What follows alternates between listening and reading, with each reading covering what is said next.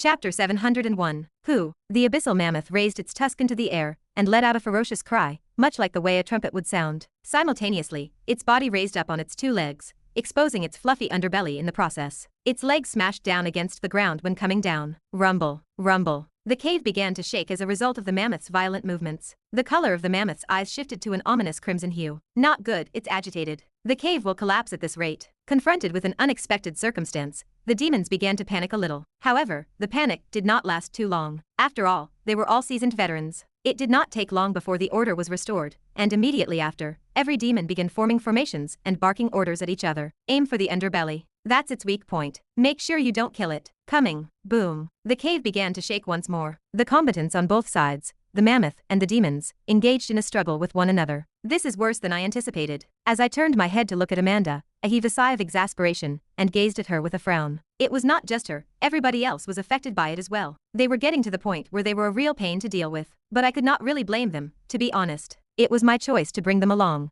and I was aware from the very beginning that the more mana, or demonic energy, they used, the more their minds became corrupted by the demonic energy. It was also the reason why I avoided using my powers as much as possible. Really, if there was anyone to blame, it was me. Shiyu. Who? Amanda's arrows tore through the air as she continued to shoot in the direction of the mammoth. They rode through the air like silver bullets, arriving at the beast in a matter of seconds. Caw, clank. Unfortunately, when they collided with the mammoth's hide this time, unlike her first attempt, the arrows were deflected away and sent careening aimlessly toward the ground. I was not surprised by this. After all, there was a significant gap in the level of strength that existed between the mammoth and Amanda. The simple fact that she had been successful in obtaining a hit in the first place was mind-boggling in itself. Of course, it would have never occurred if it had not been caught off guard. But that was the whole point. Are you not going to make a move? Melissa asked, observing the battlefield from beside me. From the looks of things, it will take quite a while for them to get rid of the beast. If you were to help out, I would help save some time. I guess. I nodded, agreeing with her statement. Still, I did not move from my position and continued to observe from the back. My eyes currently focused on the Duchess. But you could make the same argument for the Duchess. If she were to make a move, things would turn for the better. After all, she's as strong as the normal me. I chose to omit the last part. Clank. Who? Sparks flew into the air as weapons and claws struck against the hard fur of the mammoth. This further enraged it and caused it to trash around with more ferocity. The cave began to shake even more violently, and the stalactites that hung above the ceiling of the cave began to fall like sharp projectiles toward the ground beneath. The icicle-shaped formations held an incredible amount of weight, given the dense nature of the rock that was used to construct the cave. They came hurtling down toward a series of demons, impaling their bodies from above. Arg, watch out. The sight was not a pretty one as dark blood spattered all over the cavern, and the demons did not even get a chance to scream before getting impaled. With some luck, some managed to survive due to the fact that their cores were not damaged, but those were in the minority. Simply put, the sheer size of the stalactites made sure that no demon survived, smashing their cores alongside their bodies. How many demons have fallen so far? Priscilla asked, overlooking the entire battlefield from a safe corner. Her gaze continued to linger over the mammoth, and her glare became colder with each passing second. So far, we have lost about 10 marquee-ranked demons, with several already heavily injured. Her uncle replied, seemingly prepared for the question beforehand. 10 already? A frown appeared on Priscilla's pristine features as her brows momentarily moved up. This was more than she had anticipated, if I may add. Her uncle spoke, his voice brimming with caution. I believe that the reason for the losses is due to none other than the premature shot that was made at the very beginning. Had it not been for the shot. Enough. Priscilla cut, her expression remaining the same. The same could not be said for her voice as a bone-chilling coldness accompanied her next words. Don't forget our objective. We're not here to coddle them into defeating the beast. We're here to test them. If it were up to me, I would have killed the beast a while back. I don't need them to be here. It might have been troublesome, but the beast was truly nothing for her to be wary of. Sure, if she were alone, it would prove to be an annoying foe for her. But she was not alone, was she? Her answer was enough to appease her uncle for a brief moment. It was only a brief moment as he once again opened his mouth. Yes, I know, but did the shot miss? Priscilla cut her uncle again. This time, her gaze focused on the hooded figure that had shot the mammoth in the eye. The Duchess had made it a point to keep a close eye on the individual ever since they engaged the mammoth with their shot. It was not out of spite or annoyance. It was more out of interest. Priscilla preferred courageous people to cowards. The hooded figure's style was to her liking. Of course, although she liked courageous soldiers, it did not mean she liked reckless ones. Had the individual missed, it would have been a whole different story. Since they did not miss their shot, they did nothing wrong. For those who died,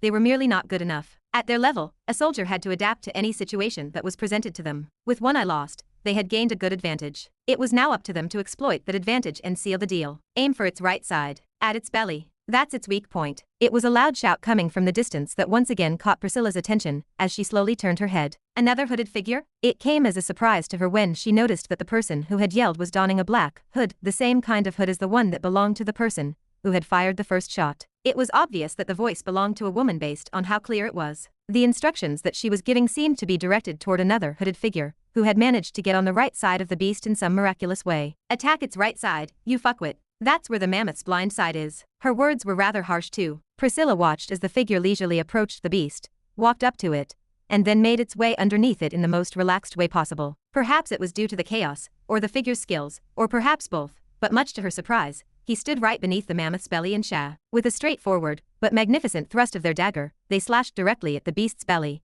creating a deep gash from which thick, red blood gushed out. It might have been just her imagination, but for a split second, everything came to a sudden stop. What? Priscilla watched as the battlefield came to a sudden stop as both sides tried to process what had just happened. Who? It was the loud and agonized wail of the beast that woke everyone up from their stupor. Blood began to pour out of the deep gash that had formed under its belly, dyeing the floor in red. It may not have been a crippling injury, but the injury was undoubtedly excruciating, especially as the savagery of the beast increased, and the cave started to shake with such intensity that one might think that it was going to collapse at any minute. Rumble, rumble. No, it was definitely going to collapse at this rate, and Priscilla's right brow raised at the realization. Not good. If the cave collapses, it will be quite troublesome. Duchess, isn't it about time that we interfere? The situation is not good right now. If the cave collapses, we will risk losing everyone. It was not just her. Her uncle came to the same conclusion as he expressed his concerns about the current situation, which was not good. Let alone the demons that were currently fighting the beast. Even we would have trouble coming out unscathed if the cave were to collapse. Her uncle continued, his expression hardening by the second. No, not yet.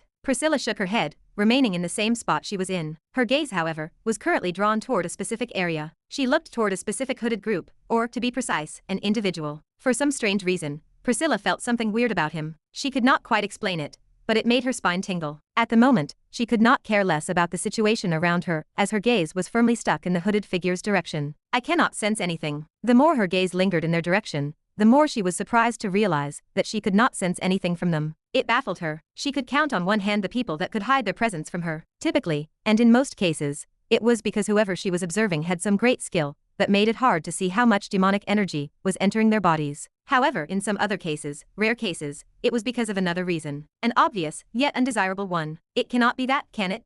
It was with the sudden sharpening of her gaze that she noticed that the hooded figure had turned its head to meet hers. Priscilla did not flinch when their gazes met, and although the hooded figure's concealed features prevented her from seeing their face, she was still able to make out two striking deep blue eyes that seemed to see through her very. Now, if she did not as much as flinch before, she did so now as her arms uncrossed and her mouth parted open. It should not be. Chapter 702. We have got her full attention. From afar, I was being viciously glared at by a certain someone. Or at least, that was how it felt as I turned my head away from the Duchess and inwardly cursed to myself. I knew it. Considering what the others were doing, it was inevitable that it would happen. But why is she staring at me? What did I even do to prompt her attention? I did not even act once. I did not do anything special. I just sat still and watched the others go about their business. There was nothing I did that would make her pay attention to me instead of the other things going on around us. Is it perhaps my charm? That did sound rather probable. But it had to be noted that I was currently wearing a hood, making this possibility invalid for the time being. Well, whatever. I shrugged my shoulders. My interest only lasted until that point, at which point I turned my attention back to the enormous beast off in the distance. More than anything, I am surprised by Jin's skills. It was surprising that he was able to sneak under the mammoth without being spotted. The gap between the two parties was wide, and for him to somehow be able to sneak right under it and deal some damage was nothing to make light of. I suppose that in exchange for their sanity, they were able to acquire a nice boost in their abilities. It was the only plausible explanation for the current situation. Clank, clank. The mammoth and the demons were locked in a fierce struggle, their bodies tangled together as they fought for dominance. Sparks flew, and the cave echoed with the sounds of their roars and snarls. The air was thick with the scent of blood. Demons tore at the mammoth with their claws and teeth, looking for a vulnerable spot in its thick hide to exploit. In retaliation, the mammoth delivered a devastating blow with its trunk and tusks, which sent the demons flying across the cavern. Rumble, rumble. The battle raged on, with neither side willing to give up. The demons were driven by their desire for destruction, while the mammoth fought desperately to rid itself of the little flies that were invading its domain. As the battle raged on, it seemed as though the outcome was certain. With Jin and Amanda's help in injuring the beast, everything pointed to the demon's side, but slowly but surely, the mammoth's superior strength began to show in the desperate situation. Swoosh! The mammoth's strikes were becoming more powerful by the second, wearing down the majority of the demons. With a raging sound, the trunk of the mammoth began flailing around with more force. One by one, the demons fell. This went on until only a handful remained. Quack! Help! Help! A demon who had crashed nearby extended its hand toward me, begging for help. Staring at the demon, I flicked my finger, and their figure turned into dust. This has turned rather problematic. Although I had somewhat expected this outcome, it still surprised me to see just how powerful the mammoth was. Slowly, I turned my head and focused my eyes on the Duchess, whose pretty face was contorted as she gazed at the faraway beast with an unusually solemn expression. And you are telling me that she wants to tame this beast? For the love of God, was she out of her mind? How in the world was she supposed to tame that monster? And here I thought Melissa was the only crazy one. Oi! My face scrunched up at the sudden pain that I felt on the side of my abdomen. When I turned my head, I was met with Melissa's glare. What was that for? I just felt like you were insulting me. Ha! My heart froze. Was she some sort of esper? So you poked me because you felt like I insulted you? No. Melissa shook her head and turned to observe the conflict in the distance. I did it because you said it out loud. Ha! I did. Well, that was unexpected. Was I so engrossed in my own thoughts that I accidentally spoke out loud? Were the whispers that I constantly heard throughout the day finally getting to me? I felt relieved hearing her answer. So long as she was not an esper. Damn, for a moment, I thought you were an esper. So you really were speaking badly about me. My entire body tensed up, and Melissa's head turned away from the battlefield. The way her head turned caused mine to do the same thing, and as our eyes met, neither one of us spoke for a good minute. Well fuck. I have seen enough. Priscilla took her eyes away from the mammoth in the distance. Her primary objective was to observe the people in the cave, and determine whether or not any of them would make good candidates for her faction. Despite the fact that the vast majority of the demons that were there were rather underwhelming, she did observe a few that showed promise. In particular, a specific hooded group. Out of all the individuals present, they were the ones that captured her attention the most. Appearing behind her was her uncle. Would you like for me to take action? No, I can handle this myself. Dismissing her uncle, Priscilla took a step forward, and her entire body started to glow with a pink hue. After that, an armor began to form around her body, perfectly adhering to her body, and highlighting every inch of it as it did so. As her pink hair moved behind her head in a fluttering motion, a silver rapier materialized on her left hand. She grasped it tightly. Priscilla's figure became blurry as she continued to stare at the battlefield, which was becoming more bloody by the second. She then appeared directly above the mammoth. Her movements were so quick that even the mammoth had trouble keeping up with them. A beautiful silver curve arced through the air, and then sank straight into the mammoth's hide. Blood splattered in the air,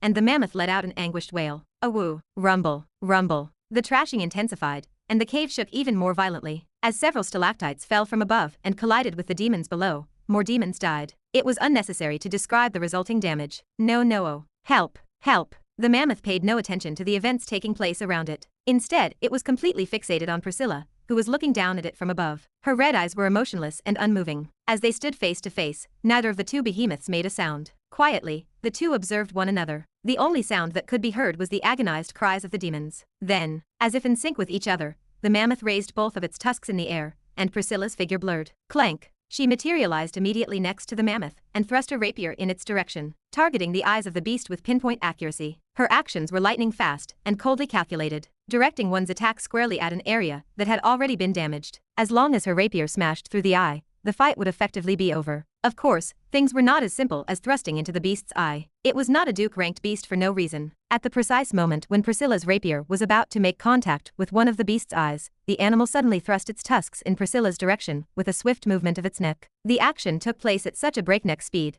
that the only thing that onlookers were able to make out was a figure hurtling through the cavern at an incredible rate of speed. Crash! Yuck! Priscilla groaned as she was flung against the cavern wall. When she collided with the wall, her pink hair fell onto her face, concealing her attractive features. Her crimson eyes glowed with a menacing red gleam as she glared at the mammoth on the opposite end, who was faring much worse than she. Its trunk dangled as fresh blood poured from a large open wound on its upper surface. The mammoth wailed mournfully, showcasing just how much pain it was going through. Steadily taking a step forward, Priscilla smoothed out her hair before shifting her attention back to the mammoth a fair distance away from her. Had this one not wanted to keep you as a pet, you would have been devoured by me already. She scowled. Her hostile tone conveyed unfathomable murderous intent. Injecting demonic energy into her rapier, a pink glow formed, gently coating the blade of the rapier. Taking a step forward, she eyed the beast in the distance and slashed. The cut was rather straightforward. It appeared unimpressive to those around her. Those with keen eyes, however, thought otherwise. Several could not even help but take a step back due to the terror that they had witnessed in that one simple slash. But more than anyone, the one individual that felt the terror of that slash the most was none other than the mammoth, who could only stare blankly at the attack that approached its direction. The only thing it could do was stare at what seemed to be the end. Spurt! Blood splattered everywhere across the rugged ground, dyeing the rocks in a crimson shade. Thump! The ground shook, and the mammoth fell to the ground. Silence returned to the cave as everyone's focus was on Priscilla, who slowly sheathed her rapier. Ignoring the stares, and with her gaze still lingering over the mammoth, she calmly fixed her hair and made her way toward the beast. "Thank the heavens that I am in a good mood," Priscilla murmured. She soon approached the mammoth on the ground, which was seemingly on its dying breath. Whining. Ha. It happened all too suddenly. Just as she was about to get near the beast, something tore through the air at unimaginable speeds. It was so fast that she did not even have time to realize what was happening. In that brief moment, however, her eyes caught a glimpse of something sharp making its way toward the upper parts of her brows. An ambush. The realization came a tad too late. She realized that by the time she had managed to get her rapier out, it would already be too late. The speed at which the attack was coming was not something that any regular marquis-ranked demon could handle. It is too late, she thought, clenching her teeth and preparing to concentrate her demonic energy toward her core. She had several life-preserving means. Ak. Bam. Unexpectedly, just as she was about to shift her concentration to her core, she felt a massive force hit her in the head, and her body was propelled backward. At the same time, she witnessed the sight of a silver streak pass through the area she had previously been in. Her eyes widened, and it was then that she saw what seemed to be a black spike standing in the area she had been in. It was all torn up, but she knew. She knew that it was what had saved her. Chapter 703. Good job, Jin. No problem. The black spike in the distance slowly retreated into the ground. I sighed in relief when I saw the Duchess avoid the ambush. I had noticed that something was happening around me during the time that she was dealing with the mammoth. It was for this reason that I did not participate in the event. When I realized what was happening, I had Jin and the others stop and had them shift their attention toward the Duchess. If there was anyone who would be the target of an ambush here, it would be her. The decision proved to be the correct one, as Jin was able to save her in the nick of time. Staring at the situation, my mind began to race, and I looked at Jin. I then placed my hand over his shoulder and looked at him seriously. Jin, what? He turned to look at me, his eyes filled with vigilance. Am I that untrustworthy? I was a bit hurt by his gaze, but I shook it off and looked toward the distance. If something does happen in a bit, don't do anything. What do you mean? Just don't struggle. What? You will know what I mean soon. Without waiting for him to understand my words, I moved further away from him and moved toward where Melissa and Amanda were. He will understand soon enough. That was a close one, Melissa commented, adjusting her glasses beneath the hood. If Jin was a little bit slower in his actions, she probably would have died. Not gonna lie, that would have been pretty funny. No, not really. I shook my head. Even though she might have been hurt badly, it was very unlikely that she would have died. Also, did she say it would have been funny? Demonified Melissa was really twisted. I am sure she had some contingency plans in place for situations like this. Someone of her rank would not die so easily, I guess. Melissa quickly lost interest and shifted her attention toward the direction from which the ambush came from. An undulation of demonic energy was quickly felt not long after, and a step echoed in the cave. Not bad, not bad. Long black hair with a silky texture, red eyes, tan skin, and a muscular physique. A figure wearing dragon-patterned robes materialized from the shadows. As soon as his presence became known,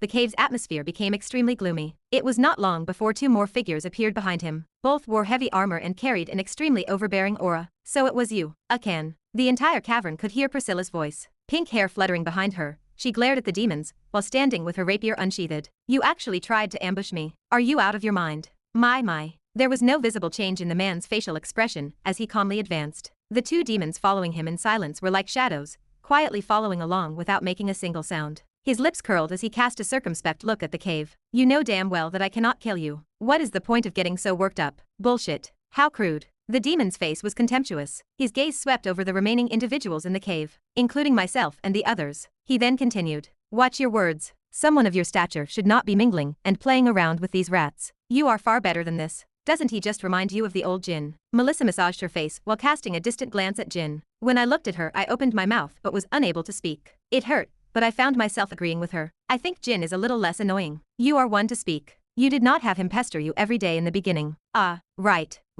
Compared to me, she truly did have worse. After all, Jin did have a thing for her. I kind of get shivers thinking about it. Just what did he see in you? I ask myself the same question. Her reply left me stunned for a moment. Did I hear correctly, or did she actually agree with me? Are you sick? Did the demonic energy completely fry her brain? It seemed to be the case. I am just self-aware. Melissa's shoulders twitched, and her gaze shifted toward me. I spend almost all of my time in the lab. Why would you think I would not be aware of the fact that I am not exactly the best dating material? So that is where you think the problem is. You are self-aware, my ass. I felt my face loosen up. It seems like she believes that her busy schedule, as opposed to her personality, is the source of the issue. This clarified a lot of things. Basically, she is delusional. For some reason, I have the sudden urge to punch you. Melissa cracked her fists, and I stepped sideways. Turning my attention away, I shifted my gaze toward the situation, which had since heated up. Maybe she was lying about not being an Esper. Standing over the mammoth, which was losing blood, with his hands behind his back. Aken's lips curled into a cruel smile as he turned to face Priscilla. So all of this for this little beast. The way he scrutinized the mammoth was akin to someone looking at a bug. It should be noted that this beast was at the pinnacle of this planet. For him to look at it with such disdain, it was clear that he was no ordinary character. Not that it really mattered to me, as I just sat back and enjoyed the show from where I stood. First, you tried to ambush me, and now you are trying to target my prey. The killing intent that Priscilla was emitting had taken on an almost corporeal form, slowly extending toward the vast area surrounding her. Hostile much. Yet, in the presence of such killing intent, Aken did not so much as flinch. Rather, his smile only grew bigger, and his gaze returned to the mammoth. I felt Melissa's gaze. Despite looking so tough, she is not actually really doing anything. Well, yeah. I took note of the two demons standing behind Aken, and then looked back at Melissa. The two demons behind him are not to be trifled with. She probably knows that, hence why she is only threatening him. I figured that much. Then why did you ask? Melissa shrugged. I figured her status was high. But from the looks of things, she is getting utterly suppressed by whoever just came. She has a point. From the very moment the demon made its appearance, none of the demons present uttered a single word,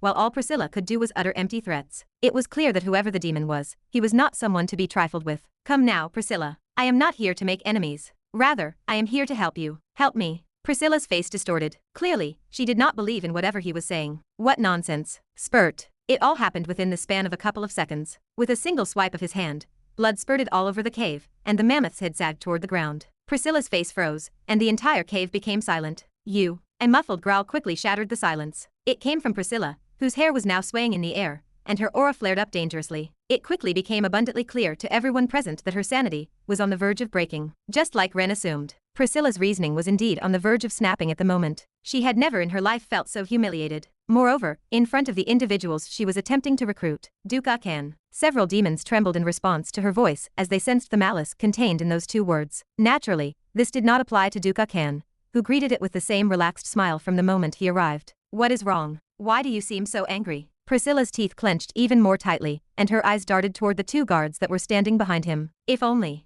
The sole reason she had not sliced off his neck already was because of the two guards that were standing behind the Duke. They, too, were Duke-ranked demons, but as opposed to Aken, who had reached the Duke rank with the aid of resources, they were fully fledged Duke-ranked demons, serving under his father, the current patriarch of the clan of Envy, Prince Devoe, and one of the 7 prince-ranked demons. Are you angry that I killed the mammoth? Were you perhaps trying to make it into a mount? The expression on Aken's face changed. He almost seemed apologetic at the moment. Looking at the mammoth that was lying down next to him, he seemed genuinely remorseful. Of course, that look could fool others, but not Priscilla. She knew all too well with whom she was dealing. Cut the crap. She spat. Tell me what you are really here for. Her hand gripped the hilt of her sword more tightly. She could feel the hilt tremble with the increased pressure. It was taking all of her not to strike Aken. I just have to wait until he gets back. I just have to wait. Right when she got ambushed, she ordered her uncle to sneak out and call for reinforcements. With his abilities, going unnoticed by them did not prove to be hard. The only problem was whether he could get them to her on time. Her teeth gnashed even harder. Nothing much. I was just curious about what you were doing. Duke Aken smiled, showcasing his pearly white teeth. Priscilla felt her stomach churn in disgust at his smile. Since I was in the neighborhood,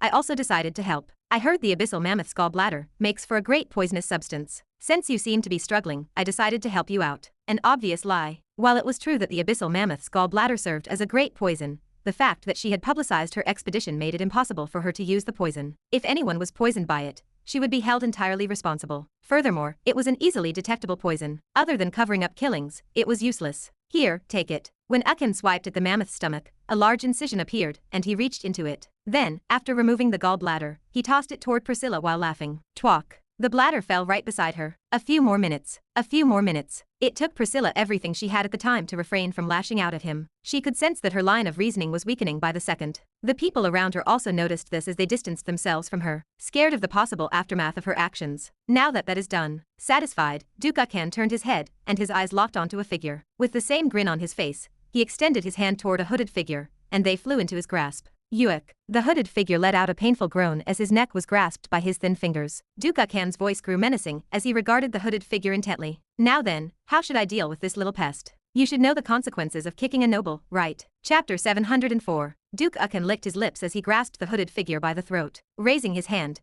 he reached out for the hood and lowered it. When he did so, something unexpected caught his attention. Interesting. His voice bordered on amusement and annoyance. Presented in front of him was what seemed to be a male wearing a white mask. It covered his entire face, only exposing his blonde hair. The Duke opened his mouth and made sure his voice was loud enough for everyone to hear. I wonder what gave you the confidence to attack a noble in front of everyone. While everyone present was a noble, the term could also signify a purer bloodline as compared to the others, with the 7 houses placing more emphasis on them. At this very moment, Duke Khan was using this pretext to find trouble with the person who had just saved Priscilla. Had it not been for him, tisk. He clicked his tongue and grasped more tightly.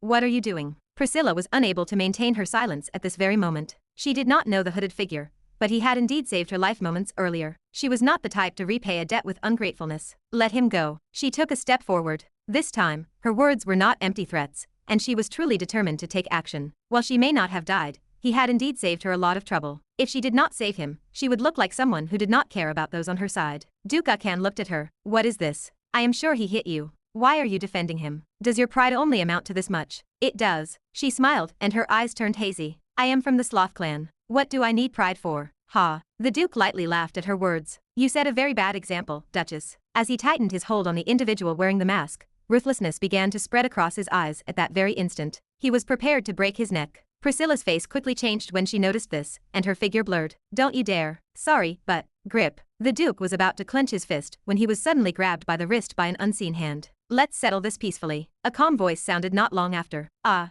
that very instant, the entire vibe shifted, and everyone's attention turned to the one responsible for all of this. It was another hooded figure. Insolent. A loud shout echoed within the perimeter of the cave. Almost immediately after that, the guards that were standing behind the Duke moved. Within a split second, they stood behind the masked figure with their weapons drawn, and ready to attack at any moment. Wait. They were stopped before they could take action. Looking at the hooded figure, Duke Khan's eyes glossed over their body. How did he get near me without me noticing? Furthermore, my guards too. He only looks to be a marquis-ranked individual. Different thoughts crossed the Duke's mind at that moment. Opening his mouth, he asked, Who are you? His friend. He answered. His tone of voice was just as composed as it had been before. Despite the fact that his face was hidden, the Duke could feel the figure smiling beneath. It irritated him.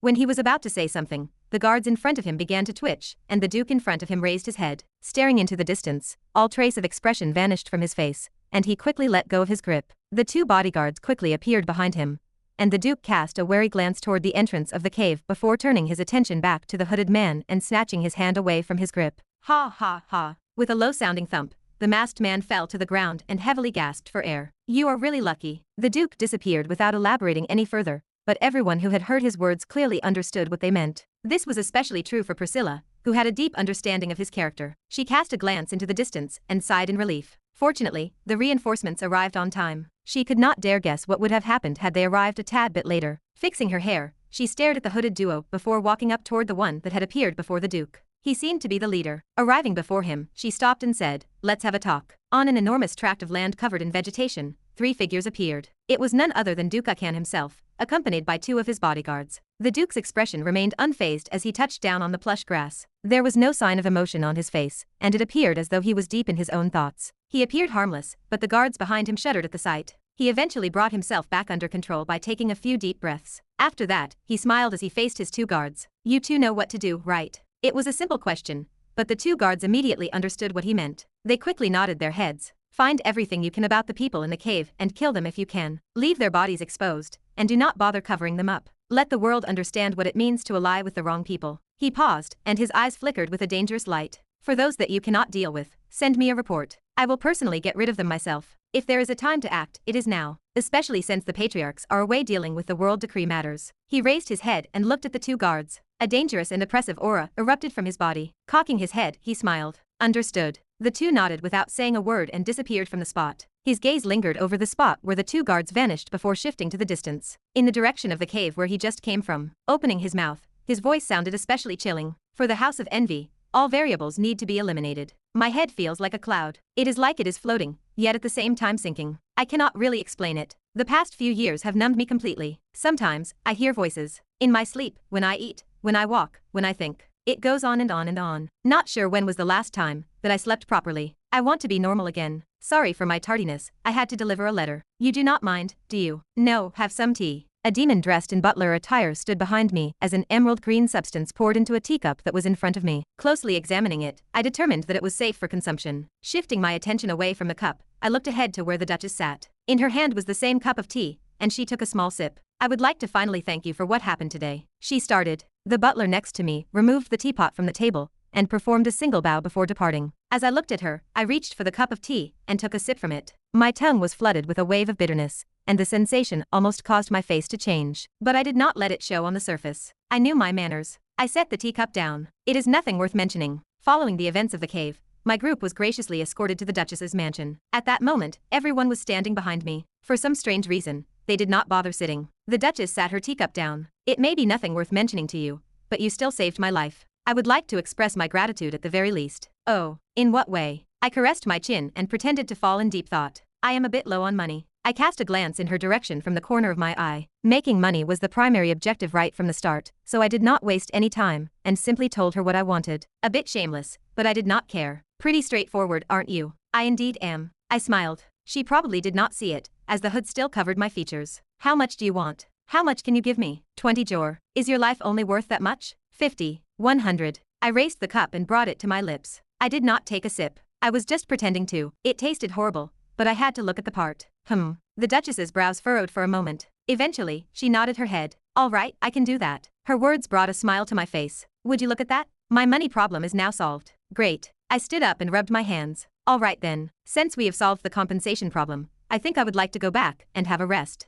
I turned around to look at the others and prepared to leave. Wait. Only to have the Duchess call out for me. Somewhat expecting this, I turned to look at her. Is there a problem? None. She shook her head and pointed at the seat. Sit down for a bit. I would like to discuss a few matters with you, human. My heart sank the moment I heard her words, but I did not show it outwardly. Sitting back down, I leaned back on the wooden framed sofa and asked, what makes you think I am human? Simple, really. The Duchess smiled. It was one that would leave many stunned, but it had no effect on me. After all, I had Amanda. She pointed at the cup. If you were a dwarf, you would have rejected the drink. They tend to prefer alcoholic beverages. If you were an orc, you would have drunk it all in one go, assuming you would accept it. Since you did not do either, I came to the idea that you were neither. It then left me with two possibilities, human or elf. She took a slow sip from the cup before smiling. If you know elves very well, you would know that they have a special etiquette when drinking. They would hold the handle with their left hand and pinch with 2 fingers, both of which you did not do. Listening to her, I was rather taken aback. There is such a thing. It seemed like I was slightly careless. Although not obvious, it easily gave away the fact that you did not belong to any of those races. What about demons? Could I not just be a demon?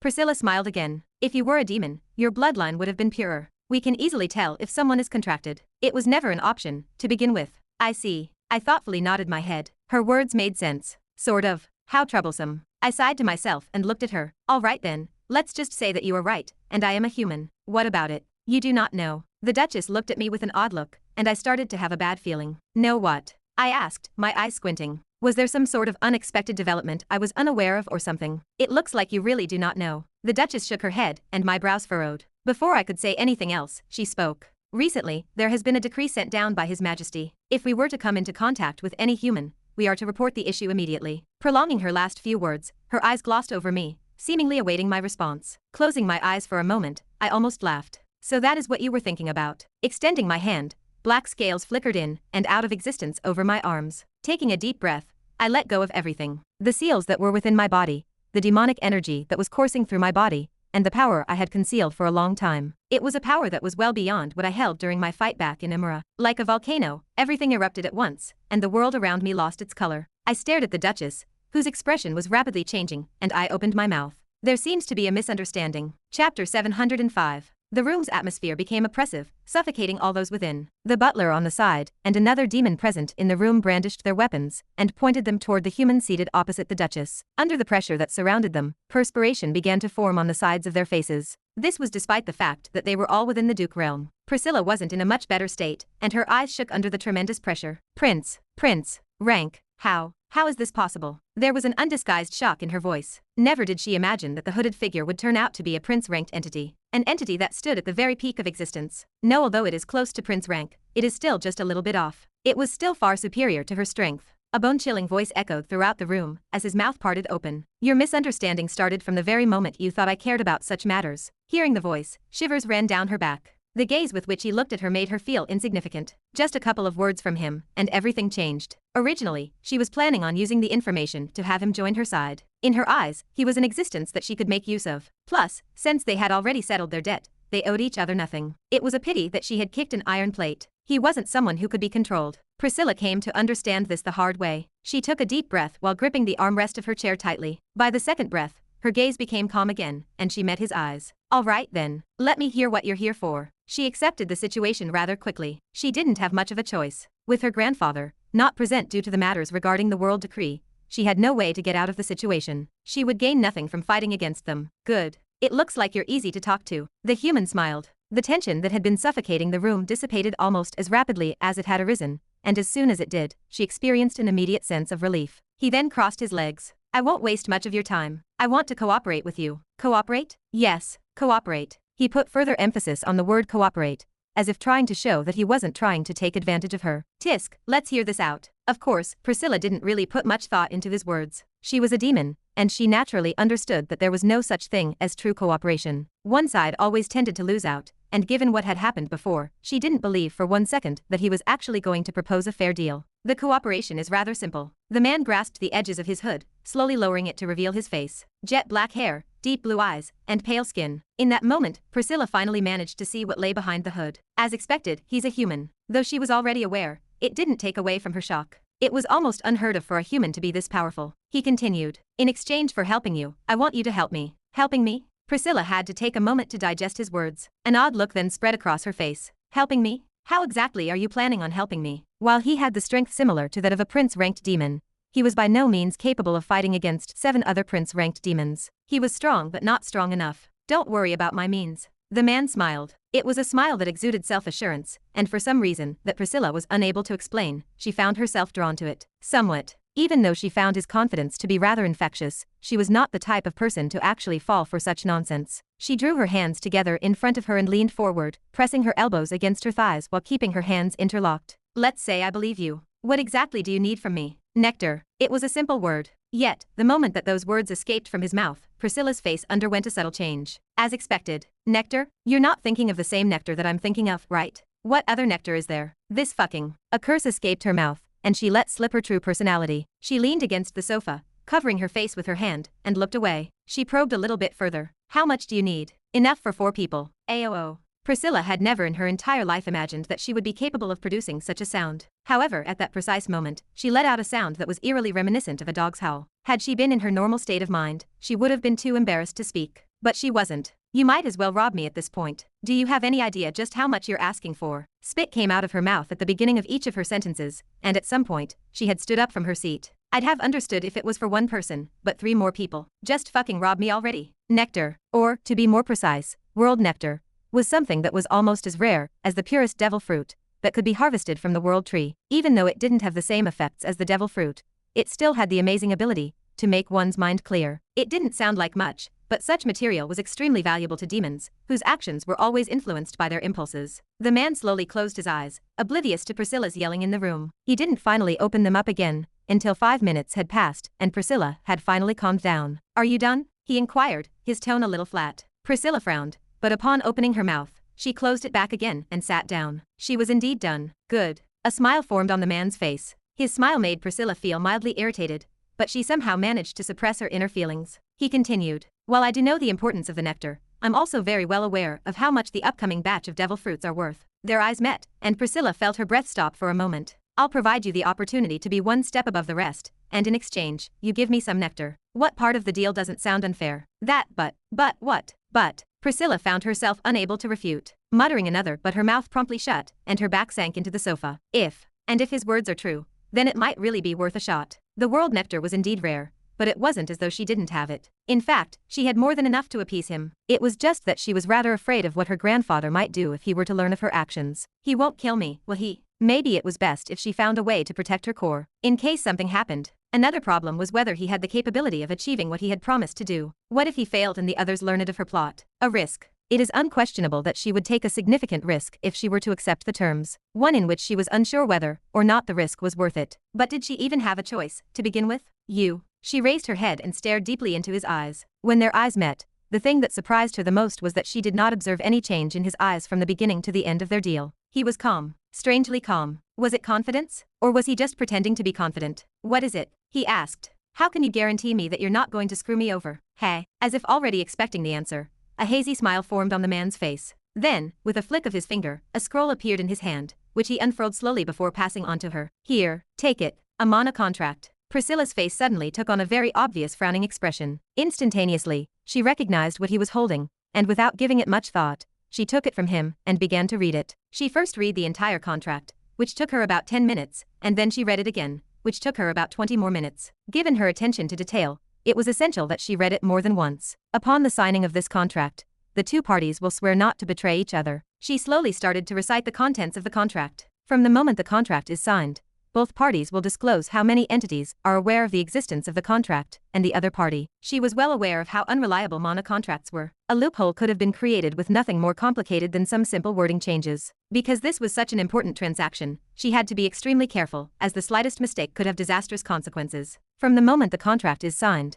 both parties will be unable to disclose in any shape or form any information regarding the transaction that occurred between both parties. Finally, after reading the passage for the 4th time, she set it back down on the table and muttered, "I can accept the terms. Find any loopholes?" What an annoying human. Priscilla found it hard to contain herself at the moment. The amused look on the human's face annoyed her to no end, especially when it seemed to say, "I know you found nothing because there was nothing to begin with." Secretly balling her fist, her face blossomed into a smile. "I want to add a condition." Condition? Finally, and for the love of all demons, a change finally occurred on the face of the man sitting opposite her. With his brows knitting together, his voice started to deepen. "Let's hear it then. What's your condition?" "It's nothing much." Raising her hand, Priscilla's gaze shifted, stopping directly before a familiar cloaked figure. It was the one that had saved her back then. With her smile enlarging by the second, her head cocked a little. "Let him stay with me for a bit." Chapter 706. "I'm sorry, but it looks like you'll have to be sacrificed. If possible, I would have shed a few tears at this time. However, I was a man, and men don't cry." "Okay, you can take him." I felt a potent glare at the back of my head, but I disregarded it. Certain sacrifices were required for the greater good, and Jin was that one sacrifice. Priscilla's expression changed to one of surprise the moment I gave in and agreed. She looked at Jin first, then at me, with an open mouth, as she alternated her gaze back and forth between us. "You're agreeing? Why not?"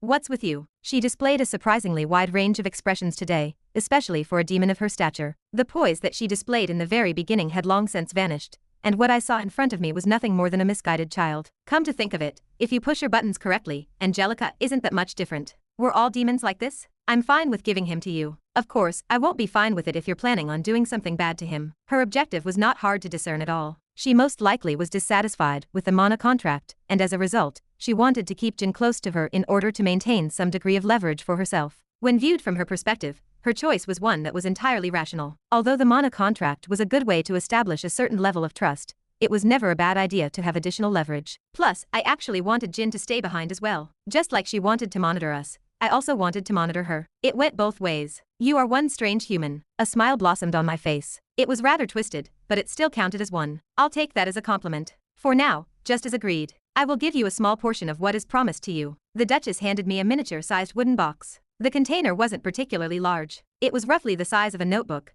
and it had a very light feel to it when handled. After opening a small wooden case, a sweet, honey-like odor permeated the entire space, and I caught a glimpse of a small bottle containing a thick black liquid inside it. Within a few short moments after catching a whiff of the honey-like scent, the blood in my body began to circulate rapidly, and my hands instinctively reached for the bottle. Finally, opening the lid, I gave it a good whiff. It was good. "How is it?" "It'll do." I closed the lid and nodded in satisfaction. This was exactly what I needed. "As per our agreement, I will now help you with your problem. Tell me if there is anything you would like from me." After rising from my seat, I turned to look at the others. They were all staring at me. After a brief pause for thought, I turned my attention once more to the Duchess. "Now that you mention it, that Duke guy. What was his name?" Akan, ha." I recalled his words and asked. "Yeah, him. Didn't he say something about the gallbladder being a potent poison for you demons?" "It is." Priscilla's eyes became constricted as she listened to my words, indicating that she had an implicit understanding of the question that I was about to ask. I gave her a friendly smile before walking over to her. The moment I took a step forward,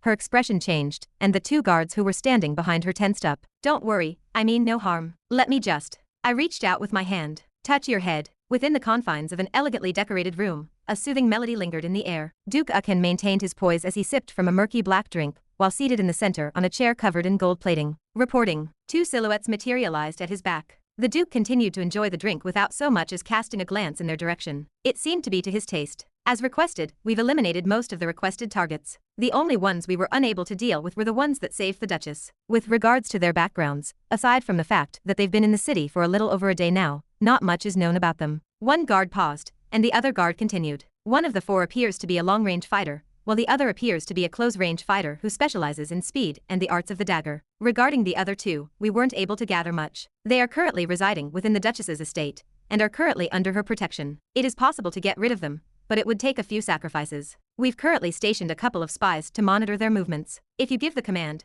we can go ahead and eliminate them. While he was listening to the report that was given to him by one of his servants, the Duke's expression did not shift in the least bit. Quietly listening, he nodded his head subtly and lowered his cup. He looked down into it at the murky liquid that was contained there, and then raised his head. There's no need. He had given this a lot of thought, but he ultimately decided that it would not be worthwhile to give up several capable spies in order to get rid of a couple of annoyances. Furthermore, he already had a general understanding of those annoyances when he interacted with them in the cave, and wasn't necessarily worried. They were nothing but flies in his eyes. If it comes down to it, I'll just get rid of them. They aren't anything to worry about. If the circumstances had been different, and the Duchess's reinforcements had arrived just a tad bit later, he could already picture their skulls exploding right in front of his very eyes. He carefully set the teacup he was holding down on the table before rising to his feet. He then moved toward the glass window that was located on the right side of the room. Interlocking his hands behind his back, he admired the scenery in front of him. Keep an eye on them and report back to me whenever there is a new development regarding their situation. There are more important issues at hand right now,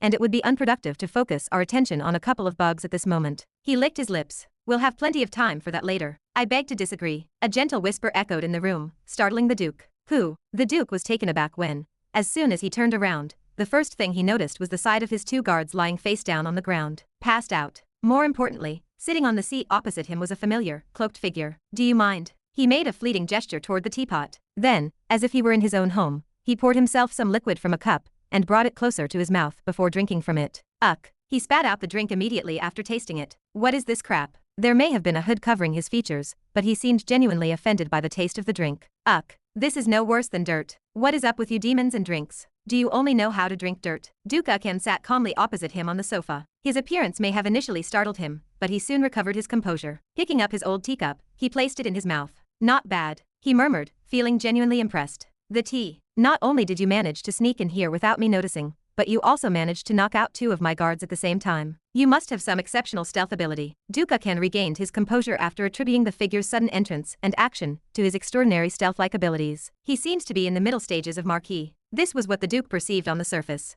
However, given the manner in which he had dispatched his guards, he was not so naive as to believe that this was an accurate representation of his true strength. Most likely, he's about the same level as me. I'll have to approach this carefully. Pooh, I know what you're thinking. Don't bother. After spitting out one of the cookies, the hooded man wiped his mouth and smacked his lips. Yuck. This is worse than the tea. It wasn't until after he swished some water around in his mouth that he finally turned his attention back to the Duke. When he did so, the Duke, who was still uncertain, had the sensation that he was smiling, and he felt a hand rapidly approach his direction. How dare you? Bang. The chair collapsed, and the Duke lunged forward. His sharp claws were pointed squarely in the direction of the man's face. Calm down, will you? Ah. The Duke suddenly felt weak all over his body, and just as his claws were about to reach out, he stumbled forward. In an instant, he recognized where this power belonged, and his heart dropped. Sloth. This lethargy. This was definitely power that belonged to the Sloth clan. But it was too late. Unable to retaliate, the Duke felt a hand grasp his neck tightly. Ugh. The Duke tried to resist, but in that fleeting moment, he felt a tremendous power radiate from the hooded figure. His eyes opened wide in surprise the moment he felt the power. It made him feel insignificant. He had only ever felt this much power from his father. Just who was the one hidden behind the hood? How? What's the point in asking? The hooded man looked down on him, seemingly finding the situation amusing. Doesn't this situation remind you of something? The man laughed. You held him like this back in the cave. Isn't it ironic that you're now in the same position? When he raised his other hand, a dark substance came into the Duke's view. Observing the substance in his hand, the Duke suddenly had a horrifying intuition, and his eyes widened in astonishment. However, under his grasp, all he could do was stare as the substance was slowly brought to his mouth and forcefully shoved. Drink. You won't die. Everything turned black shortly after. At least not yet. Chapter 707. Wham. I'm so bored. Monica yawned as she stretched her limbs while leaning against a plain white wall. There were a couple of other people not too far away from her, all minding their own business. All of the people present were extremely renowned individuals. They were the special group gathered in secret outside of everyone's knowledge. Feeling bored already, Monica? An aged voice sounded, and Monica's expression changed. With a stiff smile, she looked to her side. Ha, Douglas. Douglas? Fancy seeing you here? Fancy seeing me here? Should you already be aware that I was going to be here? Oh, right. Monica smacked her fist and stuck her tongue out. Seems like I'm getting older. My memory is giving away. Your brain is the only thing that's giving away. Another voice interjected. This time around, Monica reacted in a manner that was entirely different. She whirled around and glared in the direction of the source of the voice, as if she were staring at her worst enemy. Old witch, what are you on about? Old witch? The voice was taken aback for a moment. But before long, Donna had worked herself up into a rage, and was staring angrily at Monica. If there was one thing that she detested more than anything else, it was when other people brought up her age. Don't tell me you're still angry at me for what happened a week ago? I'm glad you know, Monica grumbled while still glaring at Donna. With a bitter smile, Douglas looked at Donna and mouthed, what did you do? Nothing, really. Donna looked back at him and murmured, I just told her that even if she wore high heels, she'd still be the smallest person attending, so there'd be no point in buying them. Bitch, Monica shouted, glaring even more fiercely at Donna. So what if I'm still the shortest? It's all about my neck. If I'm a tad bit taller, I won't have to strain my neck to talk to everyone. Oh, that makes sense. Donna found it hard to refute Monica's comment. It indeed seemed rather straining for the neck. Looking at Monica, she apologized. All right, I'm sorry. Please forgive me. Humph. Monica gave Donna a side glance. Attempting to suppress her grin, twitches appeared on her lips. It took her a week to think of this explanation, but it was unquestionably time well spent. Seeing Donna, who was far too proud of herself, apologize lifted her mood to an unprecedented high. The reality was that Donna was spot on from the very beginning, and that she had indeed wanted to wear the shoes to look taller. At least she didn't want to be the shortest person present. But when she was called out last week by her, she found herself unable to refute, and pretended to be angry to buy herself time to regain her face. I'll forgive you this once. Monica sagely nodded at Donna and reminded, I hope there won't be a next time. All right, you two never change. Douglas gave a kind smile. His smile softened as recollections of the past began to emerge within his mind, and he began to look back on things with a fonder perspective. Even after so much time passed, the two of them were the same as ever. It was gratifying to see, but for how long could this continue? Looking around him and sweeping his eyes over the people present in the room, Douglas took note of the air of solemnity that was lingering throughout the room. Everyone in the room knew that the following mission would be crucial, and that many people would be sacrificed in the process. Many of those here will probably never come back, and everyone understood this. This was war, after all. It was just a pity. Truly. Key clank. When the door to the room opened, a figure walked in, and everyone's attention immediately focused on him. Almost instantaneously, there was a shift in mood, and it became even more somber. Deep dark hair, crimson red eyes, wide shoulders, and a black suit. Kevin didn't even bother to look at anyone before he started talking, as he was making his way toward the center of the room. Since everyone's here, I'll start the briefing. Tapping onto the large white table in the middle of the room, a holographic map appeared before everyone. Several dots appeared within a certain spot in the human domain. Staring at them for a moment, Kevin looked at the others, his face expressionless. Listen to everything that I say carefully, as I won't repeat it again. His cold and monotonous voice swept across the room. If you listen to what I tell you, tomorrow, the monolith will cease to exist. Swoop. Softly landing on top of a stone balcony, I stared at the window on the opposite end and tried to knock. However, just as I was about to knock, my hand trembled and my lips twitched. Voices started to flood my mind, and scales started to form on my body. Why are you still struggling? There's 2 years left before you die. Why don't you just give up and enjoy your life before you pass on? It's easy to feel alone, but it's easier to feel alone. Aren't you alone? Just let go. Hugh. I had to take a deep breath to calm myself down. The scales diminished at the same time. I was already used to the voices. Knock. Knock. What took you so long? Greeting me was Melissa. Grumbling, she opened the balcony window, and I entered. Covering my mouth, I yawned. I wanted to enjoy some of the demon delicacies. And they were awful. My lips smacked together when I said the last few words. Thinking back at the taste of the tea and cookies, I found myself unable to stop my face from contorting. They were really terrible. Anyway, the concoction seemed to work. Have you prepared the rest? I sat on a nearby stool. On the large table that was directly across from me were a number of test tubes, each of which contained a dark substance. Yeah. Melissa took out one of the test tubes and shook it. The concentration is higher than the one I previously gave you. It should be able to kill anyone around Duke rank if ingested. Nice. When I looked at the test tubes, I couldn't help but crack a grin. They were made by utilizing the gallbladder of the abyssal mammoth. Melissa and the Duchess worked together to create a potent poison that, when consumed, was capable of killing someone in the Duke realm. Of course, just because it could kill a Duke-ranked demon didn't mean that the poison was very useful. Despite it being a powerful poison, it only worked upon ingestion, and could not be sneaked into food or drinks due to how potent it was. Due to its potency, it was easily detectable by just about anyone. The only way it worked was through forceful feeding, or some other extremely complicated method. Because it didn't immediately shatter one's core, it didn't immediately alert the others to the fact that someone had died, so while it wasn't exactly useful, it still served a purpose. Here's 5. This should be enough. I've diluted the farthest one on the right, as you've requested. Melissa slipped 5 of these test tubes into my hands, and I thanked her. Thanks. I gave them a cursory glance before thinking about the information that the Duchess had provided to me. There are 7 major powers within Kamankut. Each belongs to one of the respective major clans. The most powerful clan is obviously the clan of Envy, which also happens to be Akan's clan. For the past 3 world decrees, they have been the ones that have hogged the most benefits. Among the clans, apart from the 7 princes that run the place, there are 7 successors. 2 of the 7 are Duke Khan and me. After giving Melissa one final look, my vision began to blur,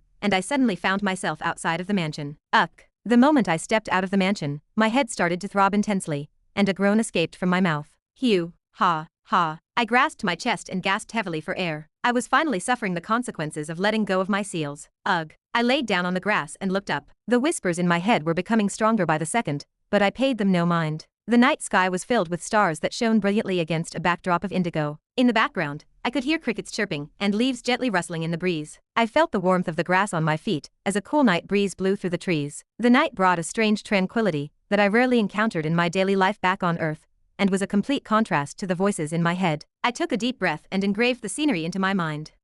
Where is it? I reached into my dimensional space and pulled out a miniature bottle, which I then studied for approximately 1 minute. To be more specific, the dark substance that was housed inside of it. I did not give it a second thought as I quickly removed the cap and emptied the contents of the container into my mouth. Almost instantaneously after the substance entered my mouth, I felt something penetrate deeply into my mind, and everything began to clear up. It was as if the fog in my mind had started to clear up. The soft whispers that echoed at the back of my mind, the impulsive and intrusive thoughts I struggled to suppress, and the bad memories that haunted me every single day. Just like that, everything became quieter, and I stood there for a moment, unable to comprehend this new normalcy. Was this how it felt to be normal? It was a feeling I had long forgotten. My chest trembled when I took a deep breath. Shifting my gaze toward the tube in my hands, I clenched it, shattering it in my hands. It looks like it was the right decision. The nectar was truly the one thing that I needed. Everything that had been plaguing me for the past few years was being suppressed, and for once I was feeling normal again. All right. I calmly gazed at the estate behind me and stood up. 1 dose was not enough. I needed more. If I wanted to become normal again, I needed more. To my great relief, I was able to persuade the Duchess that the others required the nectar, despite the fact that this was not actually the case. Let's get to work then. Chapter 708. I am at the location. The abandoned structure far off in the distance captured and held Monica's attention for some time. A fleeting expression of solemnity passed through her eyes as she knelt down and did the best she could to hide her presence. This is it. This was the place that she was designated after the meeting a day prior. In just a few short moments, a battle would erupt, and many would die. Her presence was not yet known to the enemy, and she was only supposed to show up once the enemy showed up in full. If they did not show up, she would not either. Closing her eyes, she inwardly prayed. Hopefully, Monica is in position. Donna looked to her left, where a beautiful woman with green hair stood. She was none other than the 48th ranked hero, Amber Rose. Not far from them was another group of lower-ranked members scouting the area ahead. They were the main force in charge of the operation. On the other hand, Amber and she were merely there to ensure that nothing occurred to them. Somewhat like bodyguards in disguise. Their presence should not be out of the monolith's calculation. That is good, Amber responded, her tone sounding rather low. It was her attempt at hiding her nervousness. Don't worry. Her nervousness did not slip past Donna. She placed her hand on her shoulder and reassured. We have got the upper hand. We may be walking towards a trap, but the fact that we know that should already be enough of an indication that we are not going there without a plan. Have faith in the Alliance Master. You are right. Amber took a deep breath and stabilized her heartbeat. She looked at Donna and asked, is he trustworthy? The Alliance leader? Yeah. Amber bit her bottom lip. He seems rather young, and there is not much that I know about him. It would be a lie if I said I was not worried. Donna wordlessly stared at Amber. Is he trustworthy? Donna's mind was just now starting to wrap around how far Kevin had come in such a short amount of time compared to when they first met. From having a rank of around AD to now being on par with her. Then there was Ren as well. Nothing needed to be said about his accomplishments, which surprisingly overshadowed Kevin's already absurd ones. Now that I think about it,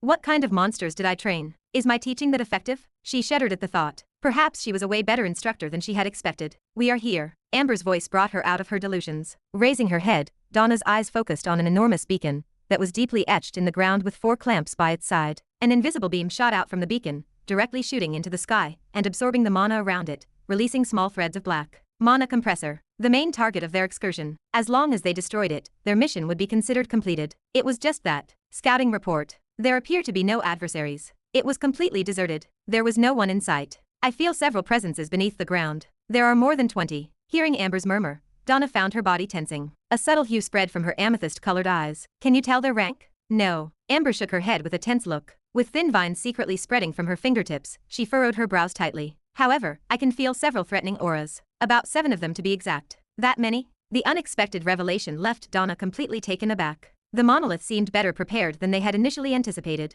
Amber retracted her vines from the ground and cast a solemn look in Donna's direction. What do we do now? I do not know. Donna bit her lips while staring at the attack force ahead of her. They were currently pretending to scout the location while, in reality, they were just waiting for their orders. Donna briefly furrowed her brows as she turned to face Amber. She finally took a deep breath, and then her eyes grew sharp. Do you know the exact location of all those that are lying in ambush? More or less. It was not entirely clear to her whether or not she had tracked down all of the individuals hiding in the ambush. Her vines might not have been able to extend to the spot where a being with a higher rank was possibly hiding. She looked at Donna. So what do you want me to do? Start a direct attack. Donna responded in a stern manner. Her amethyst-colored eyes shone brighter than before, slowly extending to the area around her. Since we know their location, and that they are waiting for us, it is best if we attack directly to have the initiative. She looked down at her watch. I will let the combat team know. Got it. Amber tore her gaze away from Donna and fixed it on the opposing combat force that was off in the distance. Seeing their bodies tense, she knew that they had received the direct orders from Donna, and the vines that were coming out from her fingertips started to thicken. Closing her eyes, Amber carefully sensed the auras of her opponents. She could not help but feel rather tense at the moment. The feedback she was receiving through the vines led her to believe that there were a significant number of powerful adversaries lurking in the distance.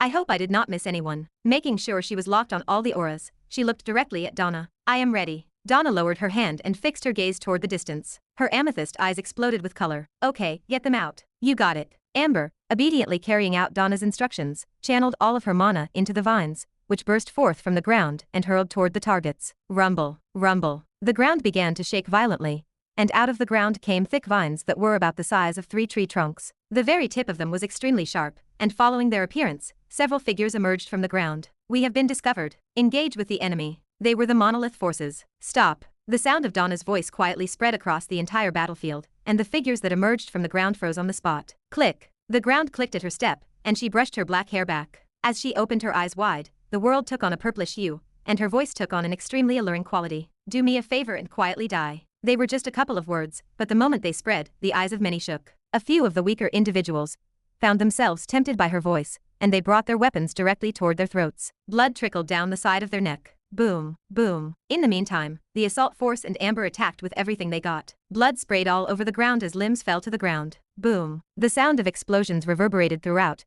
drowning out the cries of desperation coming from those who had fallen. In the space of just a few seconds, more than half of those who emerged were gone, leaving behind only those that held a considerable amount of power. As they looked at Donna, whose eyes shone brightly as she looked back at them, their faces bleached. Why are you still here? Her sweet voice lingered in the air, halting their movements. It was only for a moment, but it was sufficient for Amber to intervene as thick vines sprouted behind them like spears and targeted their backs. How dare you? At that precise moment, a high-pitched shriek resounded throughout the space, and a potent aura engulfed the entire region. Both Donna and Amber found themselves propelled a great distance away, slamming into the far-off structures as they went. Boom. Uck. While trying to regain her composure, Donna let out a muffled groan. Her vision was obscured by dust and debris which came as a result of her crash. After the dust had settled, and she was able to see further ahead, she caught a glimpse of an elderly woman, with a cane in her hand standing in the air. Her presence took over the entire battlefield. It is that old witch, Donna muttered while wiping the side of her mouth. She instantly recognized the old lady. She was one of the elders of the monolith, and an SS-ranked entity. Just the pressure alone made it difficult for her to stand. It looks like I have underestimated the lot of you. Her gaze moved from one person to the next across the battlefield. Soon after that, she tapped the top of her cane into the air,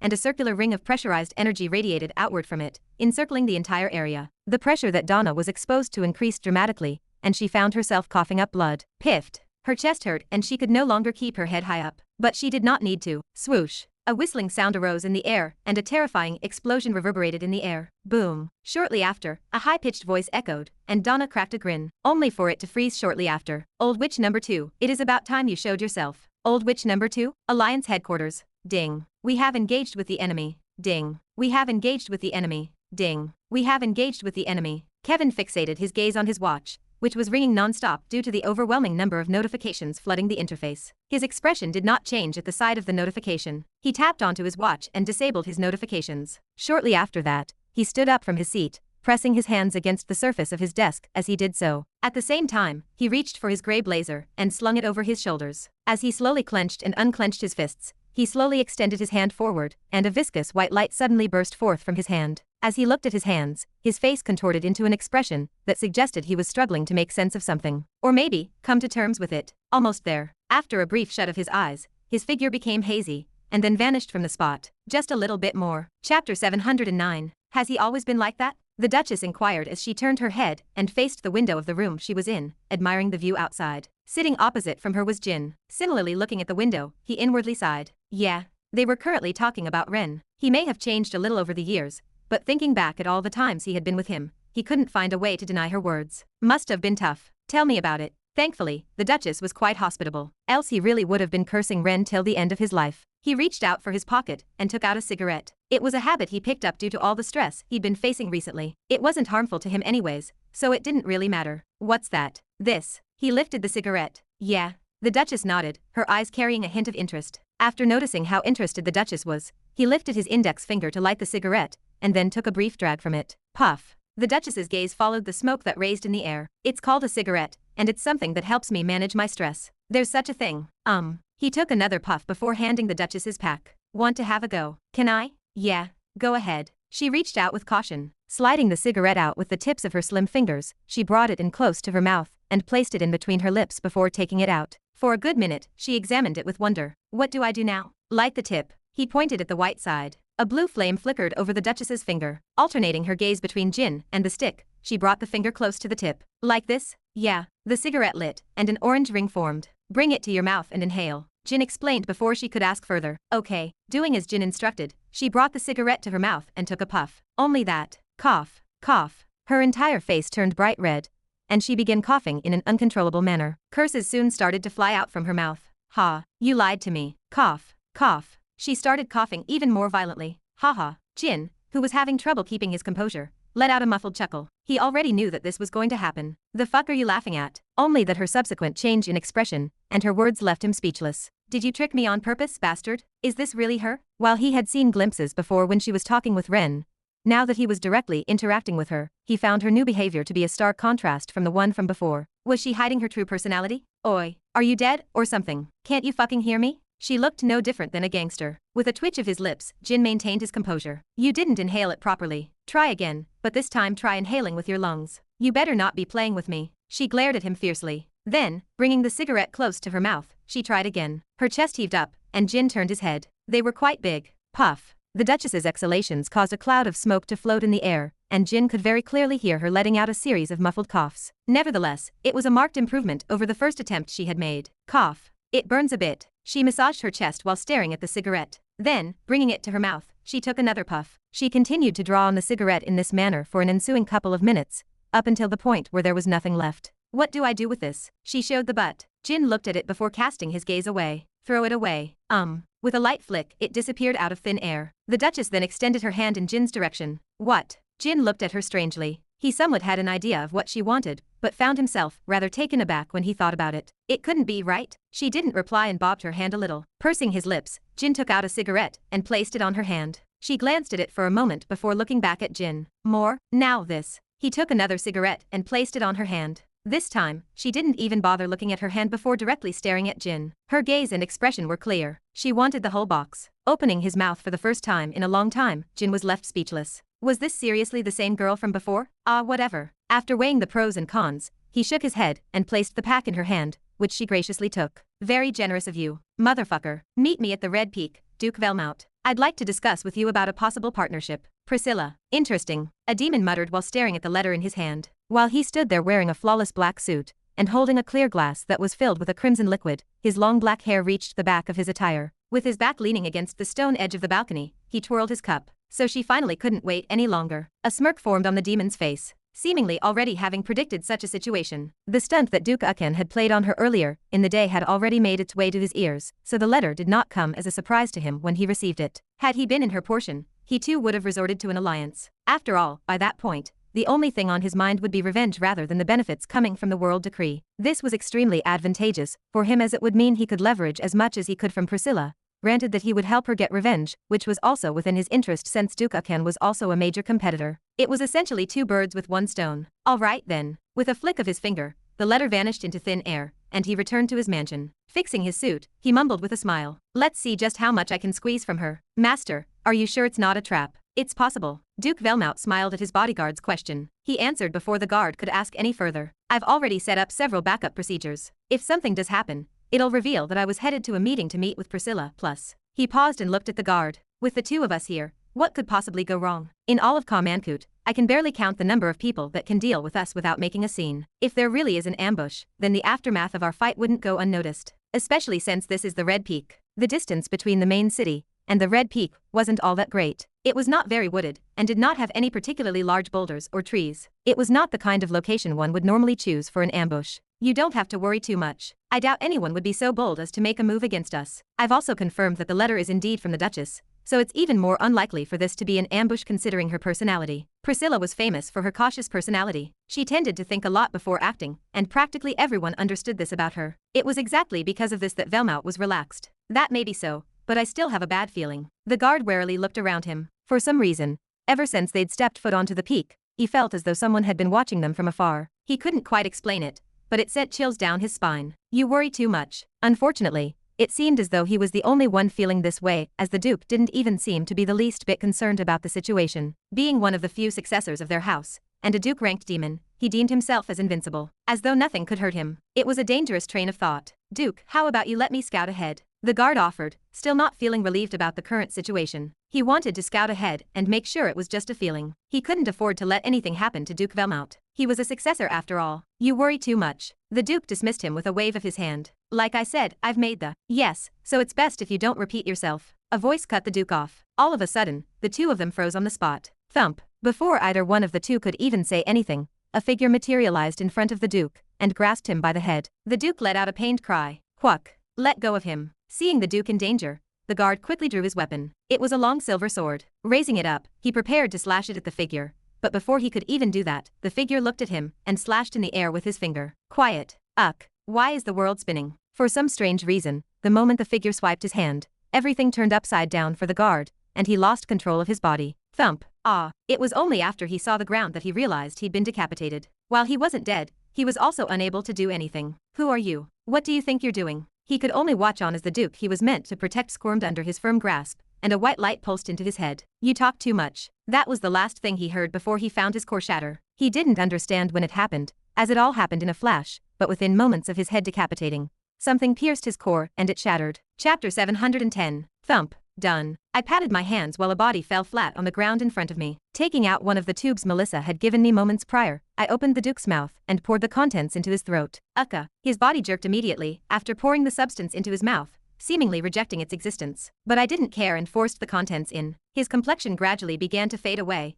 becoming paler by the second. At the same time, scales began to form on his skin, and black veins began to emerge. It looks like it's working. The poison did indeed look rather effective. My body is a lot sorer than I thought. Stretching my back, I felt every part of me ache. I guess this is a consequence of ingesting the Duchess's blood. It was only after I swallowed a bit of her blood that I was able to acquire a sloth-related ability. Because I didn't take much of it, it wasn't very strong. Rather, it was pretty weak, but it was still there. Furthermore, it was only because I had the nectar that I even dared to swallow her blood. Had it not been for that, I probably would have never done such a daring thing. It was worth it though. I refrained from giving the demon a further glance and instead turned to look to my right, where I saw a lovely figure standing with her bow held low in her left hand. I thanked her. Thanks. Amanda did nothing more than give a slight nod of her head before walking forward and retrieving the arrow that had pierced the core of the guard. Putting her arrow away, she looked at me. Do you think the demons will be aware that something happened now that he's dead? Don't worry about it. I reassured her and looked at the Duke beside me. Unlike the Duke over here, the guard doesn't have any contractees. His death will not cause any commotion. According to what the Duchess told me, it was forbidden for the guards to enter into contracts with other beings. I didn't have a crystal clear understanding of the reasoning behind this action, but I knew the Duchess wouldn't intentionally mislead me about something of this nature. Thus, I just went ahead and killed them. It saved me from using all of the gallbladder. Lifting my head to stare at the moon hanging in the sky, I turned around. Let's go. We still got a lot of work to do. We only have tonight to act. Duchess Kalov, Duke Riminhart, Duke Given, and Duke Anzandrix. These were the names of the 4 remaining successors. All of them were at the beginner Duke realm, and were rather respected. Before I left the mansion, the Duchess presented me with a comprehensive booklet that contained all of the information she possessed regarding them. Their habits, the environment in which they live, the people with whom they associated with, and much more. They seemed like a lively bunch. Unfortunately, on this very bright night, the 4 of them took their last breath. That makes it the last of them. Thump. A demon fell before my feet. I wiped the sweat that had accumulated on my forehead. I had to struggle through it, but after a few hours of hard work, I was able to get everything that needed to be done. Thankfully, the night here lasts almost 3 times more than Earth, else I wouldn't have been able to finish by dawn. Shifting my gaze toward the horizon, a bright yellow glow began to tint the sky. What appeared to be an orange sphere began to rise into the air. The operation lasted approximately 1.5 days, all of which took place during the same night cycle. Such unusually long nights initially struck me as odd, but I very quickly adjusted to the new schedule. I was used to not sleeping. Are you also done? I looked at Amanda, staring back at me. She nodded her head. Yes, that's great. I stretched my back and yawned. Let's go back then. I need to catch up on some good sleep. I was worn out. After everything was said and done, all of the preparations were finished. All I needed to do was wait. Wait for everything to piece itself together. By the time I wake up, I'll know if the plan worked or not.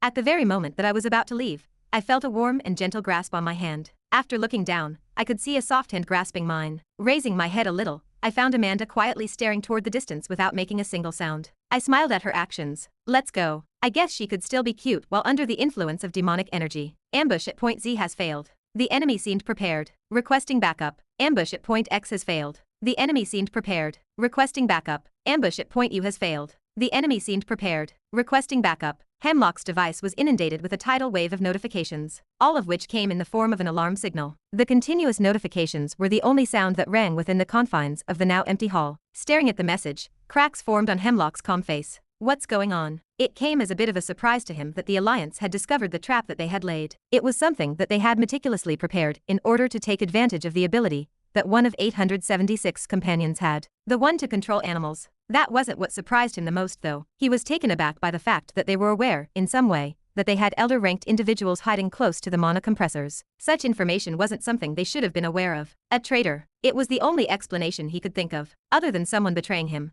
How could such information be leaked? This makes things rather problematic. Hemlock found the situation rather annoying. He had set up a lot of plans, and he had even sacrificed several high-ranking members in order to achieve his goals. And yet, someone chose to betray him. Just who could it be? It's definitely not the other high members since I'd no thanks to the chip in their head. Every single action and motion that they took was tracked by the chip, be it when they ate, slept, or went to the bathroom. The chip knew it all. In addition, they each had a specific team that was constantly monitoring everything that they were seeing and hearing. Furthermore, he had made it so that if he died, all the chips would simultaneously explode. It'd be stupid of them to try anything against him. It was also because of this that Hemlock was reasonably confident that it wasn't them. Just who? Don't dwell on it for too long. A crisp voice sounded within the empty space of the hall, startling Hemlock. When he raised his head to stare in the direction of where the voice came from, he was surprised to see two crimson-red eyes staring back at him. His figure was cloaked by the darkness of the hall, but Hemlock recognized him immediately. It's you. Surprised. Tap, tap, tap. The rhythmic echo of his steps reverberated throughout the empty hall. Shortly thereafter, Kevin made his way beneath the seat that Hemlock was occupying. For a moment, neither of them spoke, allowing the silence to permeate the entire room. The two were carefully studying one another. The silence didn't last for long, however. Soon, Kevin broke it. You're rather ruthless, aren't you? Killing your own high-ranking members in order to conquer the great cities fast. I did what needed to be done, Hemlock replied, his gaze never leaving Kevin's. It worked, didn't it? It sure did. Kevin took a few moments to survey his surroundings before settling down in one of the hall's empty seats. He made himself comfortable. It caught me off guard a little bit. I didn't expect you to use such a method. It was rather refreshing. How did you get here? Hemlock questioned in an icy tone. How was it that he was able to approach the monolith without attracting anyone's attention along the way? Additionally, in order to prevent the others from discovering the location of the headquarters, they moved it without anyone else's knowledge. It was no longer in the same place it was in the past, and only he and a few others knew the exact location of the monolith. Was it the spy again? There's no spy. His thoughts were broken by Kevin's words. Looking up at him, Hemlock frowned.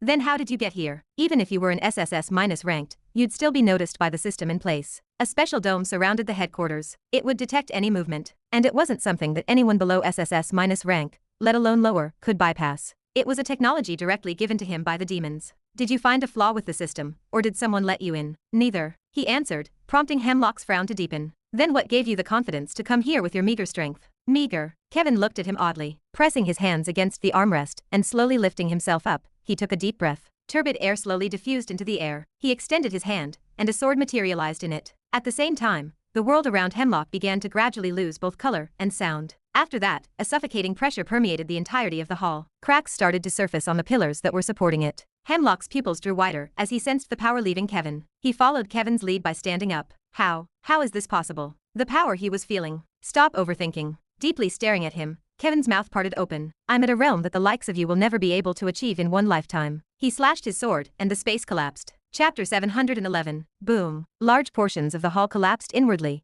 crashing against the ground beneath them, as the sound of a significant explosion reverberated through the air. Boom, boom. The hall continued to shake, and dust continued to fly into the air, creating a veil that obscured what was taking place behind it. In the midst of the veil, bright white lights flashed, while muffled explosions accompanied them. Each impact was felt throughout the entire headquarters, as buildings collapsed, and the dome protecting the facility continuously flickered. Cracks soon started to form, and alarms started to ring. This did not last for long, however. Silence soon returned to the headquarters in the aftermath of the short conflict. A great number of figures were seen lying on the ground as they took their final breaths, and those that were still alive did not even dare to move an inch. They were helpless in the face of the overwhelming power that radiated from the hall, and they dared not even consider the events that had transpired there. Whatever had taken place was beyond their comprehension. Within the destroyed hall, Yuik, how is this possible? Hemlock had a difficult time catching his breath. He looked up at two crimson-red eyes that shone menacingly against the dark backdrop of the hall as a hand clenched tightly around his throat. How are you this strong? It made no sense.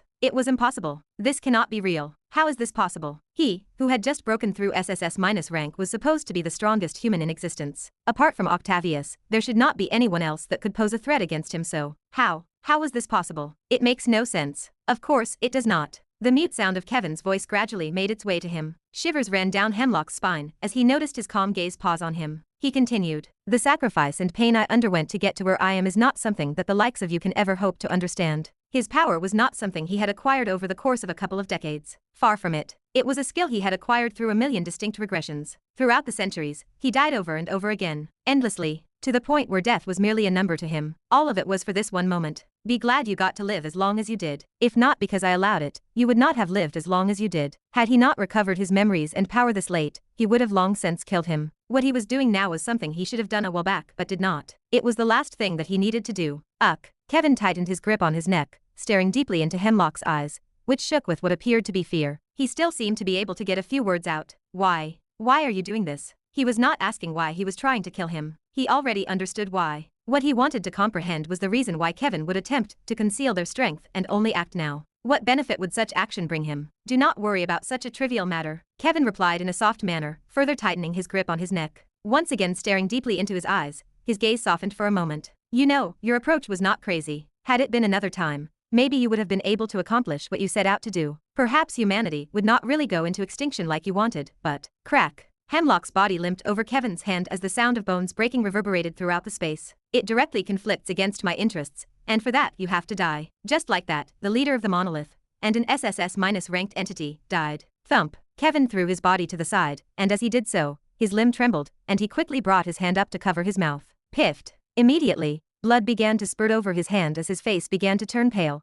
and he fell to the ground on both knees. Bah, thump, bah, thump, bah, thump. As he struggled to breathe and move, he was almost able to feel his heart thumping against the back of his throat. He felt a sense of powerlessness wash over his body, and he fell to the ground while in excruciating pain. Ugh. He moaned out in agony, unable to overcome the pain that he was experiencing. Every single second seemed like an eternity to him, and the pain in his chest increased with every breath he took. It felt as though he was being burned alive. Clutching his shirt tightly, he rolled around and supported his body up. Piffed. Even more blood came up in his vomit, and his arm was nearly rendered completely limp. It took everything that he had in him to prevent himself from passing out at that precise moment. He could not allow himself to pass out. Not yet. I do not have much time left. Human domain. The ominous clattering of metal could be heard all along the derelict streets and buildings that were falling apart. Clank, clank. There was a fierce battle going on between the members of the Alliance and the members of the Monolith. There was blood everywhere on the ground, and significant casualties were sustained by both sides. The ground was covered in severed limbs and blood, and one could faintly hear the screams of desperation coming from those who had managed to survive. Elsewhere, up above in the sky, boom. Just die already, you old witch number 2. A high-pitched voice echoed through the air. It belonged to a girl with orange hair, who was covered in orange armor. The armor complemented her body perfectly, and covered all areas of her body, not leaving a single spot exposed. She glared at the elderly woman who was standing in the opposite direction from her, and as she did so, a soft hue floated out of the corner of her eyes. You. The elderly woman shot Monica an angry look. Her white hair was all over her face, and her clothes were in pretty bad shape. How did you know? She was not supposed to be here. This was meant to be a trap set up for them in order to eliminate their forces. How was it possible for someone of Monica's stature to show up? She was not supposed to be here. She was supposed to be guarding Ashton City. It did not make sense. Why would they take such a risk? Did he betray us? A faint memory of what happened a little while back resurfaced in her mind. The woman's body came to a halt in midair after she had an abrupt realization about something. It was the only explanation she could come up with at the moment, and her eyes grew startlingly large as she uttered it. Do not tell me. Beep,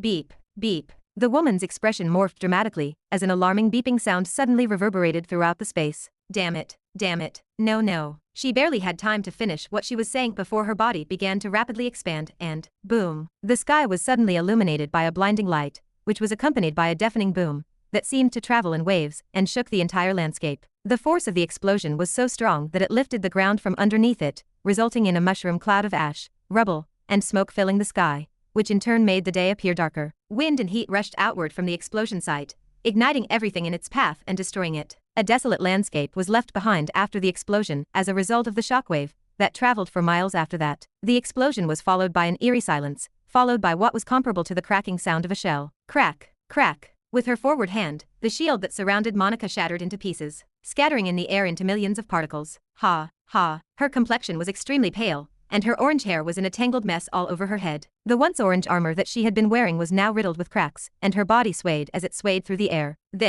This is much more than I expected. Never in her life did she believe that the blast would be this powerful. She lucked out in that she had been given prior warning, and was consequently somewhat ready. Regardless, she had a much more limited understanding of the situation than she had originally thought. Cough, cough. She coughed several times before looking down. Her eyes soon calmed down. Crack, crack. A cracking sound reverberated from below, and the energy shield that had been protecting a group of people broke apart at the same time as she looked over. Monica gently landed beside them and moved to the somewhat pale Donna. I am glad you guys are all right. Yeah. Donna gave a small nod, and her gaze shifted toward the town that had been completely leveled. Lowering her head to look at the device in her hand, she felt secretly relieved. Never before had she felt death so close. I am glad we came prepared. Tell me about it. Amber stammered her way over to join in on the conversation. Her complexion was almost as white as paper, and her hair was a complete mess. You think the other squads are also safe? I do not know. Monica shook her head. She raised her wrist and looked at her watch. You have seen just how powerful the explosion was. Had we not been ready? She did not finish her sentence, but both Donna and Amber understood the meaning of her words. They came really close to death. Ding. Exactly at that moment, a clear sound came out of nowhere, and everyone's attention immediately went to the watch. It is from Kev. No, I mean the Alliance leader. Monica corrected herself and swiped up. As soon as the image appeared, everyone stopped moving and stared at it in silence. The atmosphere froze completely. Is this a joke? Monica stuttered as she looked at the picture in front of her, appearing to be in a state of complete disbelief. It was not just her. Donna and Amber also struggled to keep their composure as their eyes shook in disbelief. How? This is not possible. Contained within the image was a familiar figure laying on the ground, lifeless. A single message could be found underneath it. However, the very moment that they read the message, their hearts stopped. Done. Chapter 712. What's going on in here? When I got back from my trip, I was greeted by a thick cloud of smoke. Did the mansion catch fire? But how was that possible? Looking at Amanda, both of us made a dash for the main hall in an attempt to locate the source of the smoke. Arriving at the large wooden door, I smacked it open. Clank. What's going on in H? In the middle of my sentence, I had to pause in order to rub both of my eyes. I just wanted to make sure that I wasn't interpreting what I was seeing incorrectly. I'm not high, am I? I'm almost out human. Give me another pack. I've already given you 2. What about it? Can't you see that I'm already almost done? Smoking harms. Bang. Damn it, human. Don't fucking test me. Test you for what? You haven't even paid me anything for the packs. So it was about the money. Why didn't you say so? I'll reward you handsomely for another pack, so hurry up and give it to me. No, I only have 1 left, and that's for me. Damn you, human. Bang. The table fell apart, and the Duchess got to her feet immediately. The anger visible on her face was accompanied by a heaving motion in her chest. In her mouth was a half-lit cigarette. Didn't you just say that you'd sell it to me? You a swindler? When did I say I was ever going to sell it to you? I just pointed out the fact that you took 2 packs from me for free. Bastard. She cursed again. Do you have any idea as to who I am? I don't care. I'll fight you. What in the world happened during the time Amanda and I were out? I pinched the middle of my brows. The room was a complete disaster, and the scattered pieces of what appeared to be chairs, in conjunction with the conversation that I had overheard, helped me get an understanding of what was happening. It is just that I found it hard to believe. I can't believe this is what I returned to. Before stepping in between the two of them, I let out an internal sigh. Despite how entertaining it was, I had no choice but to put an end to this. There were more important things at hand. Bastard, are you going to sell it to me or not? No. You fuck. Let's stop this for a moment.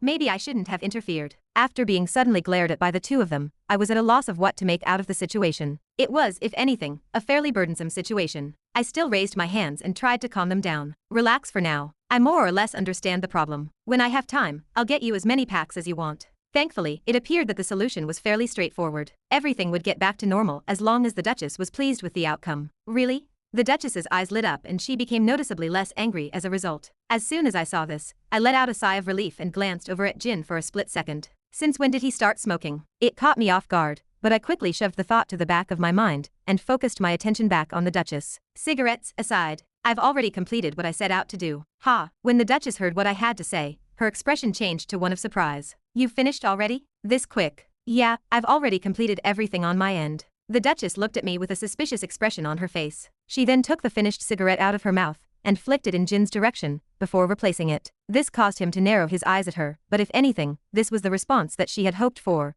Thus her expression changed to a happy one. Clearing her throat, she looked back at me. Don't get me wrong, it's not like I don't believe you. It is just that I still didn't receive any news from my side, so I find it rather hard to believe you. That's understandable. I smiled, but I didn't go into further detail. Whether or not I took the time to explain it to her, she would eventually figure it out on her own, regardless. All right then, on to the next step. I happily clapped my hands and stared at the Duchess. When I extended my hand in her direction, she immediately retreated one step. What are you doing? Don't worry, I'm not going to hurt you. We've already signed a contract. My words didn't seem to hold any effect on the Duchess as she still stepped back. Even so, what are you doing? Why do you want to suddenly touch me? You'll soon find out. Don't worry about it. Stow, HGKH. Channeling my demonic energy and mana, the Duchess froze on the spot, and my hand soon came into contact with her head. After a moment, a bright white glow appeared on my fingertips, and I activated memory manipulation. My vision suddenly became hazy, and what appeared to be millions upon millions of spheres of varying hues filled the space in front of my eyes. I glanced through them very quickly before reaching out with my hand and having several of them fly in the direction in which I was standing. This is it. After seizing one of the orbs and inspecting the contents contained within, I channeled my mana, causing a layer of dark threads to begin covering the orb, which I then tossed to the side. Next, over the next few minutes, I looked around for any orbs that might have contained recollections of the others and myself, and I covered them before discarding them. When I was finished, there were 100 pitch-black spheres floating around me. I had long since lost track of time, and was thus unaware of how long I had been doing this. I had to erase any memory she had of the others and myself completely from her mind. It was something that needed to be done in order to make sure that everything worked perfectly, and it was imperative that it be done. I needed a genuine reaction. This should be all. When I waved my hand, the spheres moved away from each other and dispersed. With another wave of my hand, my vision shifted, and I suddenly found myself back in the hall. Thump! Priscilla's body fell next to me. Jin was able to grab hold of her just in time and place her safely on the ground. After gazing at her for a brief moment, he turned his attention back to me. What did you do? I looked at him strangely. You worried about her? No. Then, just answer. I sighed and waved my hand. Don't worry about it. I just made her forget about us for now. I'll return her memories later. I see. Jin nodded, then picked up the blunt that had been left on the ground. He flicked his hand, and it vanished into thin air. I assume you also want to erase all evidence of us ever coming into contact with her, right? I smiled at Jin. You sure pick things up fast. As I looked around, I pointed out all of the blunts that had been thrown around. There were quite a lot of them. Just how much did the two smoke? Get rid of all of them. What about the mess? He pointed at the broken chairs and tables. Good question. After pondering for a moment, I eventually waved my hand. Leave it be. When she wakes up, she'll come to think that she did it out of rage over what happened today with Dukakan. Normally, I would have thought that this was a poor attempt at an explanation, but after catching a glimpse of the real her, I had a sneaking suspicion that she was indeed the type of demon to do this. Jin seemed to think the same as he nodded his head in understanding. Ah, fair. It indeed seems plausible. He soon found himself chuckling while looking around him. The corner of my lips twisted upwards. It was rare to see Jin act like this. He usually tended to be extremely serious. You seem to get along with her quite well. You think? Moving one of the tables, Jin picked up a blunt and showed it to me. She gets along with this more than me. Right. My brows furrowed the moment I looked at the blunt. You know, it's best if you stop smoking. Why? It's not like it can kill me. Right. Indeed, in this day and age, smoking does not kill. The problem was that about half of my memories were completely fabricated, and despite my best efforts, I was unable to fully differentiate between those memories and the real world. Thus, I felt a natural sense of rejection towards smoking. It was just nasty. Do whatever. Just don't smoke next to me. I relented in the end. It was ultimately his decision to smoke, and I had no real influence over his behavior in that regard. I should start dealing with the rest. I stared out the window, toward the sun, which didn't seem to have moved more than an inch since I had last seen it. Turning around, I headed for the door. Where are you going? Jin's voice echoed from behind. I answered without looking back at him. She's not the only person that knows about our existence. Aside from her, there were a number of other demons who were aware of our existence, which was something that I couldn't allow for this to work. I had to remove their memories as well. I was, thankfully, already prepared. According to the Duchess, there aren't many who know of my existence. Just 5, so just a couple of hours worth of work. In accordance with one of the terms of the agreement, she was required to disclose to me the names of everyone who was aware of my existence. It was a clause I had placed in the contract just for this. From the moment the contract is signed, both parties will disclose how many entities are aware of the existence of the contract and the other party. It's nice to be prepared. I smiled in satisfaction while lazily stretching my shoulder. Clank. I opened the door and left the hall. Just a bit more before I could finally rest. Chapter 713.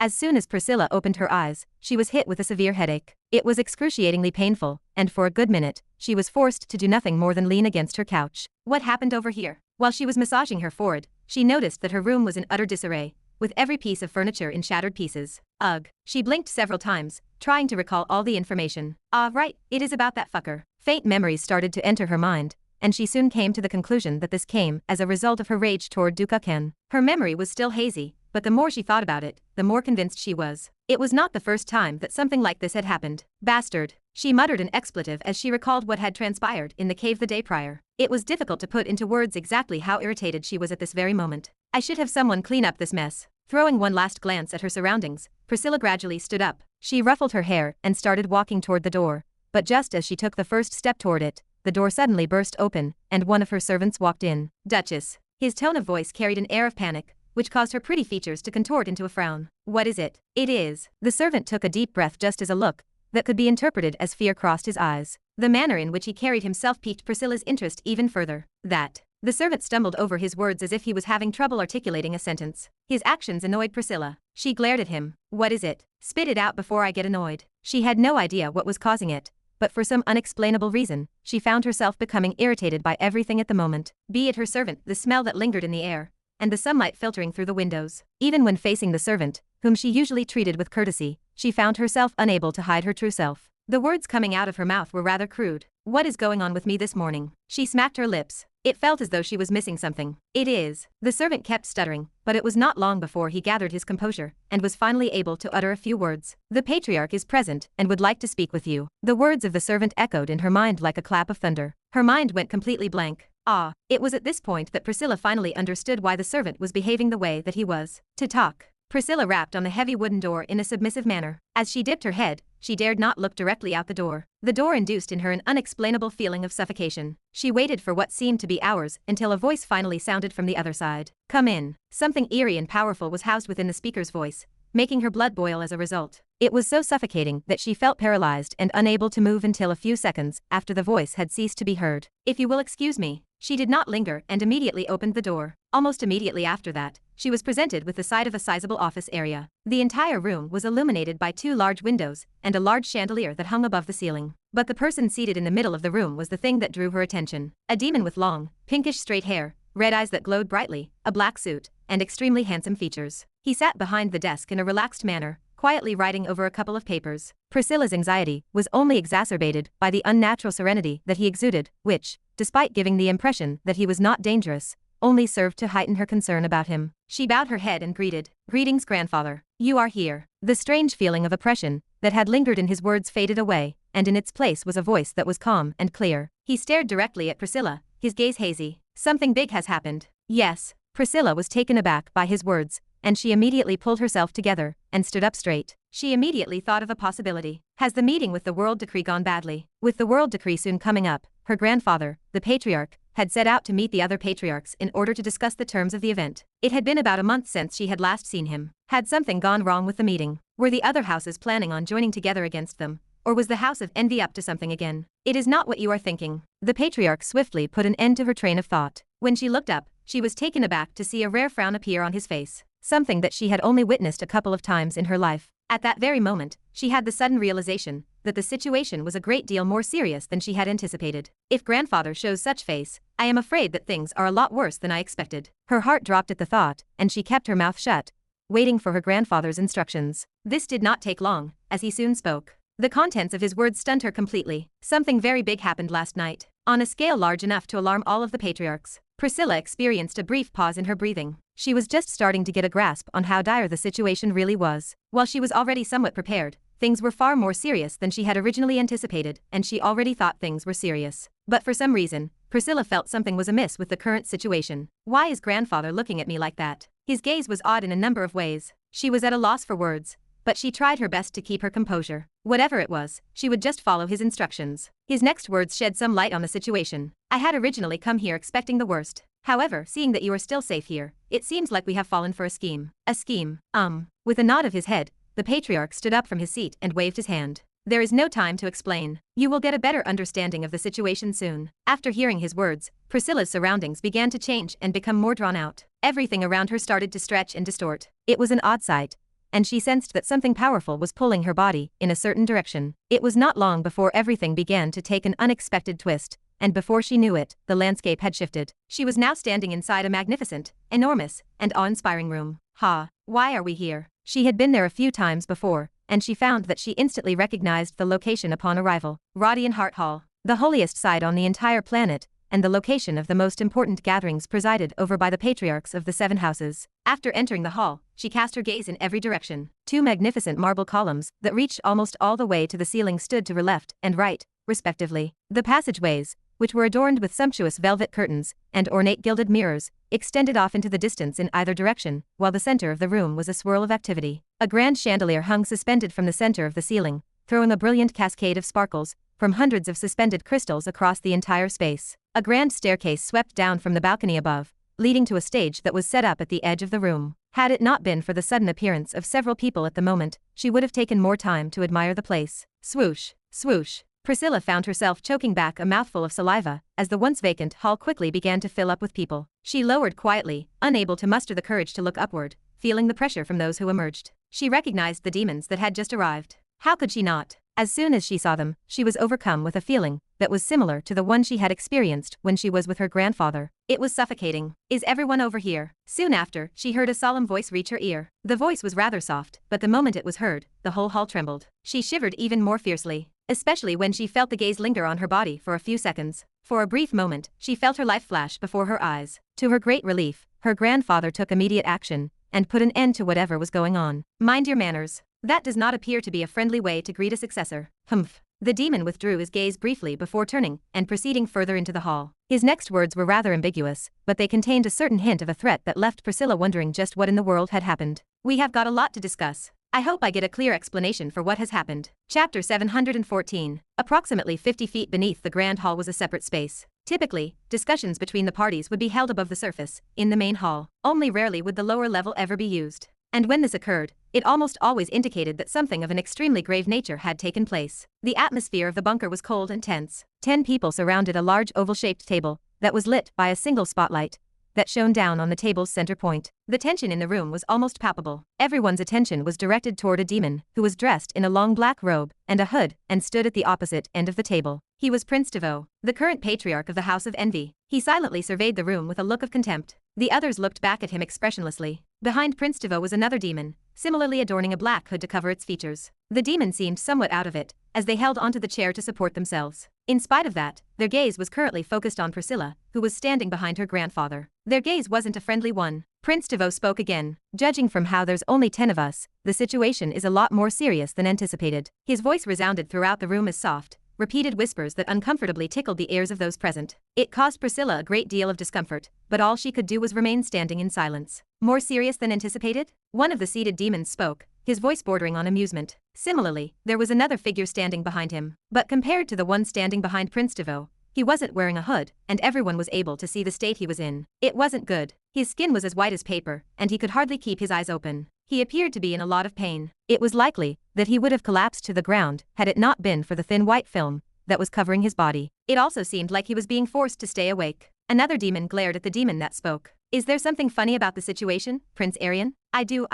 Prince Serling. Prince Arian covered his mouth to hide his smile while addressing Prince Serling. You may not find it amusing, but it's nothing short of amusing to me. Unable to hold it in anymore, he started cackling out loud. Kiki, I never would have expected to. Kiki, see a day where you all look so troubled. Such amusement. His laughter lasted for a couple of minutes, during which time none of the demons displayed any reaction to the behavior he was displaying. It was as if they were already used to it. Are you done laughing? Eventually, another demon spoke. He was a burly-looking demon with muscles the size of melons. Briefly glancing at Prince Arian, he looked toward Prince Valyang of the House of Sloth and paused his gaze on Priscilla. His eyes immediately narrowed. Catching his gaze, Prince Valyang called out, Is something the matter, Prince Atten? You seem to be looking at my successor an awful lot. She's pretty, right? A smile lingered on Prince Vayang's face as he addressed Prince Aten. He didn't seem too bothered by the fact that everyone was now looking in his direction. Or to be more precise, Priscilla. He maintained the same cool demeanor he had been displaying up until this point, as he looked around at the others and mocked. Is something the matter? Have you all been charmed by her beauty? Charm? A voice that was both mellow and crystalline floated through the air. Instantaneously, the two demons who were standing behind Prince Devo and Prince Arian fell into a daze. Both of them were instantly brought back to themselves by a wave of Prince Devo's hand, and he then turned to address the person who was responsible for the little stunt. This isn't the time for your little jokes. Princess Ran, with long black hair and a face that could not be described as anything but the word beautiful. Princess Ran, the head of the charm house, covered her mouth and laughed. Her laughter was like the sound of pearls being clinked together. It was crisp and pleasant to the ears. I was just trying to respond to the comment made by Prince Vayang. While the young lady is indeed beautiful, she still has a long way to go before reaching the point where she can charm everyone in the room. Removing her hand from her mouth, the smile on her face disappeared and her eyes squinted. What I want to know, however, is why she is totally fine. Almost immediately, everyone turned to look at Priscilla, who looked around in confusion. Are you implying that she shouldn't be fine? Directly staring at her, Prince Vayang's voice lowered. Ran looked at him, unamused, her eyes extremely narrow. Don't pretend like you didn't understand my words. She cast her gaze in all directions. To be more specific, toward the vacant seats behind a few of the princes. Something happened last night, while we were having our meeting, and out of everyone present, your successor is the only one that is completely unharmed. Her normally soft tone suddenly took on an iciness as she turned her head. Is that a coincidence? Are you implying that I'm the one responsible for all of this? The smile that had been plastered across Prince Vayang's face vanished, and he looked around at the other demons coldly. I was with all of you for the past month. Do you really think I have the ability to go undetected by the lot of you? That's not it. Prince Serling interjected. He was a rather lanky demon with short green hair, and the head of the Pride House. We know that it's impossible for you to have done it by yourself. He didn't finish the sentence, but the meaning was crystal clear as everyone's focus once again shifted toward Priscilla, who shuddered at their gaze. She felt everything turn on her at that moment. What is going on? Priscilla's mind was a complete mess. It all happened so quickly that before she knew it, she had been indirectly accused of killing 4 dukes and severely injuring 2 others. How had everything turned out this way? She had no recollection of this ever happening. She was being set up. So you're saying that Priscilla is the one responsible for all of this? Prince Vayang looked behind him, taking a good look at her. He soon shook his head. That's impossible. I'm well aware of her capabilities. He leaned forward and carefully looked at everyone. Seeing their eyes, he knew that their accusations had some ground behind them. I'm sure you guys wouldn't be accusing her without any evidence. Get to the point. Tell me exactly what made you think she's the one behind this. It looks like you've finally caught on. Prince Arian beamed a grin. After that, he looked at Prince Devo, who nodded in response, and then both of them turned around to look behind them where 2 demons stood. Prince Arian spoke. While the plan did indeed work and I meant the culprit, was somehow able to kill 4 successors, they were unable to complete their jobs. 2 of them still managed to survive. Everyone's attention shifted toward the 2 dukes. Sadly, the only one that seemed to be in a state to move or talk was Duke Akan, who lowered his hood to display his pale face. He was currently glaring at Priscilla. You didn't think I'd make it, did you? What? Priscilla looked all around her, utterly bewildered by the events unfolding in front of her. She had the urge to scream out that this was all a setup, and that she wasn't responsible for any of it, but she knew that whatever she said, no one would listen to her, and that her words would be ignored. She had no choice but to remain still and helplessly gaze upon her grandfather, who showed no sign of being shaken by the allegations. He turned his attention squarely on Akan, who was staring at Priscilla with a look that was filled with killing intent. He didn't seem to be acting. Opening his mouth, Prince Vayang asked, "What makes you sure that she's the one who did it? Did you see her do it?" As soon as he started speaking, a wisp of his power erupted, and it exerted pressure on the Duke, whose face became even paler. Even so, he kept glaring at Priscilla. She's the one who did it. I still remember the one who did this to me. He was working with her back during the time we were in the cave. His power belonged to the House of Sloth. Oh, Prince Vayang's brow raised. So you're saying that the one who did it wasn't Priscilla, but another person? Yes, but I don't think you need to elaborate any further. Prince Vayang cut and shifted his attention toward the others. You've heard him, haven't you? Priscilla clearly was not the one who did this. Until you catch the one that is actually responsible for killing your successors, this is merely speculation on his end. I knew you'd say this. Prince Arian smiled. He then looked behind him, toward his successor. The smile on his face grew with amusement. Did you forget that he's not the only one that survived? Chapter 715. You see, for once, I agree with you. It is just that. Prince Arian paused, with his arms crossed and a thoughtful look. With a sideways look, he gazed at his successor. He looked toward Duke Velmout. Prior to the accident, this little successor of mine, Velmout, set up several backup plans in case the situation turned south. Do you know what I found out? A smile formed on his face. When he extended his hand, a tremor went through the air, and soon after, letters began to form in front of him. They dyed the air a crimson color. Patriarch, if you observe this message, it indicates that something has occurred. The most likely perpetrator is Duchess Priscilla of the Sloth clan. I am en route to meet her at the moment. The hall immediately turned silent, and Prince Arian looked behind him. He looked toward Duke Velmount. I was a bit surprised when I saw this message, but I was even more surprised when I saw that he was still alive. For some miraculous reason, he managed to survive. Just by a hair's breadth though. He licked his lips. A brief talk with him, and I was able to confirm that he had indeed been attacked by the little Duchess. This time, he did not say it was a cloaked figure, but her alone. He turned his gaze to look at Priscilla. The smile on his face seemed somewhat uncomfortable to her, and she felt her heart drop. Aye. Her lips moved, but she was unable to utter a single sound even as her mouth parted open. What is happening? Why is this happening? I did not do anything. No matter how much she wanted to argue, under such evidence, she knew that her situation was extremely grim. If that was not all, if that is not enough evidence for you, Prince Valyang, I have got more information for you. Princess Ran started. A body suddenly materialized in front of her as she waved her hand. It belonged to a male, whose features were extremely pristine and somewhat feminine. The only issue was that he was completely lifeless, with not even a trace of breath left in his body. After gazing at him for a brief period of time, the princess extended her hand and pierced his body directly in the abdominal region, subsequently extracting a small orb from the wound. Take a look at his core. She held out her hand to show the core. It was comparable in size to a marble. You all already know what is wrong with this, do you not? The princess's eyes traveled around the room, taking in each and every person there. Her expression did not shift much as she pinched the marble in her hand. At first glance, it appeared from the lack of emotion on her face, as she fiddled with the core, that she did not care very much that her successor had died. Despite this, everyone could sense that she was harboring deep-seated resentment. She was just very good at hiding it. Abyssal mammoth bile. Only with such means can you perfectly mask the death of someone. She drew out each word in a slow and concise manner. While fiddling with the core she was holding in her hand, she looked around at the other players and asked, "Was it the same for you?" Yes.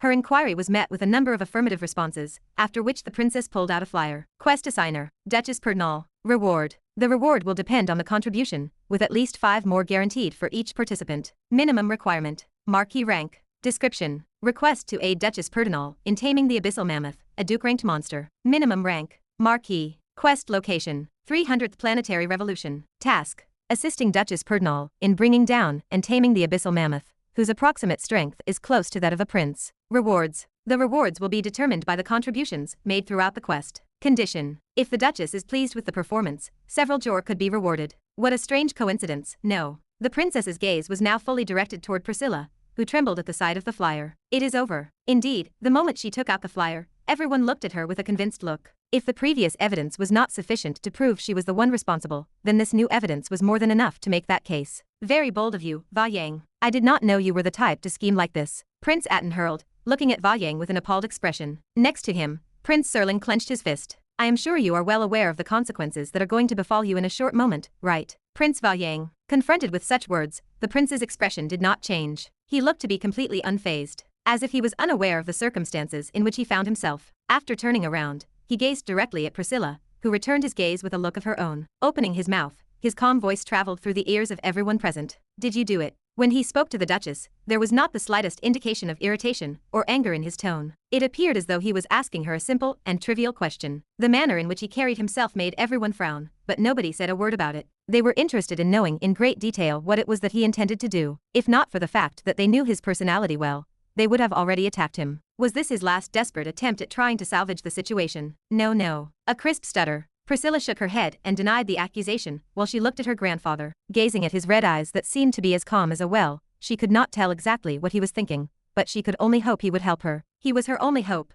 at getting out of this situation. After maintaining eye contact with her for a few more seconds, he turned his head around to face the opposite direction. She only caught a fleeting glimpse of it, but Priscilla thought she saw a smile on his face. She was not certain about it, but his subsequent words caused her to exhale a sigh of relief. There. It looks like she was not the culprit. He had not abandoned her. It seems like you have become delusional. Are you trying to protect her, or is this part of your scheme? As the princess's demeanor shifted, the room's atmosphere underwent a radical transformation. Her previously expressionless face had completely changed, and her gaze turned fierce. She was now at the point where she was finally beginning to show her anger. You should be well aware of what will happen now, right? And what is that? Are you pretending that you do not know? Or are you just trying to delay the inevitable? No, not at all. Prince Valyang shook his head, showing no sign of being bothered in the least by the words that were being hurled in his direction. The utter calmness and confidence in his voice somewhat managed to calm the princess, who snorted and sat back down. It was already a miracle that none of the other elders had exploded into a rage as a result of what had occurred, but despite their lack of action,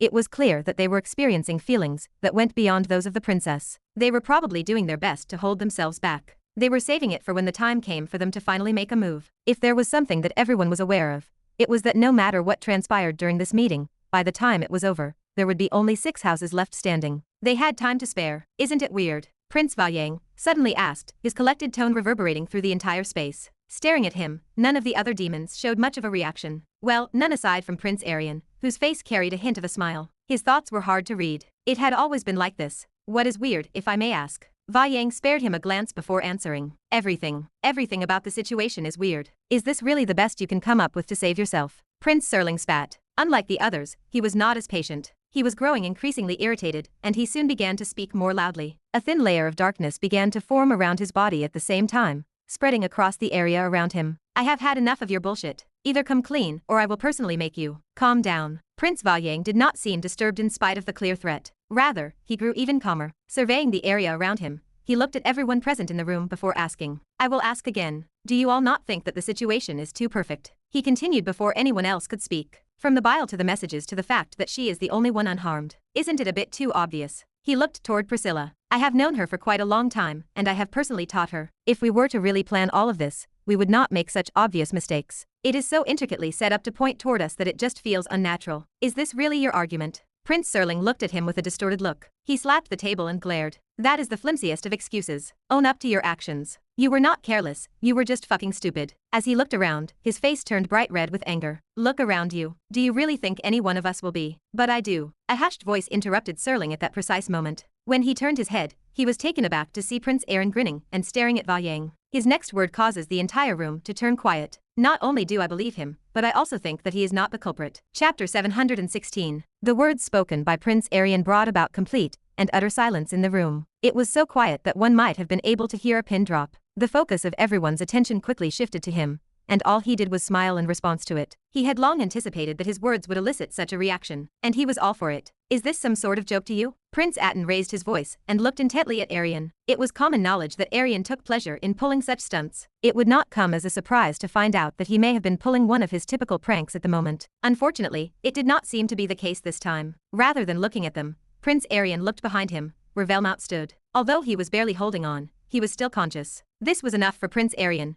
who started speaking. I found something rather interesting last night, while I was trying to save him. As the Duke extended his hand toward him, his body shot in his direction, only stopping when it was a few centimeters away from him. Turning his head, Aryan looked at the others with a hint of a smile in his eyes. It almost slipped past me. Had it not been for my strength, I would have probably missed it, but suddenly, a dark glow materialized on the prince's hand and encased Velmouth like a cocoon. At the same time, the Duke's limbs shot up and straightened out in an unnatural manner. Velmouth let out a series of groans that could only be described as wretched and agonized, but the prince paid them no attention and continued with whatever it was he was doing. The procedure was completed in a little under 2 minutes. When Prince Aryan withdrew his hand, the Duke helplessly fell to the ground. Unconcerned, he extended his hand to the others, revealing a thin silver thread. What's this? What in the world? Immediately, everyone's pupils shrank. Seeing their reactions, Aryan smiled in delight. He had been waiting for this moment ever since the start of the meeting. The only reason he had not revealed it to them from the very beginning was because he wanted to see their reactions, and seeing exactly how they were reacting, he knew that it was all worth it. I'm sure all of you understand what this means, right? Bringing the thread forth, he casually threw it on the table before looking down at Duke Velmouth. While he had lost consciousness, his core was still intact. He would just need a couple of days to fully recover. His situation was not serious. It was only through sheer good fortune that he was able to find it. He happened upon the thread completely by accident. It was during the time that he was tending to Velmouth's wounds. Without his prince-level strength, discovering the thread would have been nearly impossible. It was so small and well concealed that it might have escaped his notice if it had not been situated near one of his major veins. One could say that his luck was rather good. When he looked at Velmouth again, any trace of a smile that had previously been on his face vanished completely. The thread was an obvious giveaway of what had happened. Someone tried to tamper with his memories. Such skill, while uncommon, was not unheard of. This thread that contained faint demonic fluctuations was the best evidence of it. Someone tampered with his memories. A voice abruptly spoke, sharing the same thought as Prince Aryan, who turned to face the speaker. It was none other than Prince Vaiyang, who appeared as composed as he had been previously. It was his calmness that bothered Prince Aryan, but he decided to let it go for now as he nodded his head in agreement. You're right. It is very likely that someone has tampered with his memories. Such power is extremely rare, but once the source is removed, one can easily identify it as such. With a nod of the head, his focus shifted to Duke Akan and Priscilla. Before continuing, he interlaced his hands and drummed his fingers over his interlocked hands. He probably is not the only one that has been affected. Following his words, all but Prince Devo turned to face Priscilla. Even Prince Valyang turned around to face her. Feeling countless gazes fall toward her, Priscilla almost felt her breath stop. Thankfully, in contrast to before, their gazes were not menacing, and this was the reason why she was able to maintain some semblance of composure. Looking around her, she looked at her grandfather. Staring at each other for a couple of seconds, he extended his hand in her direction. "Don't move. Wait." Before her grandfather's hand reached her, a voice interjected. It belonged to none other than the princess, who stood up and walked up to her. She looked at Valyang. "Let me do the test. We can't have you manipulate the results. Go ahead." As cool and collected as ever, he took his hand back and sat still in his chair. Princess Ran did not want to make things too difficult for him, and so she immediately turned her head to face Priscilla,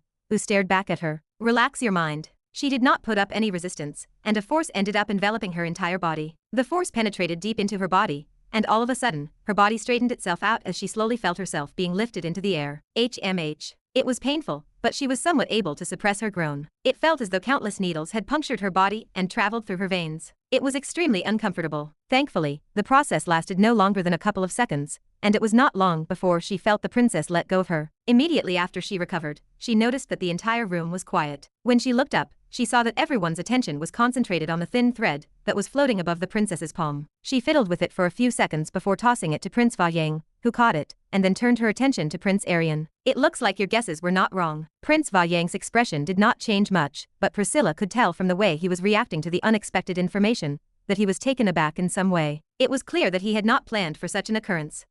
Prince Aryan crossed his arms and leaned back in his chair, musing to himself. Not until some time later did he look at Prince Devo. There was no trace of a smile in his eyes as he gazed at him. Understanding the meaning of his gaze, Prince Devo turned around to look at Duke Akan. I will offer myself up." Prince Aten stood up, walked toward the Duke, and carried out a similar procedure. It did not take long before a glow appeared all around the Duke's body, and shortly after that, his body began to fall to the ground. The expression on Prince Aten's face did not change as he withdrew his hand from the Duke. However, when he extended his hand again, subtle changes appeared as nothing appeared on it. This was enough for everyone to understand something. Prince Devo and Duke Akan found themselves the center of everyone's attention all of a sudden, as Priscilla and Prince Valyang now found themselves thrust into the background. Their expressions were anything but friendly. Surely this is not a coincidence, right? Prince Serling's gaze was fixed intently in the direction of Prince Devo as he posed the question. Prince Devo remained silent as he calmly absorbed their gazes. With the hood covering his face, no one could discern his expression. In light of the upcoming world decree, I am not surprised that something like this happened. It all makes sense now that I think about it. Prince Aryan did the honor of speaking, his voice finding hints of amusement once more. He looked toward Prince Devo. "Having won the previous 3 world decrees, you are well aware that this world decree will be detrimental to you if we join forces to stop you. Since you do not want that to happen, you have devised a plan to eliminate all the successors and blame the House of Sloth in the process. Killing a successor is the same as creating internal problems, as infighting will start in order to determine the next successor. Typically, succession takes a lot of years to nurture, and during that time, you would be the only winner. While Akan is indeed injured, unlike Velmout behind me, his injuries seem a lot lighter. That could not be a coincidence, right?" Prince Aryan smiled. "The more I consider it, the more I realize that you are the greatest winner among us all. With the House of Sloth eliminated, the House of Envy would indeed be the biggest winner. A succession war usually took place over the course of many years, and cut down on a lot of resources and personnel in the process. By the time the next world decree occurred, everyone's forces would have been drastically reduced, except for Prince Devos. How ruthless." Prince Aryan could not help but comment as the smile on his face dissipated. "You are truly unlucky. If I had not discovered the thread, then your plan would have actually been successful. You left Velmout alive in order to obtain an alibi, in order to shift the blame to the Duchess." Prince Aryan's eyes narrowed, from the gallbladder to her being unharmed while the others were, to the letters. The plan was slowly starting to unravel before his eyes. Duke Akan purposely instigated the Duchess into a conflict with him. The purpose behind it was to anger her, and give reason to the others to believe that she would want to form a partnership with them. Then, once the others took the bait, he would kill them off individually, while also using the gallbladder to hide how they died. Of course, hiding was not the only intent. No. Duke Akan spoke up all of a sudden. He was still recovering from the sudden intervention, but he managed to utter a few words. "It is a scheme. I am innocent." No one paid any attention to him. His words were meaningless to them. Prince Aryan's words continued. "In the process, he purposely left Velmout alive, just barely, before altering his memories so that he could make for the perfect alibi. When all is said and done, he also injured himself, which in turn would make things more suspicious towards the Duchess's side." His eyes narrowed as they shifted toward Priscilla. The flaw in all of this came down to the fact that, as Prince Valyang suggested, everything was too flawless. It was too perfect. Even without my findings, I would have probably assumed that something was framing the Duchess. The hall turned quiet. Thereafter, they all turned to look at Prince Devo. Do you have anything to say? Chapter 717. What did you do? Kevin was met with a hysterical voice the moment he returned from his office. This is no laughing matter. My head hurts. The moment he heard Emma's voice, Kevin felt his head throb. This was the last thing he had wanted to experience after having just killed Hemlock, otherwise known as Malik al-Shayaden. Hello? Are you listening to me? Ugh. He secretly groaned, trying his best to keep his head sane. Did you really defeat him, or did you Photoshop the picture? No, in the first place, how did you even manage to defeat him? You are nowhere near his level of strength. It does not make sense. Are you hiding something from me? She was like a machine gun. He was unable to keep up with the rate at which the words were coming out of her mouth as she continued to speak. At some point, Kevin started to question whether Emma was a human. Can you please slow down for a second? For his own sanity, he had to stop her, and thankfully, she stopped. Are you finally going to answer my questions? No. A flat-out refusal. Before she could continue speaking, he added, not now. I will tell you later. Can you leave me alone for now? I need some time for myself. Emma did not say anything, but just stared at him. Her eyes pierced through him. Soon sensing something, her expression changed a little. She opened her mouth and carefully asked, are you okay? Looking up at her, Kevin closed his eyes before shaking his head. You think I would after fighting against Malik al-Shayaden? Right. Emma shook her head and took out several potions from her storage space. These are the highest grade potions I could find in the market. Make good use of them. They are rather expensive. Staring at the potions, Kevin was stunned.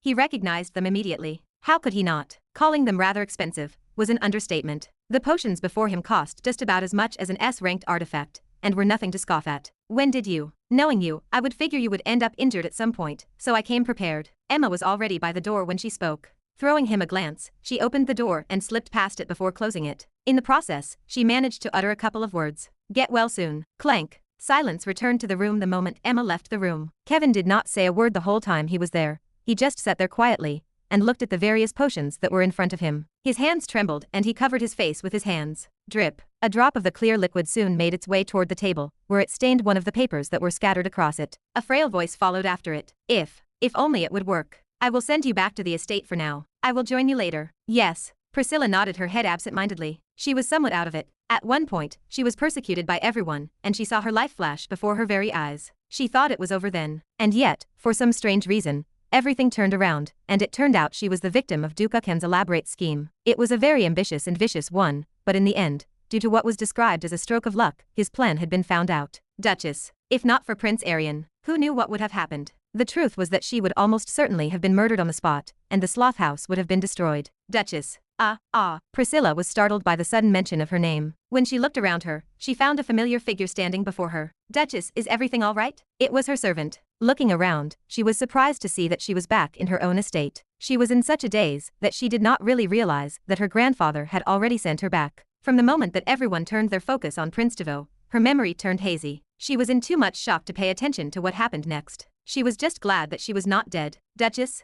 Yes, everything is all right. You can go now. I need some time alone. Waving at her servant, she dismissed him and turned toward her room. Clank. Has everything been sorted? She had just walked into the room and shut the door when she was startled to hear a voice whispering from behind her. It startled the living daylights out of her. What? Shush. A hand grasped her face before she could utter a single word. Her eyes widened in horror. I could not react at all. She, a duchess, was unable to react at the hand. It instantly became clear to her that she was facing an extremely powerful individual, one who was almost certainly stronger than she. Opening her mouth, she managed to utter a few words. What? What do you? Did I not tell you to be quiet? But the man immediately silenced her. His voice powerfully reverberated inside her ear, and shortly thereafter, a white glow materialized in his hand and traveled directly into her. It all happened so fast that she could only watch as her world turned white. You. Her eyes widened in horror at that moment. She wanted to struggle, but for some reason, she found herself unable to do so. Not like this. Fucking. Desperation soon started to surface within her mind, and her vision soon turned black. The last thing she caught sight of before darkness overtook her vision was a pair of deep blue eyes. They seemed familiar. Thump. The Duchess's body limply fell to the ground before my very eyes. Staring at her body, I stretched my body and yawned. What perfect timing. By the time I was done sleeping, she was already back. What convenient timing. As I looked around her room, I quickly located a chair and made myself comfortable there. It was not going to be long before she came to her senses again. Judging from the fact that she is still here, it seems like everything worked out perfectly. Sitting down on the chair, I made myself comfortable while crossing my legs together and leaning my cheek over my fist. Hearing the Duchess moan, I smiled. I wonder what kind of reaction she will give me. From initially believing she was about to be duped by another person's scheme to eventually realizing there was never any such scheme in the first place. She would, for sure, show a nice reaction, right? What? What is going on? Hearing her voice, I smiled. Welcome back, Duchess. Are you done? As much as I wanted to continue hearing her curses, I decided to stop her. My feelings were starting to hurt. You. Heavily gasping for air, she repeatedly pointed at me with a red face. I shook my head when I looked at her. Is this how you thank me for all I have done for you? Setting everything up was not easy. Just a little bit of carelessness, and everything would have failed. It took several minutes, but eventually, the Duchess was able to calm down. She stared at me for a good minute, seemingly unsure of what to say. When I saw how she was reacting, I decided to break the silence. Do you want me to explain what I did? No. She shook her head. I already understand what you did. That is good. I smiled. This saved me quite a bit of time. Removing my cheek from my fist and sitting up, I took one of the seats beside me and pushed it out. Have a seat. Throwing me a glare that seemed to say, why are you acting like that when this is my room? The Duchess eventually resigned herself and took a seat. I waited for her to collect herself before speaking. I have held my end of the deal. Should it not be your turn to do so as well? She still did not say anything. She just quietly stared at me for a good minute. Thankfully, it did not last long enough for me to feel uncomfortable, as she soon nodded her head. Very well. A look of resignation crossed her face. She looked like she wanted to say a lot of things, but eventually gave up. She stood up from her seat. I will have someone deliver your end of the deal. About that, I stopped her from leaving. If possible, I would like for you to give it to me personally. It is best that fewer people know about me. Very well. She did not seem to be that annoyed by my sudden request as she nodded her head. You are very cautious. I have to be. While I was indeed a lot stronger than her, and most other dukes with the aid of the demonic blood inside of me, I was still far from being strong enough to match up against the patriarchs of the houses. I was not that delusional. In the first place, I would not have resorted to such schemes had I been strong enough. I would probably just have killed them on the spot, or threatened them if that was the case. Sadly, I was still not in the same realm as them, and could only opt for such action. Is there anything else you need from me? The Duchess's crisp voice brought me out of my thoughts. Raising my head to look at her, I nodded my head. Yes, actually. Chapter 718. Tisk. Coming out of the Duchess's room, I clicked my tongue. I tried at least. Lowering my head, I looked at the 3 other tubes in my hand before putting them away. Moments prior, I tried to negotiate for a devil fruit, but I was flat out rejected by her. In the end, all I could do was leave with my head lowered. I can't be too impatient. I could have negotiated for a devil fruit before, but the nectar was far more important to me. While I wasn't completely healed, I felt far more refreshed than I had in a very long time. I even had a very good night's sleep for once. Plus, it's not like there won't be an opportunity later. You're back? Yeah. As I made my way back to a residence, after secretly escaping the estate, I was greeted by the sight of Melissa tinkering with an odd substance. Nothing unusual. Already used to this, I found a chair not so far from her and took a seat. Have you found what you've been looking for? Not really. Melissa shook the test tube in front of her and quietly observed it. Though faint, I caught sight of a couple of bubbles on top. Just what sort of potion was she making? When are we going to leave? When the time comes. The only way back was through Kevin, so until the designated time, we'd be stuck here for a bit more. Thankfully, I'm already finished with what I needed to do, so I guess we can take it easy until the time is right if that's okay with you. That's fine with me. Melissa nodded her head without a change in expression. It seems like she was enjoying her stay here. That's great. I stood up from the seat. Since we have time, it's best we make the most out of it. We've got plenty of time. I had originally assumed that we'd only have about 5 months on our trip over here. While it wasn't long, it wasn't short. However, I only realized later that I had grossly underestimated something over here, and that was the fact that one day here wasn't actually the same as one day back on Earth. The length of a day on this world was significantly different from that on Earth. Consequently, the amount of time we had over here was significantly greater than the 5 months we had originally intended to stay for. It's perfect. With how grim the situation back on Earth was, I originally thought there wasn't enough time. But given the time I had, maybe, just maybe, by the time I returned, I'd be strong enough to defeat Hemlock. I made a motion with my hand and pulled out several bottles, each of which contained a substance I was familiar with. Then I took several deep breaths. I can only try. While I might not be able to rank up due to the lack of mana in the air, I no longer relied on mana alone. I could use my time to train with my newfound power, demonic energy. The bedroom was tastefully decorated, lit up by the bright moon that hung high in the night sky. There was complete silence in the room as the white curtains that led to the balcony ballooned outward like the sails of a ship, and moved in an odd wave-like pattern as the breeze blew through them. Piffed. A sudden laughter broke the silence in the room. Recalling the face the human made when she rejected his request, Priscilla found herself unable to hold her laughter back. He deserves it for not telling me he'd erase my memories. She was still bitter about it. Even though she did comprehend the reason he acted in the manner that he did, it would have been nice if he had informed her of it in advance. Nonetheless, the past was the past, and what was done was already done. She had made the right bet in the end. Thankfully, he was on my side. She shuddered at the thought of being on the opposite side of him. Not only was his strength extremely terrifying, but so were his schemes. All it took him was a single day. In a single day, he managed to do what she had deemed to be impossible. When one looked at it from the sloth house point of view, then they were the biggest winners. With the other houses busy with the succession war, and the House of Envy being the main target of everyone, the House of Sloth was the one that gained the most from the whole ordeal. Not only did they not lose any of their forces, but they were also the house with the greatest advantage during the upcoming world decree. Unlike the others, they weren't infighting. The more I think about it, the scarier this is. The fact that he had managed to fool 7 prince-ranked entities was enough to prove just how scary of an individual he was. Ha! Priscilla exhaled and gazed at the moon outside. She then brought 2 fingers to her mouth. Ha! Only to realize that she had nothing in her hand. Immediately her face changed. Shit, I forgot to ask the other human for another pack. A figure restrained by chains hung in the air. The world around him was devoid of any light, as darkness restrained every inch of his body. He had a lifeless look on his face, and the only movement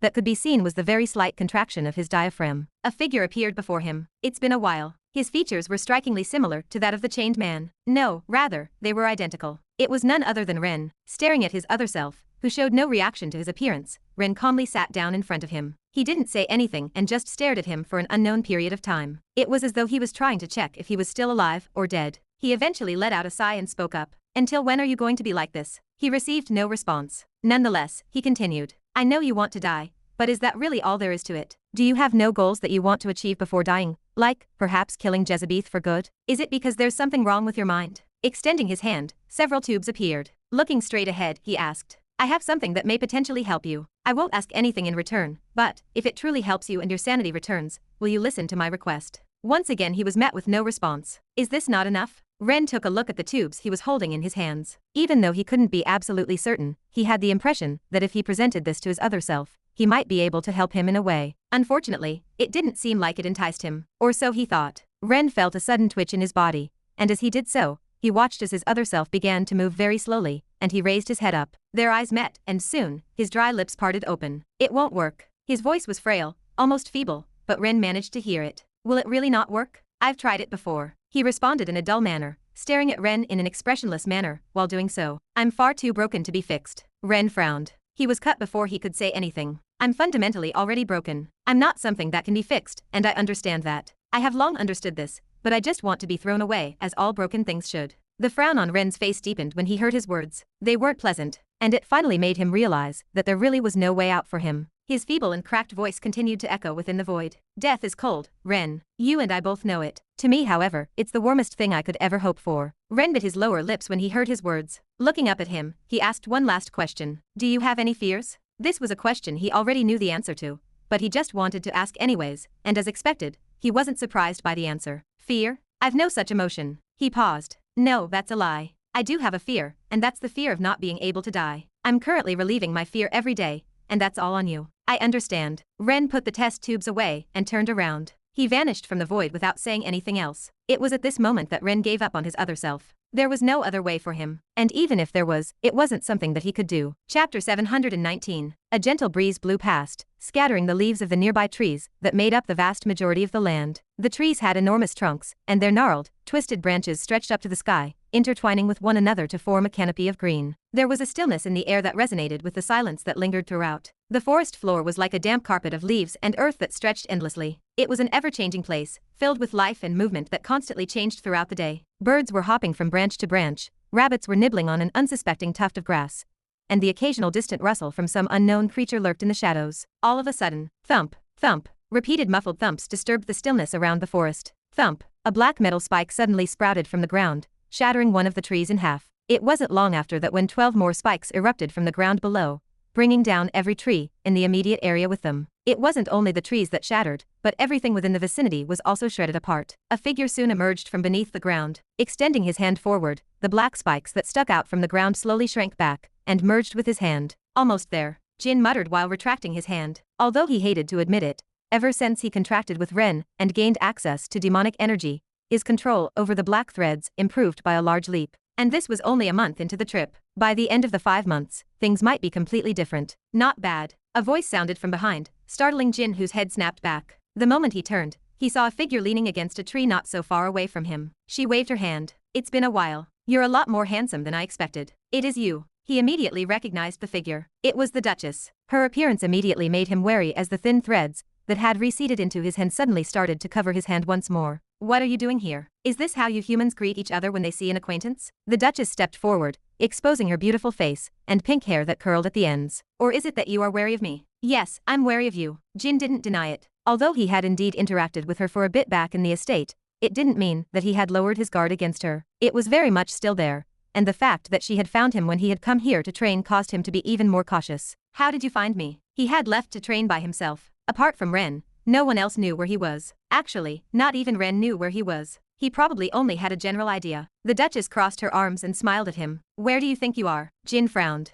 He seemed to understand something. You have an artifact that allows you to spot me? Close. Priscilla took another step forward. Extending her hand, she revealed a white orb. I can't really spot you, but this artifact will allow me to scout certain areas from above. With all the commotion you were making, it wasn't that hard to spot you. I see. Jin had a general understanding of the situation. He looked back at her. So, what do you want from me? The Duchess suddenly smiled, her eyes carefully scanning Jin's body. Her lips soon parted open. You should already have an idea. Then no. Jin cut her abruptly. It wasn't hard to guess what she wanted. I already told you, I don't have any more to give you. There was no change in the Duchess's expression despite Jin's rejection. She remained strangely calm. Jin wasn't fooled in the least bit by her demeanor. He had already seen her true nature. That's fine. I'm not asking you to give them to me for free. I can pay. Not selling. Motherfucker. The Duchess's expression crumbled, and Jin secretly smiled. As expected, she was quite easy to anger. I've come all the way here to greet you and ask you to sell me those sticks, and yet you don't even bother listening to my offer. Am I a joke to you? Not a joke, but a very amusing demon. Jin obviously kept those thoughts to himself, and didn't say them out loud.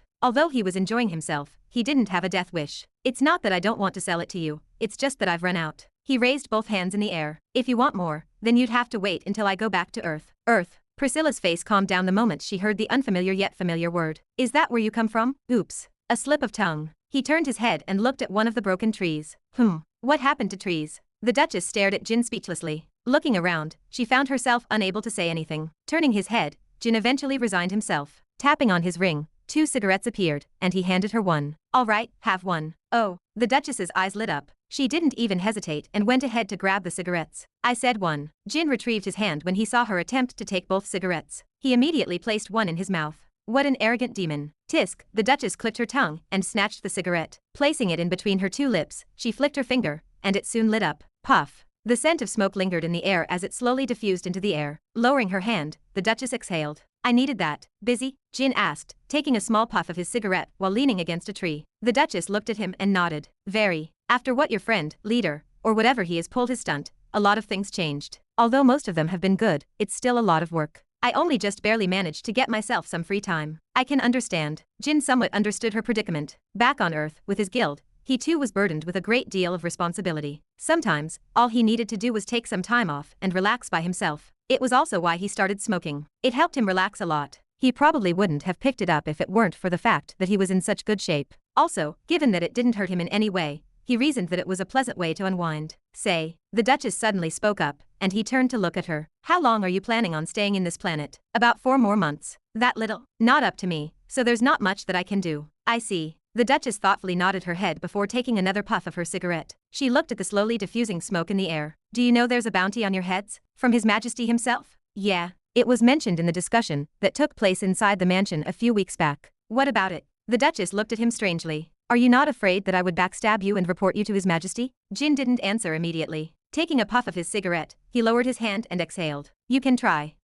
The Duchess raised her brow. She carefully studied Jin's face before speaking. I don't know whether you're bluffing or actually serious. Think of it as you want. Tapping the tip of the cigarette, Jin showed no change in expression. If you didn't figure out his intention in helping you, then you must be pretty stupid. What did you say? Priscilla furrowed her brows. Jin didn't mind and asked. Do you really think he didn't think things through when helping you? What did you say? Jin rolled his eyes. It really did seem like she didn't think things through when signing the contract. The moment he helped you was the same moment he roped you into his side. Regardless of whether you report him or not, you've directly benefited from him. Whether you like it or not, you've unofficially allied yourself with him. Jin, as the heir to his guild, found himself in a variety of similar situations. Naturally, he grasped the concept of what Ren was trying to accomplish with his actions. Although he had asked for a heavy price for his cooperation, he didn't push it as much as he could have. If he wanted to, he probably could have asked for a devil fruit, but he didn't. The reason for this was because he had intended to provide assistance to them right from the start. This was especially the case after he found out that the Patriarch was away. He probably would have seen through his intentions. Let's say the Demon King forgives you for working with him,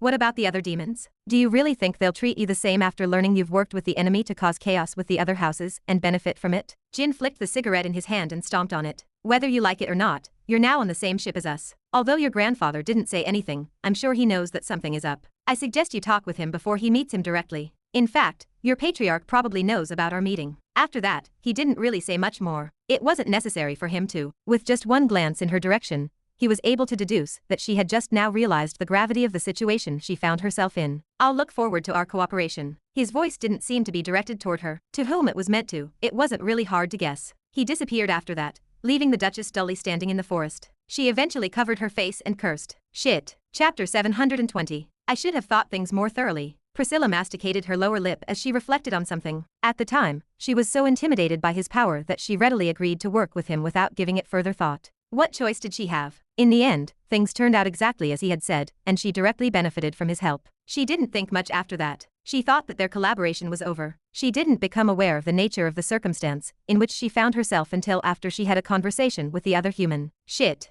She let out another curse. Her footsteps eventually came to a halt in front of a substantial wooden door. It was a door that she had been to numerous times before. To talk. She knocked on the door once. Come in. As if expecting her, she heard her grandfather's voice, and she pushed the door open. Clank. She didn't say anything and kept her head lowered. She just waited for her grandfather to say something. What have you come here for? She didn't have to wait long to hear his voice. Raising her head, she bit her lips once more. Just as she was about to say something, her grandfather's words rang. Have you come here regarding what happened a month ago? She raised her head in surprise. How did he know? Setting his pen down, Prince Vayang smiled. You think I wouldn't know? It was very obvious from the start that something must have happened since I know very well of your capabilities. He continued. Although you are powerful, in no way are you capable of defeating 7 Duke-ranked demons, especially by yourself. He lowered his head, eyeing her directly. If our secret forces were used, I would know. Priscilla lowered her head. Indeed, the other houses might not suspect a thing, because everything was pointed toward Dukakan, but her grandfather must have suspected that something was up because the gallbladder that she brought back with her was missing. Since her uncle must have previously reported that they had brought one back, when he realized it was no longer there and everyone seemed to have completely forgotten about it, he must have realized that their memories had also been tampered with. Plus, the fact that a sizable amount of nectar had vanished was a significant indication that something had transpired. It really wasn't that hard for him to suspect that something had happened. Thankfully, things worked out in their favor. At first I suspected that the other party acted on their own since your memory also got distorted, but he retrieved a mirror from one of his drawers and turned it toward her. I'll look forward to our cooperation. That petty bastard. Hearing the familiar voice, Priscilla knew that she was busted. As expected, her grandfather already knew everything. She still had so much to learn. What do you think I should do? She raised her head in surprise. Unexpectedly, instead of getting angry at her, he asked for her opinion. You are not angry? He smiled, putting the mirror back in the drawer. That will depend on your answer. If you can give me a satisfactory answer, then I will not be mad, but if you do not. Her grandfather's eyes suddenly blackened. All of a sudden the pressure inside the room started to increase dramatically, and Priscilla found herself unable to take a breath. Compared to the human, this pressure was far worse, on a level that made it seem as though the pressure given out by the human was insignificant. The only thing she felt was pure dread at the moment. He didn't need to continue the sentence for her to understand what he meant to say. Thankfully, the pressure did not last for long, and she was soon able to catch her breath. Hap, hap. She felt sweat run down the side of her face as she clutched her chest and clenched her fists. Swallowing a mouthful of saliva, she recollected herself and raised her head to meet her grandfather's. He looked back at her. His gaze and expression were as calm as they had always been. It was this feature that made him so terrifying to her. We have 2 options. Priscilla started to speak. She had already thought about the situation on her way back to the estate. Thus, she was not completely unprepared. The first option is the obvious option. We report everything to His Majesty. In doing so, we would have to disclose everything that had happened and gain his protection. She paused and looked at her grandfather. Unfortunately, the moment we disclose the information, the other demons will probably become aware of what happened. Whether it gets leaked by the humans, or eventually found out due to the actions of the Demon King, it is highly likely that what happened will spread. She originally thought this was not going to happen, especially since they had signed the Mana contract and agreed to keep silent regarding their cooperation. Unfortunately, once again, opening up the contract and reading its contents, she realized something. From the moment the contract is signed, both parties will be unable to disclose in any shape or form any information regarding the transaction that occurred between both parties. I have been duped. She never thought there would be a loophole, especially considering how thoroughly she had looked through the contract, but when she thought back on it, she could recall a few of his words. Sorry for my tardiness. I had to deliver a letter. You do not mind, do you? If this was not a hint, what was? He had purposely said it back then for her to eventually realize when the time came. The foresight he had made her shudder, and she realized that she was truly helpless. As soon as the other demons learned about what had occurred, they would begin to be shunned and targeted by them, irrespective of whether or not they were tricked. The fact that they had collaborated with an individual who was regarded as an enemy and remained silent throughout this entire process was sufficient justification for them to look for trouble and target their resources. We could set up a trap and lure the human to us and capture him, but she did not dare think any further. She had already witnessed firsthand the human's capabilities. He was crafty and powerful. He was not someone who would fall for their scheme. I understand. Thankfully, her grandfather seemed to have understood something. Explain to me the second option. Okay, Priscilla complied. The second option is to buy their silence and secretly work with them. It was a simple solution and probably what the other party hoped to achieve. All they would have to do was pay an appropriate price to keep them silent about their deal and have some sort of cooperation with them. That was probably what he was looking for the most. While it is indeed risky, so long as no one finds out, we would have no problem. It is just that. She stopped speaking there. She did not need to continue, as her grandfather understood what her words meant. There would come a time where they would have to choose which side to pick. When the time came, it would determine the fate of their house. I have heard enough, her grandfather said as he picked up one of his pens and placed it in a holder next to the others in his collection. Priscilla did not dare speak at that moment. She waited for her grandfather's instructions.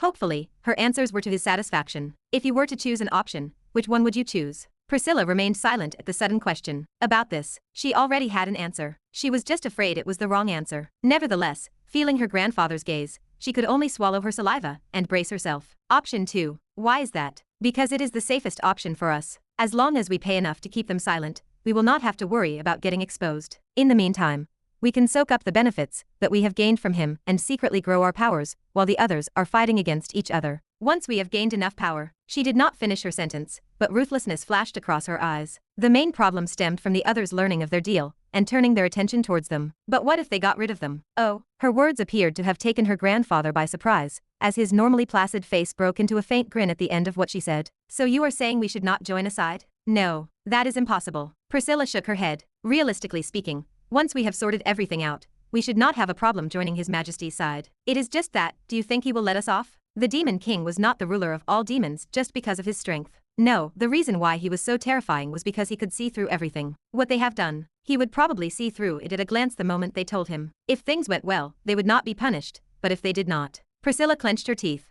Damn it, we have been duped real hard. That is enough for now. Thankfully, her grandfather seemed to be satisfied with her answers, as he did not show any signs of anger. He then drummed his fingers over the table. Turning his head to face the window, he smiled. Let us not do anything for now. I am sure he will come to us soon. We will decide then. Chapter 721. An oppressive silence filled the air, disturbed only by the occasional trickle of water and the distant echo of a bat-like wings in flight. The temperature was cool and clammy, like a dank veil of the eternal night had settled over the passage. The only beacon of relief came from the entrance, through which a bright beam of sunlight occasionally shone, illuminating pockets of mineral deposits that sparkled like stars in the night sky. The cave was a dark, damp abyss. It seemed to stretch on into eternity, filled with oppressive shadows and the occasional glimmer of a distant light source. Rock walls surrounded the path, hard and smooth with years of sedimentary deposits, providing a tight and narrow passageway. All of a sudden, clank. The sound of metal clamping together reverberated, scattering all other sounds. Seated in the middle of the cave, black scales started to appear on the surface of a male figure. They covered his whole body and only stopped at his cheeks.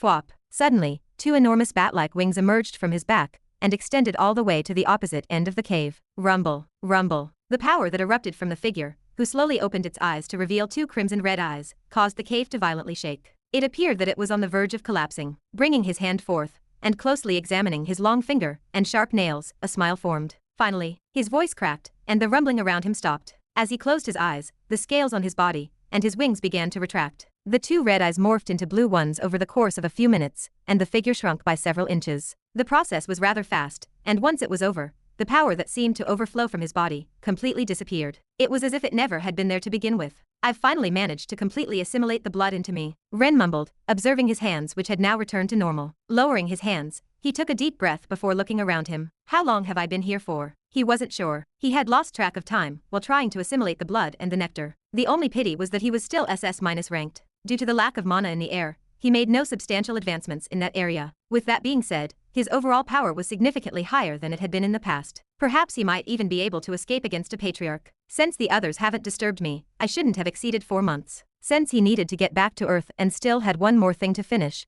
it would be inconvenient for him to stay there for any longer than that. They should have realized by now, right? Ren suppressed his urge to smile. Thinking back at what he'd done, he couldn't help but shake his head. If he continued like this, those around him would start having trust issues. Cracking his back and neck, Ren stretched his body and made his way toward the entrance of the cave. All right then, let's get this over with. Sloth Estate. Prince Valyang's office. It had been about 3 months since his discussion with his granddaughter, Priscilla, and about 4 months since the accident. During that time, many things changed. As expected, the moment the world decree happened, they came out the biggest winners. It wasn't even by a small margin. It was convincingly so. Everyone was able to take part in the harvest, with the exception of the patriarchs, and those who were successful in gathering their share received it. Usually, it'd be the House of Envy that would come out with the biggest gain, but this year was different. Under the suppression of the other houses, they were barely able to scrape up one fruit. The other houses weren't much better off. Due to all the infighting, many tried sabotaging each other in order to get credit and lead the succession war. It didn't need to be said about their harvest. In the end, under his granddaughter's leadership, the House of Sloth emerged with the biggest gain of all. Best of all, none of the other houses said anything since they all understood that, had it not been for that stroke of luck on Prince Arian's side, they would have been the biggest losers. Because of this, and the fact that they didn't have time to be jealous, everything went smoothly. How long are you planning on watching? Prince Valyang calmly set his pen down and looked up. Not long after, a figure appeared from out of thin air and pointed toward the seat opposite him. Do you mind? Go ahead. Thank you very much. It was a simple exchange, a friendly one. Pushing the chair back, Ren sat down. He looked around the place before turning his attention back to Prince Valyang, who looked back at him with a calm expression. There were hints of curiosity in his gaze. You don't seem surprised. Should I be? No. Ren smiled and shook his head. I've made my intentions pretty obvious. Of course, you wouldn't be surprised. He leaned back on the chair and drummed his fingers over the wooden armrest. I'll cut straight to the chase. Have you come up with a decision? No. Prince Valyang shook his head. Still calmly observing Ren, he tapped once at the table. I needed to see you once before coming up with a decision. Oh. Ren raised his brow. And are you satisfied with what you saw? Maybe.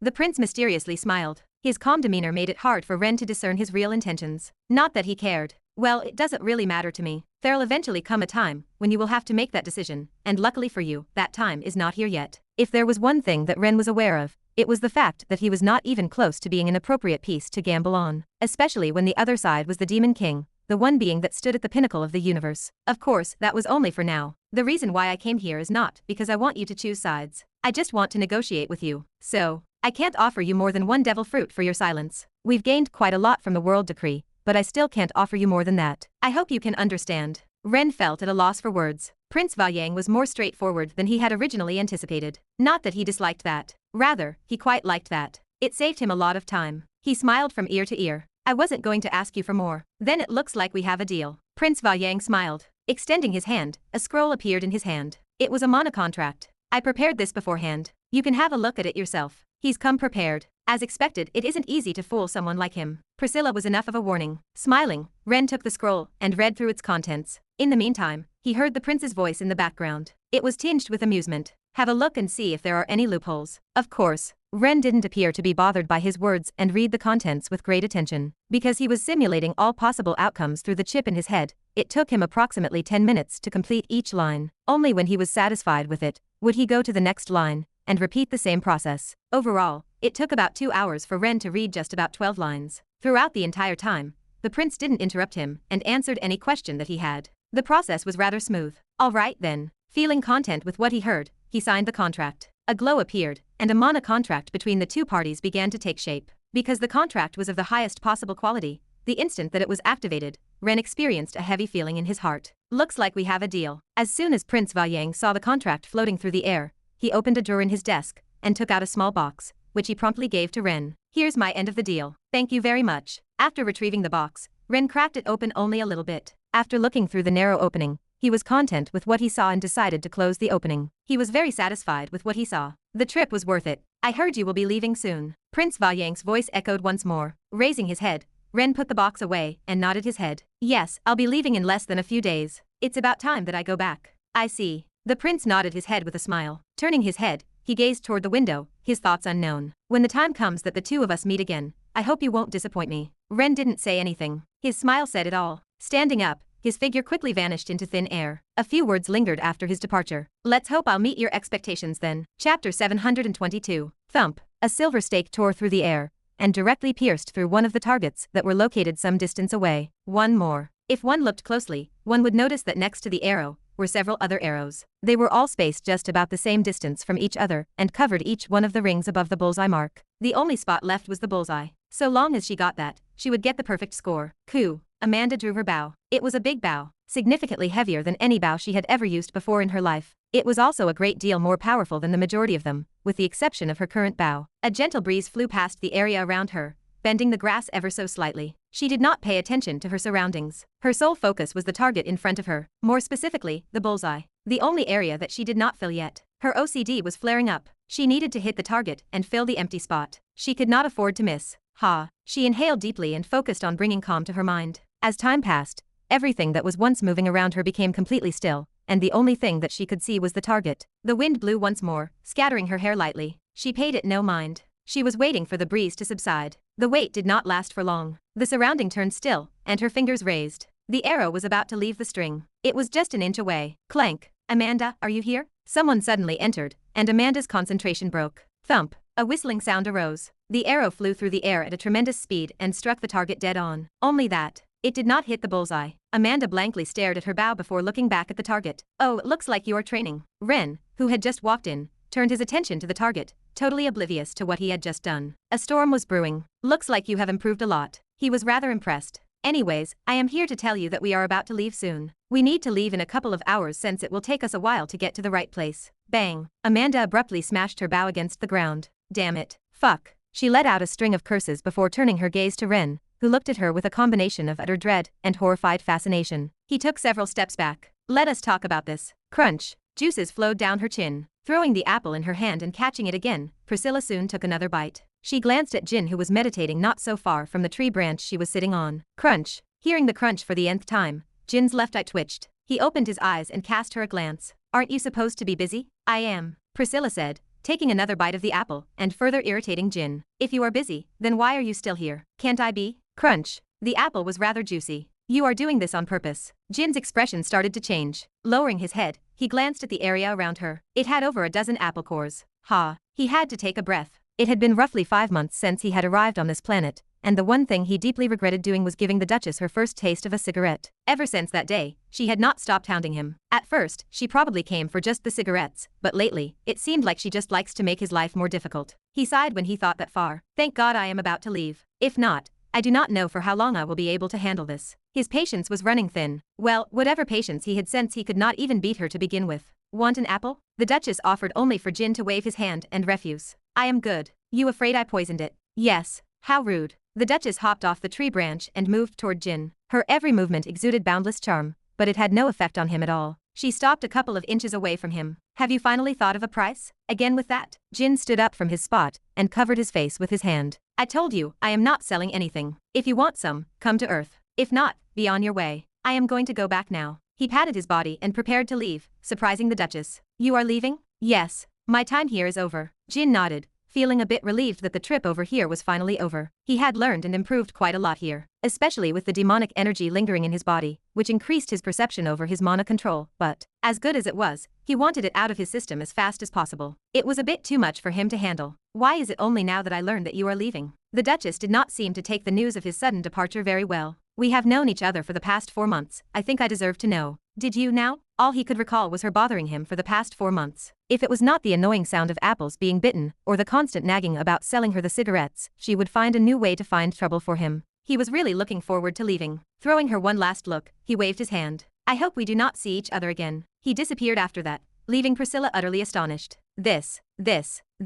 She found her teeth clenching very hard against each other as she muttered through her clenched teeth. Ungrateful bastard. Was this his idea of a goodbye? What a heartless human, especially after helping him so much over the last 4 months. Had it not been for her, he would have never been able to control his demonic energy as well as he did. She was the main reason he had improved so much. See if I see you again. She stopped halfway through her sentence. Turning her head, she caught a glimpse of a small box, and her mouth curled up. It looks like you have some conscience. Looking around, she moved up to it and picked it up. It was rather light. I did not take him for the shy type. He is kind of cute. She stopped halfway. Opening the box, she realized there was nothing inside. Her face twisted like never before. You fucking human. Piffed. What is wrong with you? We were currently gathered and prepared to return to Earth. From time to time, Jin would let out an occasional chuckle, which he failed to hide in spite of his attempts. I looked at Melissa. Do you have something to do with this? No. Why are you even looking at me?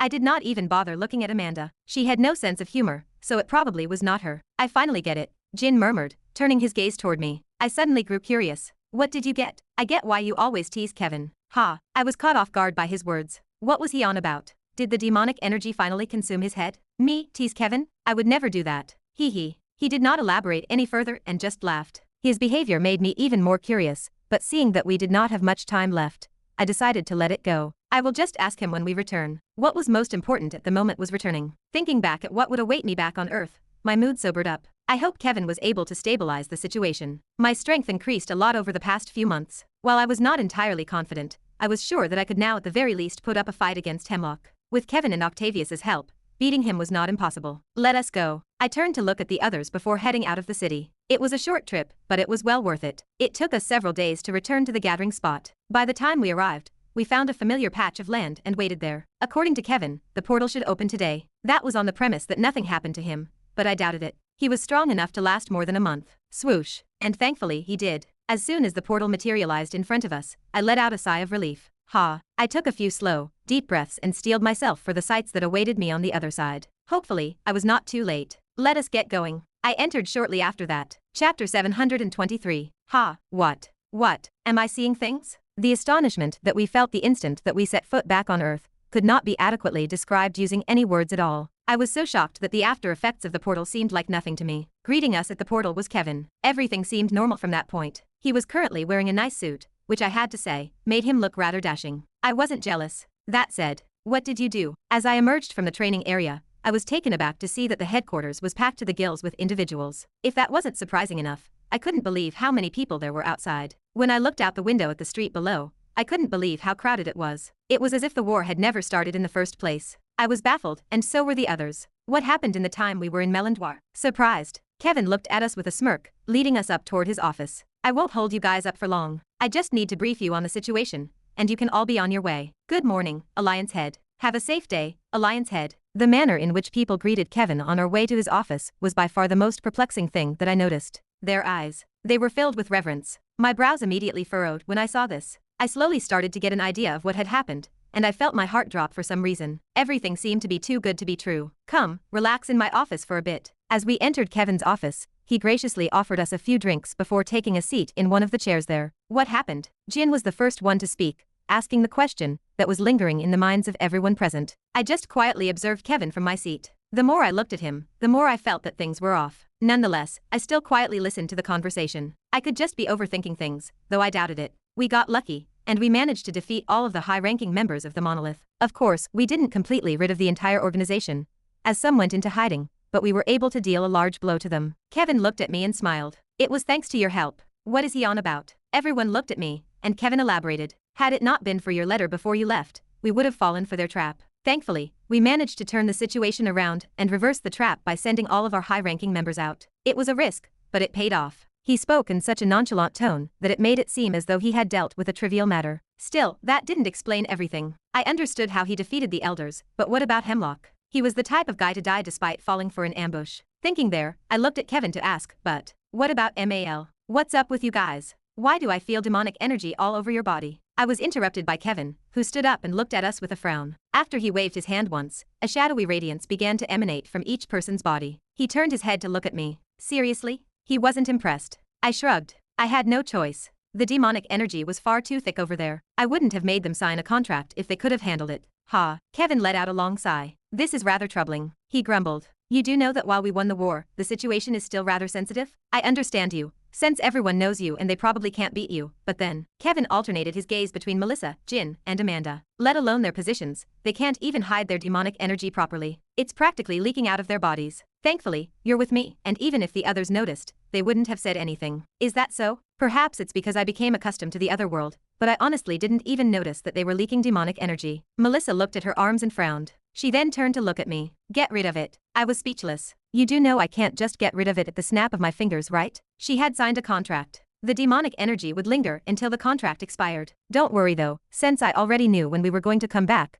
The contracts will expire in a few hours, so you won't have to wait for long. Actually, if there was anyone who was looking forward to the expiration of the contract more than I was, it was going to be me. This whole experience traumatized me in ways that I thought weren't possible. Never again will I offer contracts to others, especially the lot of them. Alright then, since we've got all of this sorted, I'll have you guys rest in the rooms I have prepared for you. Kevin stood up and pressed the phone on his desk. Once the contract expires and you get over the side effects, you're free to go. Clank. You called me? Almost immediately after that, Emma burst into the room in an abrupt manner. As she looked around and noticed us, a change came over her expression. What are you guys doing here? It's a long story, Kevin said with a smile. Fixing his tie, he fell back into his chair and lazily turned. Arrange the lot of them in a room. Don't bother asking any questions, they probably won't answer. A worried expression appeared on Emma's face. As she turned her head, her gaze eventually fell on Amanda, and she let out a sigh at that point. All right then, come with me for now. She turned around and left. Standing up, everyone but me followed her. I waved at them before they could ask anything.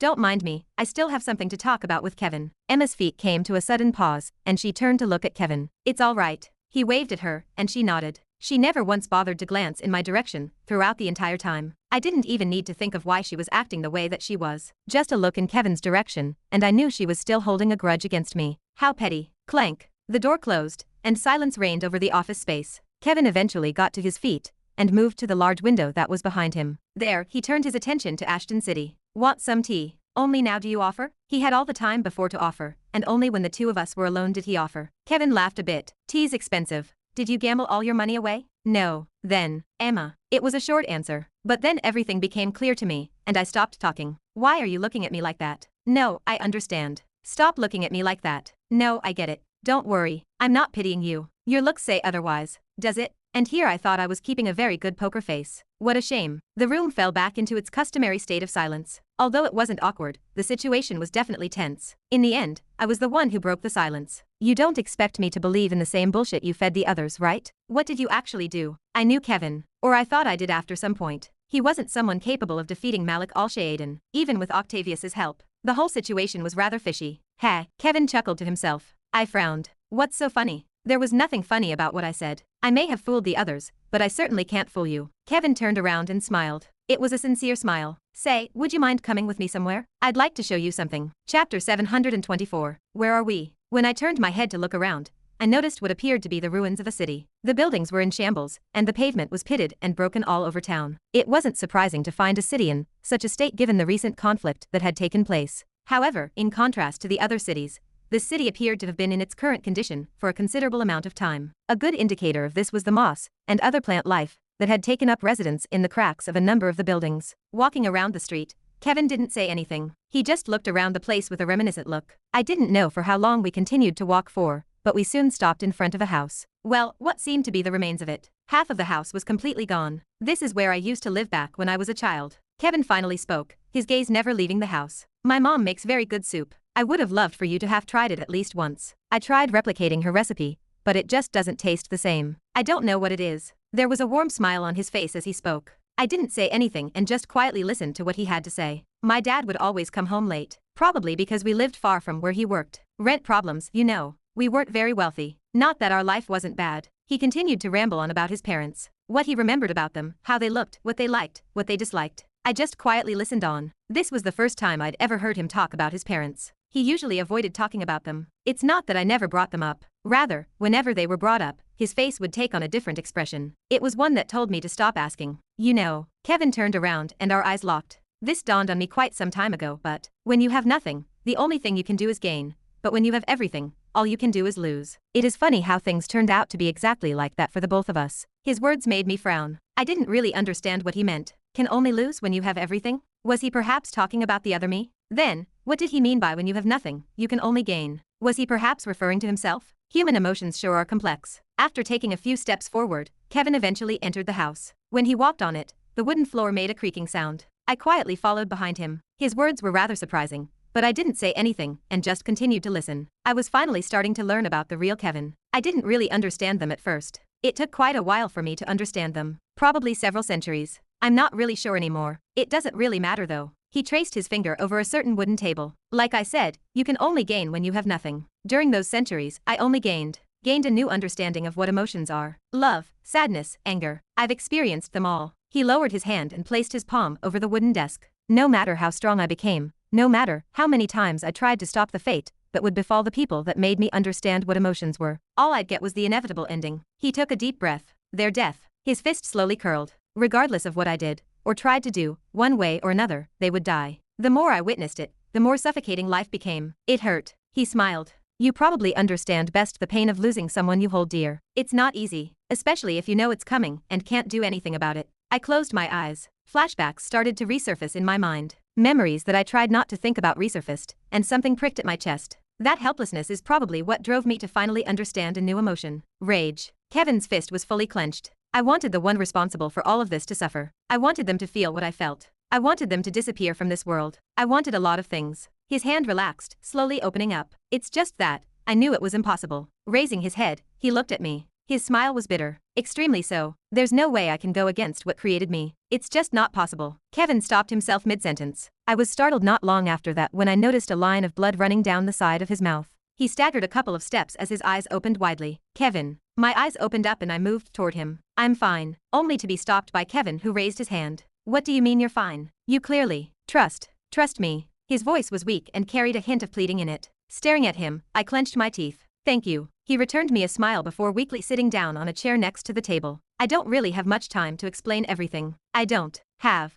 to anyway. You'll eventually understand. You're smart anyway. I'm sure you'll come to understand with. No, I'm sure you already have an idea. Kevin grimaced as he rubbed some blood off his chin and looked at me while shaking his head in bitterness. There's not much that I need to say. I'm sure you already have an idea of what's going on. I didn't reply. His words held some truth. While I was indeed confused by everything he said, I had a general idea of what was going on and where his story would lead up to. Ha. Kevin's chest trembled as he leaned back against the chair and admired the house. There was a serene smile on his face at the moment. For some reason, I couldn't muster myself to say anything at the moment, too afraid of breaking the peace that Kevin was basking in. I've lived a long time, spent countless years just for this moment, sacrificed many things to have this work, and made many people suffer in the process. Closing his eyes, he smiled. I got a lot of things that I don't deserve or are too good for me. Even if I try to distance myself away from them, they keep sticking to me like glue. Hey, I'm no good guy. But hey, who is? It's all a matter of perspective. Be it you, me, Hemlock, or Jezebeth. One of us is the bad guy in their story. His voice became softer and softer with each passing second. His eyes were becoming increasingly blurry, and his skin tone was visibly deteriorating. I'd have killed people whom I never wanted to kill. I still did it, and paid a price for it. His state was alarming me. Hey, Kevin, he continued. I was angry. I wanted to destroy it. And at the same time, run away from it. I was scared of what I was gaining. The more I gained, the more it hurt. Unlike you, who slowly started to lose, I continued to gain. The pain got worse with time, and I couldn't stop it. I wanted it to stop, but couldn't. He weakly raised his head. Remember, Ren, from this moment forth, nothing will be the same. Everything will change, and you'll be at the center of it. All the dots will start to connect, and whether you wish to die or destroy the records, it's up to you. I'd love it if you did. After all, it would all be in vain if you didn't. I've already done what I've set myself to do. The smile that had been on Kevin's face for a while started to fade away as time went on, but just as it was about to disappear entirely, he managed to coerce it into the form of a smirk. Still think I'm a pushover. He never got to finish his sentence. By the time he forced a smile, his heart had already stopped. I didn't know how long I just stood there, staring at Kevin, who was quietly resting in the chair with a tranquil look. He looked to be sleeping, and he was. It's just that, it was the type of sleep where one wouldn't wake up afterward. My chest trembled. Raising my hand, I clenched my clothes. A familiar pain resurfaced within me. My eyes started to sting, but nothing came out of them. I forced everything back. I had no intention of letting anything slip. I had already vowed to myself ever since Smallsnake's passing that I would never again demonstrate any sign of weakness again. Maybe once everything was over, maybe then I could afford to be weak. Already, I had a sneaking suspicion that this would turn out to be the case. Even so, despite the fact that I had some kind of mental preparation for this, it hurt a lot more than I had anticipated. It fucking sucked. Slowly, everyone was leaving me. I knew from the beginning that deaths were common. I just didn't expect Kevin to be one of them. Still, I forced a smile. Right, you wanted to know if you were still a pushover? I walked up to him. I knew he couldn't hear me, but I still spoke. Extending my hand, I closed his eyes. Well, regardless of whether you've gained your memories or not, you'll always be a pushover. Suddenly, Kevin's entire body started to tremble violently. It exploded into a million particles, which quickly began to swirl inside my head before I even had the opportunity to process what was taking place. What? Everything turned black after that. Chapter 725. The sun rose slowly in the east, its rays piercing through the morning mist like spears of light. As it climbed higher in the sky, it transformed the dark world into a vibrant tapestry of colors, painting the clouds with fiery oranges, pinks, and yellows. In a quaint, cozy chapel nestled in a peaceful cemetery, soft instrumental music played in the background. The center was occupied by 3 baskets. There were also 3 portraits placed next to them. 3 people, a man in his middle years, a young woman, and a young girl. They all wore bright smiles on their faces, sat on one of the wooden benches of the chapel. A young man gazed at the pictures. His shoulders trembled. There weren't many people in the chapel, just 3 people. It was rather quiet. The only sound that could be heard was the mumbled cries that were eventually made audible by the young man who was at the front. Seated 2 rows behind, Kevin quietly stared at Ren, who mournfully cried. In the end, they still died. Despite his meddling and giving Ren the surin fruit, his family still died. This world wasn't a kind one. Just like his parents, there wasn't much he could do. Nothing could change the inevitable fate that awaited them. There wasn't much emotion on Kevin's face as he gazed at Ren. He could somewhat understand what he was feeling, but it wasn't to a high degree. He was still trying to understand what he was feeling, and what others were feeling. He was slowly getting there, but it would still take some time. After propping himself up with his hand on the wooden bench, he stood up on his own. While staring at Ren as he sobbed, he straightened his clothes and then left. He had seen enough. What would you do if you had the power to reverse back time, even if in the end, your effort will be for naught? It was a simple question, a question he had asked out of simple curiosity. There wasn't much of a meaning behind it. Nonetheless, the answer he got was an unexpected one. I'd spend every second of it thinking that it would be my last. Do you not have higher aspirations? Like perhaps wanting to be the strongest? With my talent? He scoffed. Regardless of how much I try, I'll always stop once I reach my limit. If I can reverse time, then I'll just make sure every day is my last. I'll make the most of it. Make the most of it. Kevin started to ponder over those words. He eventually shook his head. That wasn't the answer he was looking for. Turning his head, he stared at Ren. What if, every time you died, time would rewind and you'd witness everything happen over and over again? How would you feel then? I don't know. Ren gazed up at the sky. I'd probably be happy at first. Grateful, even. But maybe at some point, I think I'll lose my mind. I'd probably end up cursing the one who did this to me like crazy. You think so? Yeah. There might be new happy times, but in the end, I'd still be watching my family die. I don't know if I can bear through the pain again. But wouldn't you see them again once you die? So what? All their memories of me will be gone. Ren tilted his head back. They might be the same people, but in the end, everything we've gone through will be different. They will be them, but not the same them, if that even makes sense. Is that so? Kevin lowered his head and appeared to be deeply ruminating over Ren's words. He couldn't quite understand. It didn't surprise him though. He would only get to interact with his parents as a baby. Their behavior was generally the same, and he never really did anything much with them considering their circumstances. It would have been nice to see how they'd react to his current success. Too bad it wasn't possible. Still, if the opportunity presented itself to you, would you take it? As in being able to go back in time? Ren turned his head and looked at him strangely. Oddly enough, Kevin nodded his head seriously and sighed. Well, yeah. Even if you end up losing your mind in the process. Even if I end up losing your mind in the process. Ren repeated absent-mindedly. He was probably trying to imagine such a future. I see. Kevin slowly stood up and patted Ren on the shoulder. You know, you might beat yourself up for having such a low talent, but in reality, you're one of the few blessed ones. Ha! Ren gave him an astonished look, but Kevin merely smiled and didn't elaborate. There were some things that were just better left unsaid. The more time passes, the more I realize just how dangerous this is. Kevin looked at his hand thoughtfully. It was shaking all over. He suddenly had a few hot streaks run down his cheeks, and he felt something prickle at his chest. When he finally realized the true dangers that came with understanding the meaning behind what he was feeling, it was already too late for him to do anything about it. He'd give anything to make himself stop learning. It brought far too much pain. Unfortunately, it was too late. No matter what he did, he couldn't get rid of them. Even if he erased his memories, they'd still be there. It was too late. He had become a human.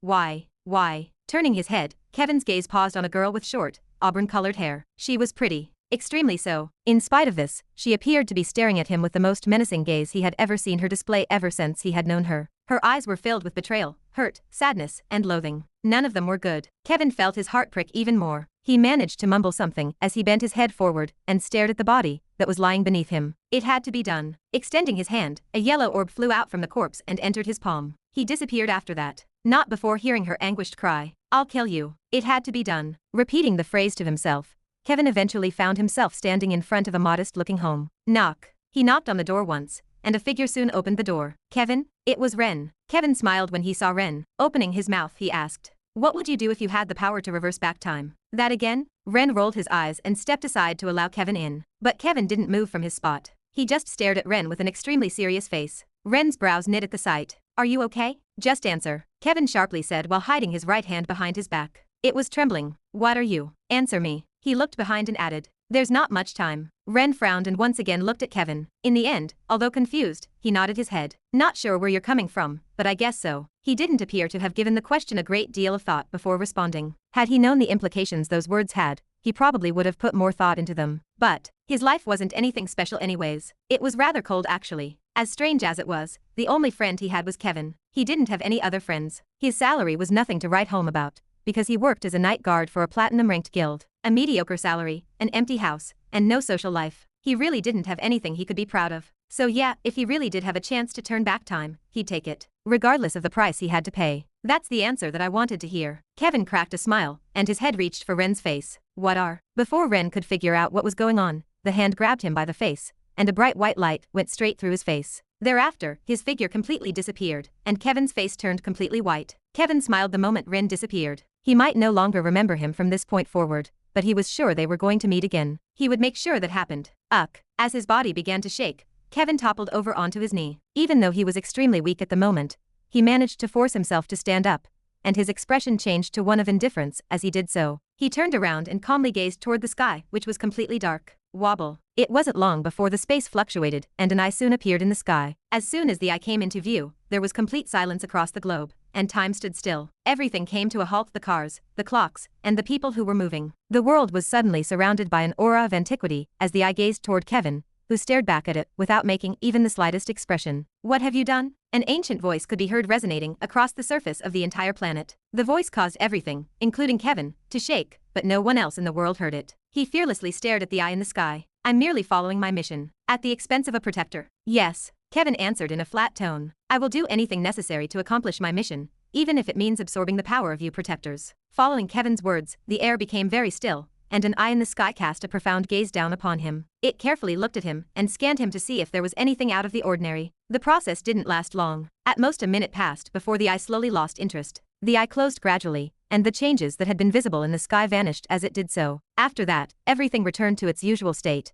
and the cars and clocks started moving again as usual. The people did as well. Piffed. The only one who wasn't fine was Kevin, who spat a mouthful of blood and fell forward. Lowering his head and gazing at his bloody hand, he gritted his teeth as hatred flashed across his vision. Soon, he mumbled. Chapter 726. This will do. As Kevin peered into the distance, he appeared content with what he saw. Since that day, he had experienced a few setbacks, but today he was at last prepared to move things forward to the next level. It is not that far from the main city, and it should be pretty hard to find unless you know the place. All in all, this place was perfect. Looking around him, Kevin eventually let out a long breath. Shortly after that, his eyes became sharper, and the rest of his body began to glow with a mysterious cream color. It spread throughout the entirety of the cave. When he put his hand out in front of him, the cream-like hue that had been circling his body began to move toward his hand, forming a white orb. Kevin's face paled considerably at the appearance of the white orb, and the black dye that was covering his hair faded, revealing a set of white hair that flickered from white to black before finally settling toward black. Piffed. Blood spurted forth from his mouth, and the orb gradually condensed into the palm of his hand. Thud. Taking a knee, his chest trembled and more blood spurted toward the ground. As he continued to clench his fist, the light emanating from his body gradually dimmed, and the room reverted back to its previous state of complete darkness. However, the darkness began to lift as soon as a glimmer of light began to flicker from the orb he held in his hand. Kevin gazed at it with complicated emotions. There's no turning back. A portion of his power was contained within the orb that he held in his hand. As soon as he removed it from his body, he experienced an overwhelming sense of weakness, and he was aware that, without it, it would be impossible for him to defeat Jezebeth. He was also aware that without it, his life would slowly drain with each regression. He was essentially killing himself. Still, he had to do it. Yuck. Kevin clenched his teeth and brought the orb forth. Throwing a punch, a small hole formed on the ground, and Kevin placed the orb inside. He slowly covered the orb by scooping the ground around it. This lasted until the light disappeared entirely, at which point the cave was plunged back into darkness. Ha. Feeling his chest tremble, Kevin leaned against one end of the cave and gazed toward where he planted the orb. It was dark and quiet. The only sound he could hear would come from the occasional drop from the side of the cave. It was oddly peaceful, something he doubted he would ever feel after today. The path he chose. It was one of suicide. He could not see the light at the end of the path he had chosen, and he knew it was a path that would lead to endless suffering, both to him and he. But he had no choice. It was the only way. Did he feel guilty? No. He only just recently came to understand human emotions, and how to be a human. His actions were those of selfishness, and he understood that. He was only human after all. Hey. A soft chuckle escaped from his lips. No use regretting. He closed his eyes, and the ground started to tremble. Rumble. It did not last long, and soon he could hear a faint rustling sound as a faint light penetrated the narrow gap in between his eyelids. Soon after that, he opened his eyes.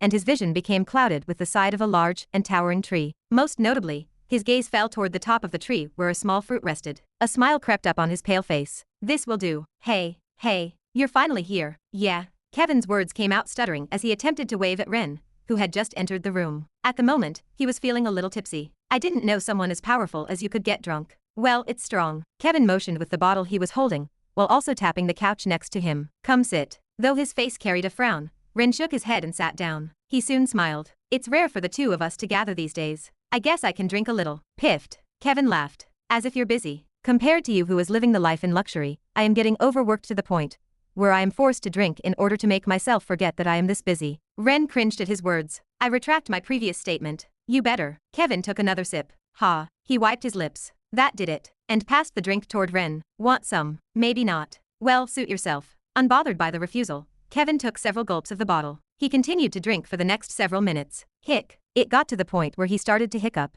and Ren finally took the bottle away from him. All right, stop it. No. Kevin groaned and struggled to take the bottle back. In the end, he failed. Asshole. He glared at Ren. Ren rolled his eyes as he opened the bottle and poured the liquid directly in front of Kevin, who was staring at him with an even more intense glare. Kevin was visibly annoyed. That cost a lot, you know. Are you poor? That does not change things. Ren smiled but did not say anything else. From then on, neither one of the two talked as they just sat back and stared toward the empty space in front of them. You know. Ren was the first one to speak. I'm a bit envious of your talent. Kevin raised his head and looked at Ren. Don't get me wrong, although I'm envious, that's as far as it goes. I know very well just how much you have to go through because of your talent, and the amount of responsibility you have to bear because of it. He sighed and lowered his head. Even so, I guess you can say that I hate myself for being so weak. Ren lowered his head to stare at his hands. Because of my abilities, I am powerless to prevent the passing of those I hold dear in front of my eyes. I can only watch as they die before my eyes without being able to do anything. He closed his eyes. The feeling sucks. Hearing Ren speak, Kevin merely listened and did not say anything. It was only after he was done speaking that he finally opened his mouth. Actually, the talent you seem to envy is not as great as you think. Kevin smiled bitterly. It seems like you're already aware, but once you have a certain degree of power, regardless of whether you want it or not, people will place their expectations on you. I never asked for it. It was forced upon me, and it is taxing. I just wanted to be normal for once. Kevin lowered his head. Closing his eyes, he exhaled while murmuring in a low voice. If only I had not taken that damn seed. Seed. Despite saying it in a whisper, Ren still overheard it. Why are you talking about seeds? The moment Ren asked him the question, Kevin's face hardened, but not long after, while staring at him out of the corner of his eye, he bit his lips and sighed. I might as well tell you since it's already happened, and I trust you. Tapping his feet on the ground, Kevin interlocked his hands together. A long while ago, back in our lock days, during a certain expedition in the Clayton Ridge, I stumbled across a certain cave. Kevin's brows furrowed. I think it was in the third highest peak of the ridge. I'm not too sure. During the expedition, Jin and I stumbled across a certain cave. In there we found a fruit. It glowed a mysterious color, and while I was observing it, Jin went ahead before me and took the fruit. He laughed a little. I didn't even have enough time to understand what was going on before he ate the fruit and left. I can still remember the face he made after he ate the fruit. I'm sure you'd easily imagine it. Yeah. Ren nodded a little. It really wasn't hard to imagine what expression Jin had after stealing the fruit in front of Kevin. As I was saying, I didn't have a chance to process what was going on before Jin left the cave. I was baffled then, but what could I do? He already ate the fruit, only leaving behind a certain seed. It was at this point that Kevin frowned. That seed. It wasn't normal. He looked up toward Ren, who was staring intently at him. He continued. It was weird. It made no sense, and it honestly was not much use to me, but Kevin suddenly frowned and muttered softly. It removed my talent limiter. Chapter 727. He is gone. Kevin slightly raised his head, which was previously resting against his arms. Blinking his eyes, he found that it was already morning. Thinking back at the things he revealed to Ren, Kevin's face slowly started to become complicated. With that, everything should be done. Thinking about what he would have to go through because of him, Kevin felt something prick at his consciousness. He slowly closed his eyes and bit his lips. At the very least, he will have a chance to keep everyone he cares about alive. Something I will never have a chance to do. He felt jealous, but at the same time, he felt glad.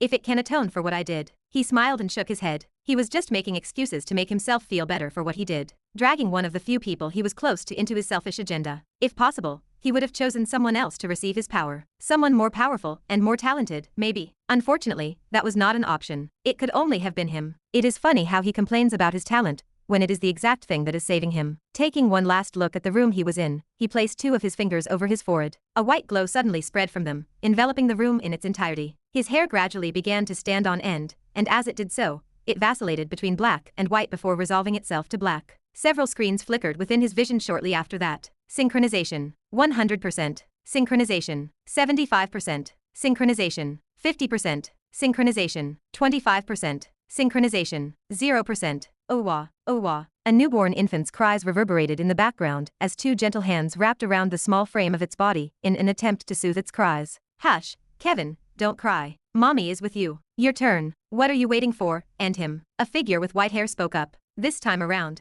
the tone of his voice was a little bit more hurried sounding. Turning his head to glance in the red-eyed figure's direction, and then looking toward his surroundings, Kevin's lips trembled. Is this the outcome that you wanted? What are you talking about? The white-haired figure replied back. His brows furrowed tightly, and his voice became even colder. Clenching his teeth, Kevin pointed in the distance. Take a look at the world. It is completely destroyed. Almost all of humanity has been destroyed because of your actions, and yet, you don't seem to care. Kevin's voice rang powerfully throughout the world as his fists clenched tightly. He did not mean any of the words he said. It was merely an act. He had done far worse in the past. For the sake of killing him, you decided to sacrifice the whole of humanity. What is the point of killing him when there is no one left? What is the fucking point? Quietly listening to Kevin's words, the gray-eyed figure answered. Because I don't care. You don't care. Kevin felt his chest prick at those words, especially when he looked at the state his friend was in. He had watched him lose everything over and over again for the past few centuries. He also witnessed him grow stronger and stronger each year. The speed at which he progressed far surpassed his expectations, so much so that he was on the verge of exceeding his peak. He was happy, but he was also troubled. It is too early.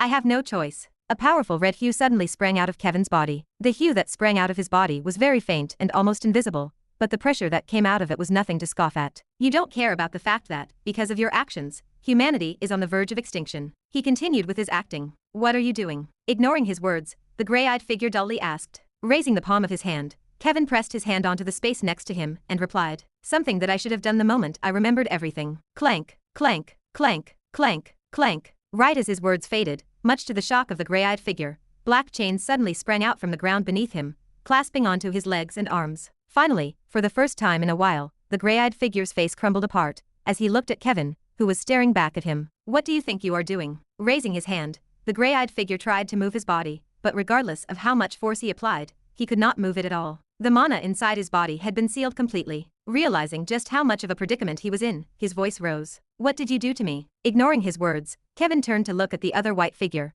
who was watching the scene with an amused look on his face. Although he was also on the verge of death, there was a triumphant look on his face as he looked at Kevin and the gray-eyed figure. Kevin took his eyes away from him not long after. Coo. Stumbling forward, he could feel his vitality slowly leaving his body. The hue around his body slowly started to fade as Kevin's figure paled. Kill him now. End this now. End it. You know full well that you are the only one who can stop him. What are you waiting for? Again, the gray-eyed figure's words echoed loudly as he looked at Kevin with a fierce glare. A look similar to one of desperation flashed across his face as he shouted those words. Taking one more step forward, Kevin's feet came to a pause a couple of meters away from the gray-eyed figure. Clank, clank, clank. As he walked, the chains wrapping around the gray-eyed figure became more numerous as his whole body stopped moving. Seeing that his words could not reach Kevin, the gray-eyed figure stopped shouting. His face, which was originally cold, dulled completely. Lowering his head and glaring in Kevin's direction, the gray-eyed figure stared monotonously. You think this will be enough to stop me? I don't know. Kevin shook his head. While he shook his head, Kevin knew that he could not stop him. He did not care. He never meant to stop him in the first place. He was just setting up the stage for him. But we will find out soon. At least for now, you won't be able to do anything. Spurt.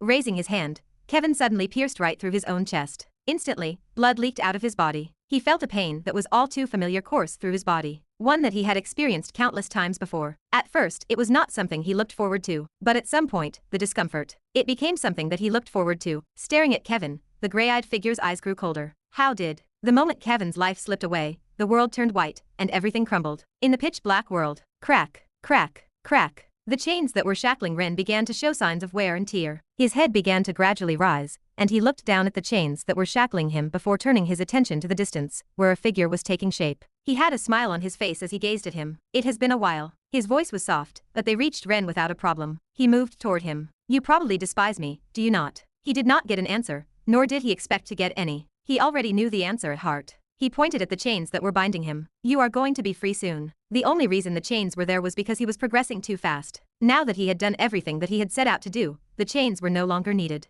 They would soon disappear. Kevin drummed his fingers over his chest and took a deep breath. I am going to disappear soon. Honestly, I don't want to die. I never really wanted to, but I have no choice but to die. I am fine with it though. His lips moved to the side. I never got to enjoy my life very much. Whenever I thought I was enjoying something, I would soon realize that it would soon disappear before my eyes. Regardless of what I did, they were bound to suffer. My parents, Emma, you. Kevin laughed a little while scratching the side of his face. I don't know. I guess it makes sense. I was born to defeat Jezebeth, not to be happy. He sighed while looking up. His lips trembled, and he looked toward Ren. I have watched as everyone that I was ever close to look at me with eyes that revealed nothing but hatred at some point in my life. I have been scorned and spat at by those that I love the most, and the funny thing is that I cannot even feel any sympathy toward myself. The things I did. Kevin shook his head and stopped speaking. This is probably the last time the two of us will ever see each other. I did not come here to apologize to you. Whatever I say will probably only make you hate me more. Although I am used to being hated, scorned at. I don't really want my last moments to be like that. Haha, well, I guess maybe that is a bit too late. He took a deep breath and extended his hand. His finger soon touched Ren's forehead and images entered his mind.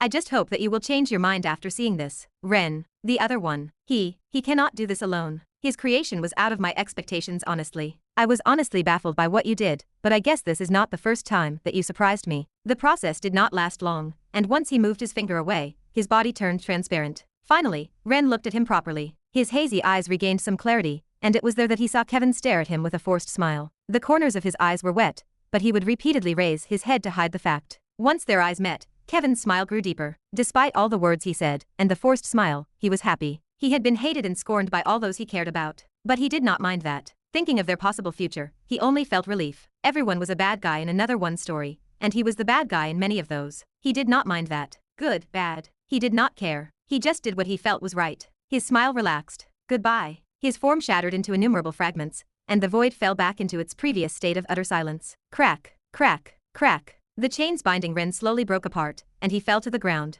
Ren struggled to lift his head slightly. His eyes were drawn to the spot where Kevin had been standing, and he raised his head to look up. He soon felt something warm streak past the side of his cheek. Chapter 728. It was white. My vision was white. It remained like that for quite a while. I wasn't sure for how long, though. Time seemed inconsequential at the moment as I basked in a strange warmth. It enveloped every part of my body, pouring into me and tickling every part of me. It felt oddly good. The feeling didn't last for long. Soon, my vision warped and my senses started to return. It wasn't long before I felt something bump against me, and I heard the sound of engines roaring in the distance. What are you doing, asshole? Ha! When I turned to look around me, I was taken aback to find that I was standing in the middle of a crosswalk. People moved past me with annoyed and threatening looks. What are you standing there like an idiot? Move the fuck away. I was pushed once again. When I turned to look, I saw a young girl glaring at me before she disappeared into the crowd. After frowning for a while, I ultimately made the decision to cross over to the other side of the road. Even though I wasn't entirely clear on the reason why I was standing in the middle of the road, I should know better than to just remain standing there. After making it to the end of the road without incident, I stopped for a second to take a look at my surroundings. What's going on? Everything looked and felt so different. Is it just me? I could see children running around with happy expressions on their faces, and adults walking alongside them with smiles plastered on their faces as they went about their business. It was as though the war that they'd just gone through had never happened. Are they that happy that the war is over? The scenery wasn't bad. I quite liked it. It was quite peaceful, and unknowingly, I cracked a smile. Kevin did a good job. All that I was seeing was thanks to his sacrifice. My smile slowly receded as I thought about him. If only he was still. Realizing something, I looked up at the sky, and a curse slipped past my mouth. The fuck? I gave it a few blinks to make sure my eyes weren't playing tricks on me. Confirming that I was indeed seeing correctly, I lowered my head and glanced at the air around me. It contained little to no scenes. What? I felt my heart stop for a moment. If that wasn't all, the massive crack that used to hang in the sky was also gone. As if it never existed in the first place. Hold on a second, what the hell is going on? Looking around and finding an empty bench, I sat down and massaged my head. When I extended my hand, a faint glow materialized all the way around it. The glow was not particularly bright, and it covered only the exterior of my hand. However, the moment it did so, I noticed that everyone around me was staring at me with surprised looks on their faces. An awakener. He can use mana. Ha! As I looked around at everyone's faces, which were glowing brightly at the sight of my powers, confusion continued to grow within me. I was already used to such stares. I was somewhat well known, but as I looked around, I noticed that everyone had their smartphones out and was taking pictures of me. This made me even more aware that there was something wrong with the situation, especially since their focus wasn't on me, but on the faint glow in my hand. Are you a newly licensed hero? Did you already sign up for a guild? A guy wearing a suit and sunglasses approached me. He seemed rather fit, and his aura was close to C rank, probably D+ rank. For some reason, the moment he arrived, the people around him moved and looked at him with even more reverence than they previously did toward me. Is he famous? I stealthily gave him a closer look and, after determining that he was not a person I had seen before, I gave a covert shrug. Must be some sort of celebrity, I guess. I didn't really pay attention to anything outside of what I cared about. I was famous, but not to the point where everyone knew me, unlike Kevin. My, I didn't expect to see a talented young man over here. His eyes under the sunglasses seemed to be glowing as he looked at me. He handed me a diamond card. Pleasure to meet you. I'll cut straight to the chase. I would like to recruit you to our guild. There was visible pride in his voice as he said those words. I was amused, but I still took the card. Name: Dominion Scott. Role: Head Scout of Green Claw Guild. Playing with the card, I looked at him and pointed at myself. Don't you know me? While I didn't expect everyone to know me, I didn't expect someone who seemed to be working in the guild business to be unaware of who I was. I wasn't being arrogant, I was just aware of the fact that I was quite well known within the guilding industry, especially since I was so highly ranked within the hero ranking. The man cocked his head with a confused look. Should I know you? I was taken aback, and my brows furrowed. Does he really not know who I am? Perhaps he's new to the business? That probably was the answer. Smiling, I handed him the card. Never mind. Thank you for the offer, but I'll have to reject it. You're rejecting? It was the man's turn to frown as he stared at the card in my hand. Raising his head, he looked at me deeply before his voice lowered. Are you already with some other guild? No, I had my own mercenary group. What guild? Are you perhaps from the Union? No. The hell was with the questions? Are you? Look man, I'm not with anyone. If you'll excuse me, I'll take my leave. His behavior was beginning to annoy me, and I couldn't stand it any longer. As a result, I shoved the card back at him and got ready to leave to head back to the headquarters. Only that. I'm talking. Who told you to leave? A hand pressed against my shoulder. There was quite a bit of force put into it, but it wasn't as if it was very painful. Haha, it's been a while since I've met someone this arrogant. I cocked my head to the side and looked at the man before focusing my attention on the hand that was pressing against my shoulder. I smiled. It's in your best interest if you were to let go. Hey, kid. I've been treating you pretty nicely. I'd appreciate it if you took a look at the offer once more. The man lowered his head, exposing his eyes under his sunglasses. As a bright yellow glow began to emanate from his body, the complexion of the people in the area around us began to change. Looking around me, I frowned. Do you seriously not know me? I already knew the answer, but I had to make sure. For some reason, I felt that there was something off about the situation. Hey. The man laughed, and the yellow glow around his body started to expand. Kid, do you think that just because you've awakened your powers you're some sort of big shot? Let me tell you, your powers mean nothing. Alright, shut up. I pressed my hand against his mouth and clenched his head tightly. Instantaneously, the yellow glow that had been enveloping him vanished, and his face turned completely white. After lowering my head and taking a quick glance at the business card that he had given to me earlier, but that had since fallen to the ground, I bent over and picked it up. I looked at the guild name, which was imprinted on the card. Green Claw Guild? Never heard of it before. I was a bit surprised. I had never heard of this diamond-ranked guild before. I assumed I knew the names of most of the diamond-graded guilds, because there weren't many of them. But from the looks of it, my memory was starting to fail. No, that's impossible. Was this perhaps a new guild that made great contributions to the war, and was thus promoted as a result? If so, I'd explain why everyone seemed to be looking up to someone who was ranked so low. How should I deal with this? As I turned my attention back to the man, who was by this time wriggling around in my grasp, I felt my head throb with annoyance. His once pale face had taken on a purplish hue, and he stared at me with a terrified expression. I heaved a sigh and released my grip on him, as I reflected on my earlier discoveries, and noticed the terrified expressions on the faces of the people around me. I don't have time to deal with this crap at the moment. Cough, cough. The moment I released him, he started coughing violently. You. He seemed to want to say something to me, but I ignored him and headed out. There were more important things that I needed to take care of. Although he looked like a chained villain, I wasn't too bothered. Staring at the card in my hand, it slowly burned and disappeared. Perhaps, I'll pay the guild a visit later. Chapter 729. How dare he? That bastard. Dominan's jaw clenched tightly as he inched his way up from the ground while grinding his teeth. After glaring at the people around him for what seemed like an eternity, and then watching them leave one by one, he massaged his jaw. In that brief instant, he felt the hand seize his jaw. He thought his face would explode. How is he so strong? He didn't even have time to react before he felt his hand grasp his jaw. He felt helpless at that moment. No matter how hard he struggled, he was unable to free himself from that grasp.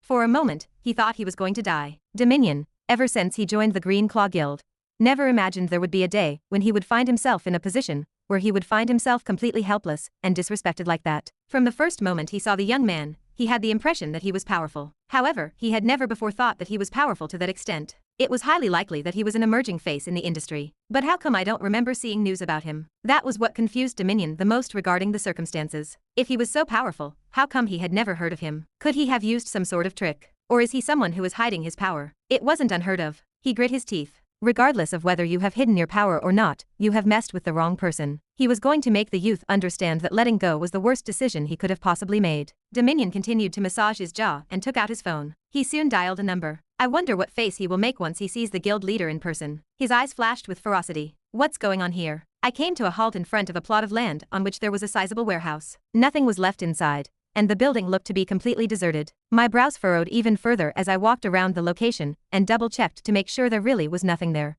I stopped once I was certain that the place was completely abandoned. The hell is going on? From the thin mana in the air to the guild recruiter, who didn't seem to know me, to the warehouse where my headquarters were supposed to be, it finally became extremely clear to me that something was extremely wrong with the situation. Hugh. I had to take a deep breath to calm myself down. Just what did you do, Kevin? When I thought back to the scene where his body abruptly disintegrated into fragments and entered my body, I realized that whatever was happening to me was a direct result of whatever he had done moments prior to his death. I just needed to understand what he had done. Let me try checking home. The scene around me warped, and I appeared before a tall building. It was a familiar building, one that I had been to many times before in the past. At least this looks the same. I headed toward the entrance of the building, but soon came to a stop.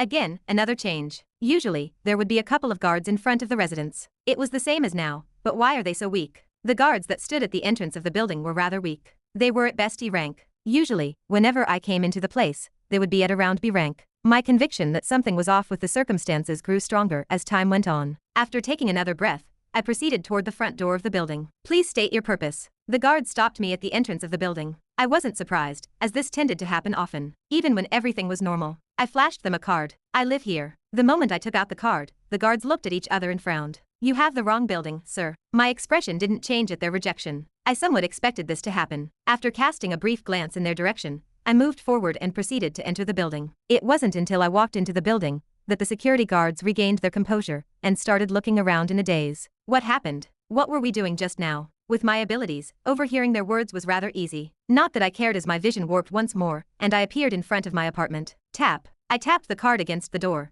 but nothing happened. Strange. Why isn't the card working? Everything about the whole situation was strange. From everything that had happened before, to now this. Just what in the world was going on? It was when I was in the midst of my thoughts that I heard a voice coming from behind me. Do you need some help? It was a familiar voice, and I turned around. Seeing a familiar figure, I finally smiled in relief. Natasha, there you are. I stopped myself mid-sentence. Cocking my head a little, my eyes squinted. What's up with you? Did you age, or something? Natasha, being Amanda's mother, was an extremely beautiful woman. Despite being in the 40s, she looked like she was in her 20s, but the woman who was standing in front of me did not appear to be the same Natasha that I knew. Her skin was marked with a number of wrinkles, and although she was still quite beautiful, it was a stark contrast to the Natasha that I knew. Was something wrong with my eyes? Excuse me. Natasha seemed rather taken aback by my words as she proceeded to touch her face. Only after a while did she proceed to glare at me. Who are you, and why do you know my name? Her words shook me. Before I had time to process them, she continued speaking. Her words were more threatening. Did you hear me or not? What are you doing here, and why are you standing in front of my daughter's apartment? Are you a stalker? What? No. I looked at Natasha, utterly baffled. Stalker? Me? Is this some sort of joke? Joke? The moment Natasha pulled out her phone and started dialing a number, her glare intensified. Someone soon picked up. Madam, what's going on? With my hearing, I was able to hear everything. Crossing her arms, Natasha glared at me once again before speaking. What are you doing? Why have you allowed a stranger into the apartment? A stranger? Yes, a stranger. Send security right now and kick him out of the building. What? She hung up before the person could speak further. Putting the phone away, she continued to glare at me. I don't know who you are, but you better hope that this is some sort of misunderstanding. I'm sure you're aware that this building belongs to the Angel Wing Guild, so I don't know what gave you the balls to come all the way here knowing that. Angel what guild? What? Angel Wing Guild? The fuck was that? Seeing the look on my face, Natasha seemed to become more irritated. Are you unaware of the Angel Wing Guild? You're not joking, right?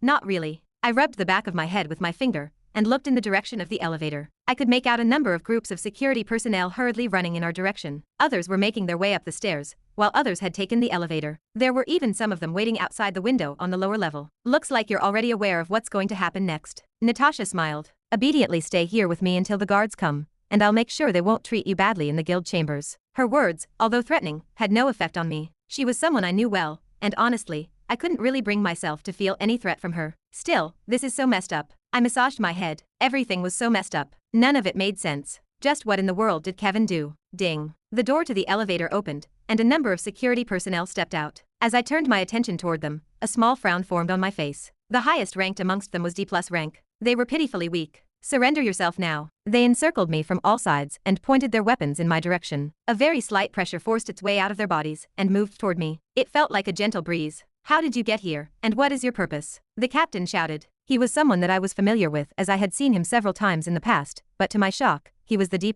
ranked guy. Last I checked, he was supposed to be in the B+ range. My head. I massaged it once again. It was starting to hurt a lot. I repeat, state your purpose. The captain yelled once more, and this time his voice contained undertones of mana, causing the air to stir a little. Lifting my head to stare at him, I sighed before looking at Natasha. They really don't seem to know me. The look in their eyes said it all. What do I do? Looking at everyone around me, I inwardly sighed and apologized. I apologize for the inconvenience. My vision then warped. What's going on? Where did he go? Natasha looked toward the guards in panic. She thought she had trapped him, yet, at the moment it took for her eyes to blink, he was gone. As they looked at each other in a seemingly bewildered manner, the security guards appeared to be just as confused as she was. What brought them back from it was their captain's loud yell. Drop whatever you're doing. Search every nook and cranny of this building, and bring that man to me at this moment. Yes, sir. The guards saluted and dispersed. Following that, the captain walked toward Natasha. Madam, are you okay? Yes. She nodded her head while looking around with her eyes. She was a bit panicked. For him to disappear as he wished, he was no simple character.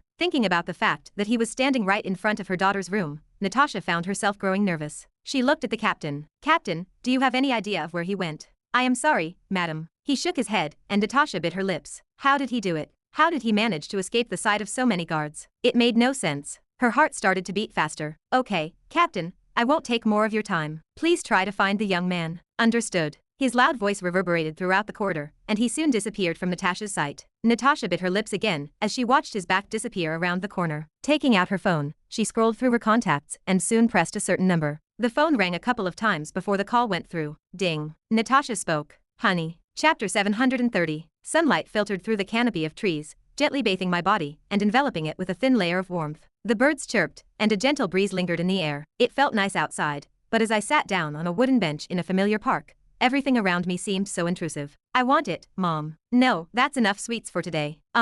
My gaze never left the pair of mother and daughter in the distance. They were quite close to me, about 100 meters. Yet, they never felt so distant before. Nola, you better behave. I already told you that you can't have any more candy for today. Why? Because I said so. I couldn't help but crack a smile as I watched the two of them argue from a distance. It was a sight that had been seen plenty of times before, one to which I have been accustomed for a considerable amount of time. Is there something that you need, young man? Apparently noticing my gaze, the woman turned her head to look at me. She looked the same, maybe a bit older than in my memories. I smiled at the two. No, don't mind me. You guys just remind me of my family. Oh. The woman flashed me a smile before patting Nola on the head. Is your sister as naughty as her? Lowering my head to look at Nola, I laughed. You can say so. Perhaps even naughtier. You must have it tough then. The woman spoke with sympathy before taking Nola's hand. She was currently glaring daggers at me, and I couldn't help but laugh once more. It's getting late. We have to go. It was nice knowing you. It was nice knowing you too. I murmured while staring at their departing backs. I didn't have to wait for very long before I lost sight of the two of them, and when that happened, I leaned back against the bench that I was sitting on. This is fucked.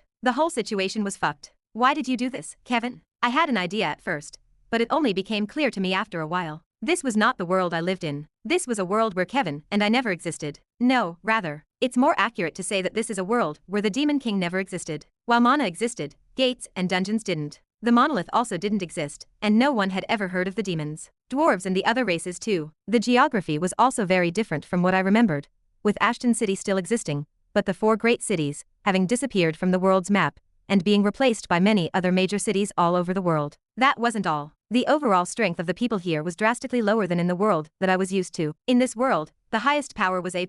It was none other than Octavius who held such power, but despite my best efforts, I was unable to find any humor in this situation. This world, it made no sense to me. May I take a seat?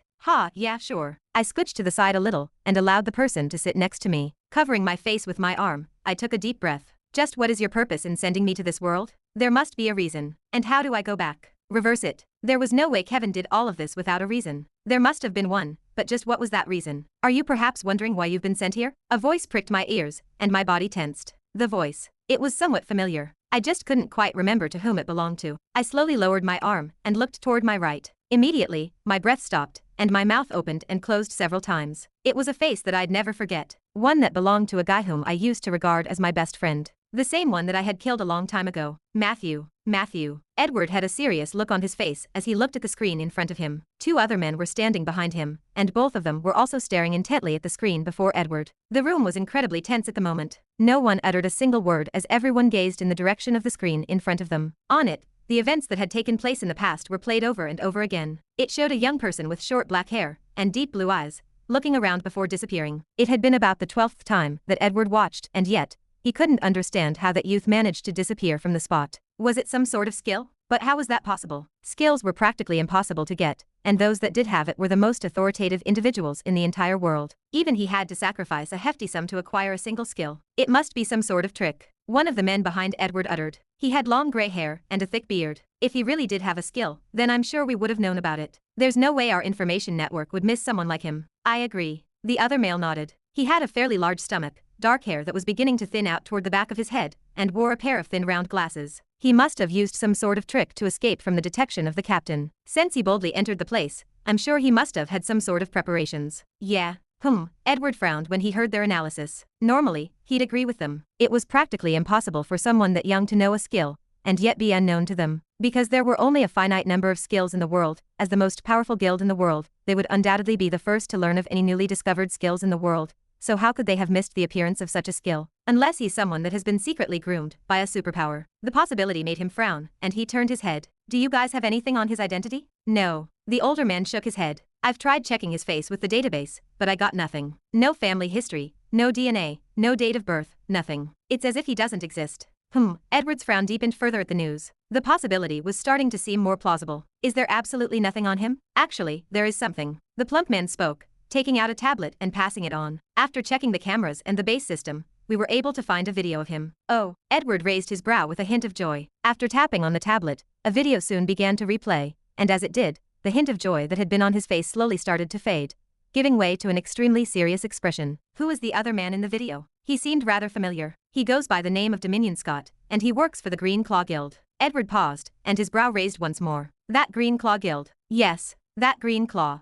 Edward interlocked his hands together, and his frown deepened. Edward took another look at the video, and was surprised to see how easily he had taken the man down. This made him realize that the situation was more serious than he had originally thought it would be. He took a deep breath. As much as I hate those guys from the Green Claw Guild, I want you to contact them immediately. Tell them that we're willing to cooperate with them in finding this youth. You want to contact them? The plump man looked at Edward strangely. Why do we have to contact them? Can't we just do it ourselves? No, Edward shook his head and shifted his attention back toward the display. Since we both have the same target, it's best if we cooperate. We might be the #1 guild, but that doesn't mean we're omnipotent. If we join hands with them, we might be able to find him faster. His goal was to find the man, nothing else. He didn't care if he had to work with someone else to find him. Understood. The two nodded immediately and thereafter left the room in haste. Silence reigned over the office space as Edward traced his finger over the tablet and continued to replay the video. The more he watched, the greater his frown became. The young man was without a doubt strong. To what extent? He wasn't sure. However, that didn't matter. Although he hadn't done anything to Natasha, just the fact that he had gone to his daughter's apartment and claimed it as his own alarmed him. He couldn't let such a dangerous man continue to roam the streets. Not when he was possibly aiming for his daughter. To talk. A knock was suddenly heard from the other side of the room. It soon opened to reveal the features of a young woman with glossy black hair and a well-developed body, with her abdomen revealed in her two-piece outfit that consisted of a short black shirt and a leather skirt. Her face was cold, but at the same time, it carried a gentleness within it. Moving toward Edward, she asked, "Did you call me, father?" Chapter 731, Green Claw Guild. Inside a large meeting room, a large oval table made of wood hosted a number of people who were seated nearby. As everyone looked at the big screen near the room's entrance, their auras spread through the whole room. On the monitor was a short video depicting an incident. The video didn't last for long. It was about a couple of minutes long, and it soon ended. Once it did, silence filtered throughout the entirety of the room. Everyone's attention then shifted toward a certain individual. This video has been circulating all over the internet. Do you have an answer for this, Dominion? A deep voice echoed out into the room. It belonged to the current guild master of the Green Claw Guild, Jerome Knox. B ranked, and ranked within the top 100 of the hero rankings. He was a man in his mid-50s with short green hair and a bulky body. His face, although expressionless, contained boundless anger as he gazed at Dominion, who shivered under it. That he stuttered under the gaze. However, he was soon able to muster up enough courage to speak. I was caught off guard. He used some sort of trick. Enough. Jerome cut. That's not what I want from you. Jerome threatened as Dominion found himself unable to breathe as Jerome's aura pressed on him. He continued. What I want from you is an answer on how we can mend this situation. Currently, we've become a laughing stock among the other guilds because of this one incident. How are we supposed to mend our reputation? Dominion looked around. He looked at Jerome and swallowed out a mouthful of saliva before opening his mouth carefully. Although he's powerful, he's not as strong as you. If you allow me to deal with the situation, I can find a way to mend the situation. Back then, although for a short period of time, he felt the youth's strength. It wasn't as domineering as his guildmaster. He wasn't exactly sure how strong he was, but the guildmaster was unquestionably above him in terms of power. He was certain that he would be able to handle him. Ding. It was all of a sudden that a subtle ringing noise spread throughout the room. The focus of everyone's attention shifted to Jerome, who grimaced and pulled out his phone. As he read the notification that had appeared, his expression changed from one of annoyance to one of surprise as he began to smile. Putting the phone away, he looked toward the others. It looks like we won't have to deal with this alone. There weren't many things that utterly shocked me. Even when I found myself in a new world, where everyone didn't know me and everything was different, I was able to retain my calm and calmly process what was happening. I was perhaps alarmed, but I wasn't shocked. I thought that with all that I had seen, there wouldn't be many things that would bring forth such emotion. Yet, staring at the youth in front of me, I couldn't help but feel shocked. Matthew.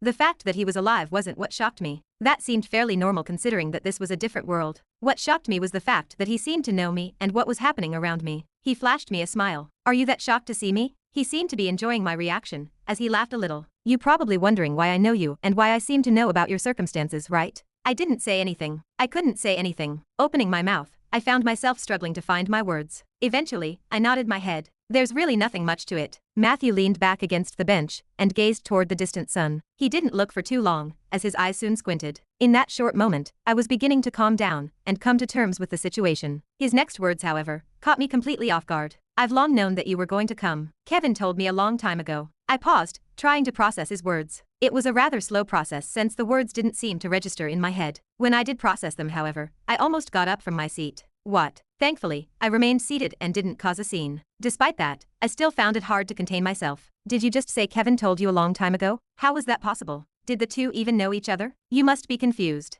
Matthew smiled in amusement. It was very clear that he was enjoying my shock, but his smile soon faded. He looked around him. You're wondering why I know Kevin and what is currently happening to you, right? You probably already figured out that this world isn't the same world that you lived in, and that there must have been a reason why you were sent here. Yeah, right on. That was exactly what I wanted to figure out. Although Matthew's appearance shocked me, I was soon able to calm down. Right now, I was intently listening to what Matthew had to say. I'll start off simple. Matthew licked his lips as a complicated look flashed across his features. From the very beginning, I've been working with Kevin. My eyes opened wide. You call that simple? Before I could say anything, Matthew continued. Don't get me wrong. What I did to your parents and signing a contract with a demon, that was all me. When I say I've been working with Kevin from the very beginning, I mean from several regressions back. His smile grew bitter. As you're very well aware, once a contracted demon dies, their host will also similarly die. Only on a rare chance will they survive, and that's extremely rare. From the moment that Everblood killed the demon I was contracted with, I was supposed to die. Yet, I survived. Do you want to know why? I nodded without saying a word. Indeed, looking back at it now, Matthew wasn't supposed to have lived as long as he did. He was supposed to have died along with the contracted demon. While Everblood thought back then that I had survived due to that one small chance, reality was that I only kept on living due to Kevin's interference. At the time, I didn't know he had interfered before, but during that one brief moment, where I was supposed to die in one of the timelines, he restored my memories, and from there, I was able to learn about our past. The smile on his face grew more bitter. The things I did to you, the brief moments where my head became clear, and I learned of my actions. The regret that I felt during each death of mine. It all came crashing down on me at that moment, and he finally appeared before me. He closed his eyes. We had a brief conversation. It wasn't that long, and I'm not sure how long ago it was, but from what I remember, he told me that there would come a day where I'd need to explain to you the contents of our conversation, but that the time wasn't right yet. He told me that the day wouldn't be too long, and that for now, all I had to do was just follow Everblood and report to him everything that he was doing. In a way, I guess you can say that I was spying on Everblood, while also checking up on you when the time came that you entered the monolith. His eyes soon opened, and he looked at me with clear eyes. I don't know how many times I've died under your blade ever since then, but I guess you can say that I deserved it for what I did to you, although you really never were gentle with me when you killed me. His eyes suddenly squinted, and his face grew bitter. Getting stabbed in the chest really isn't the most pleasant of experience. How was I supposed to know? I scratched the side of my cheek. Back then, all I wanted to do was survive. I didn't really care about whether he suffered or not during his death. Matthew looked at me with disgust. Didn't you hear me say, if there's a next time, do it more gently? I didn't just say it because I was dying. I said it because I literally meant it. So that's what it was about. Back then, I didn't really think much when he said those words. I thought they were just a few short words he said to make light of his death, but it seemed like that wasn't the case. My memories were wiped. I really didn't know. I'm just messing. Don't take my words seriously. Matthew laughed a bit before finally standing up from the bench. He proceeded to stretch his back before looking at me. You must be wondering why you were sent here, right? Well, I also don't exactly know the reason. I was told to show you several things. Matthew suddenly paused as he looked at me. Ah, right. If you were worried about going back, don't be. After everything is done, you'll be able to go back to where you belong. You can say that this is a small trip you have to take in order to get a better understanding of why Kevin did what he did. He smiled. He really did sacrifice a lot. Chapter 732. The world looks peaceful, doesn't it? While I trailed Matthew from behind, I looked around at everything that was going on around me. The world, as he pointed out, was quite different from the world that I lived in. People were running around with smiles. There were no gates or demons to worry about, and it was extremely peaceful. It was enough to make me jealous. Is this how the world would have been if Jezebeth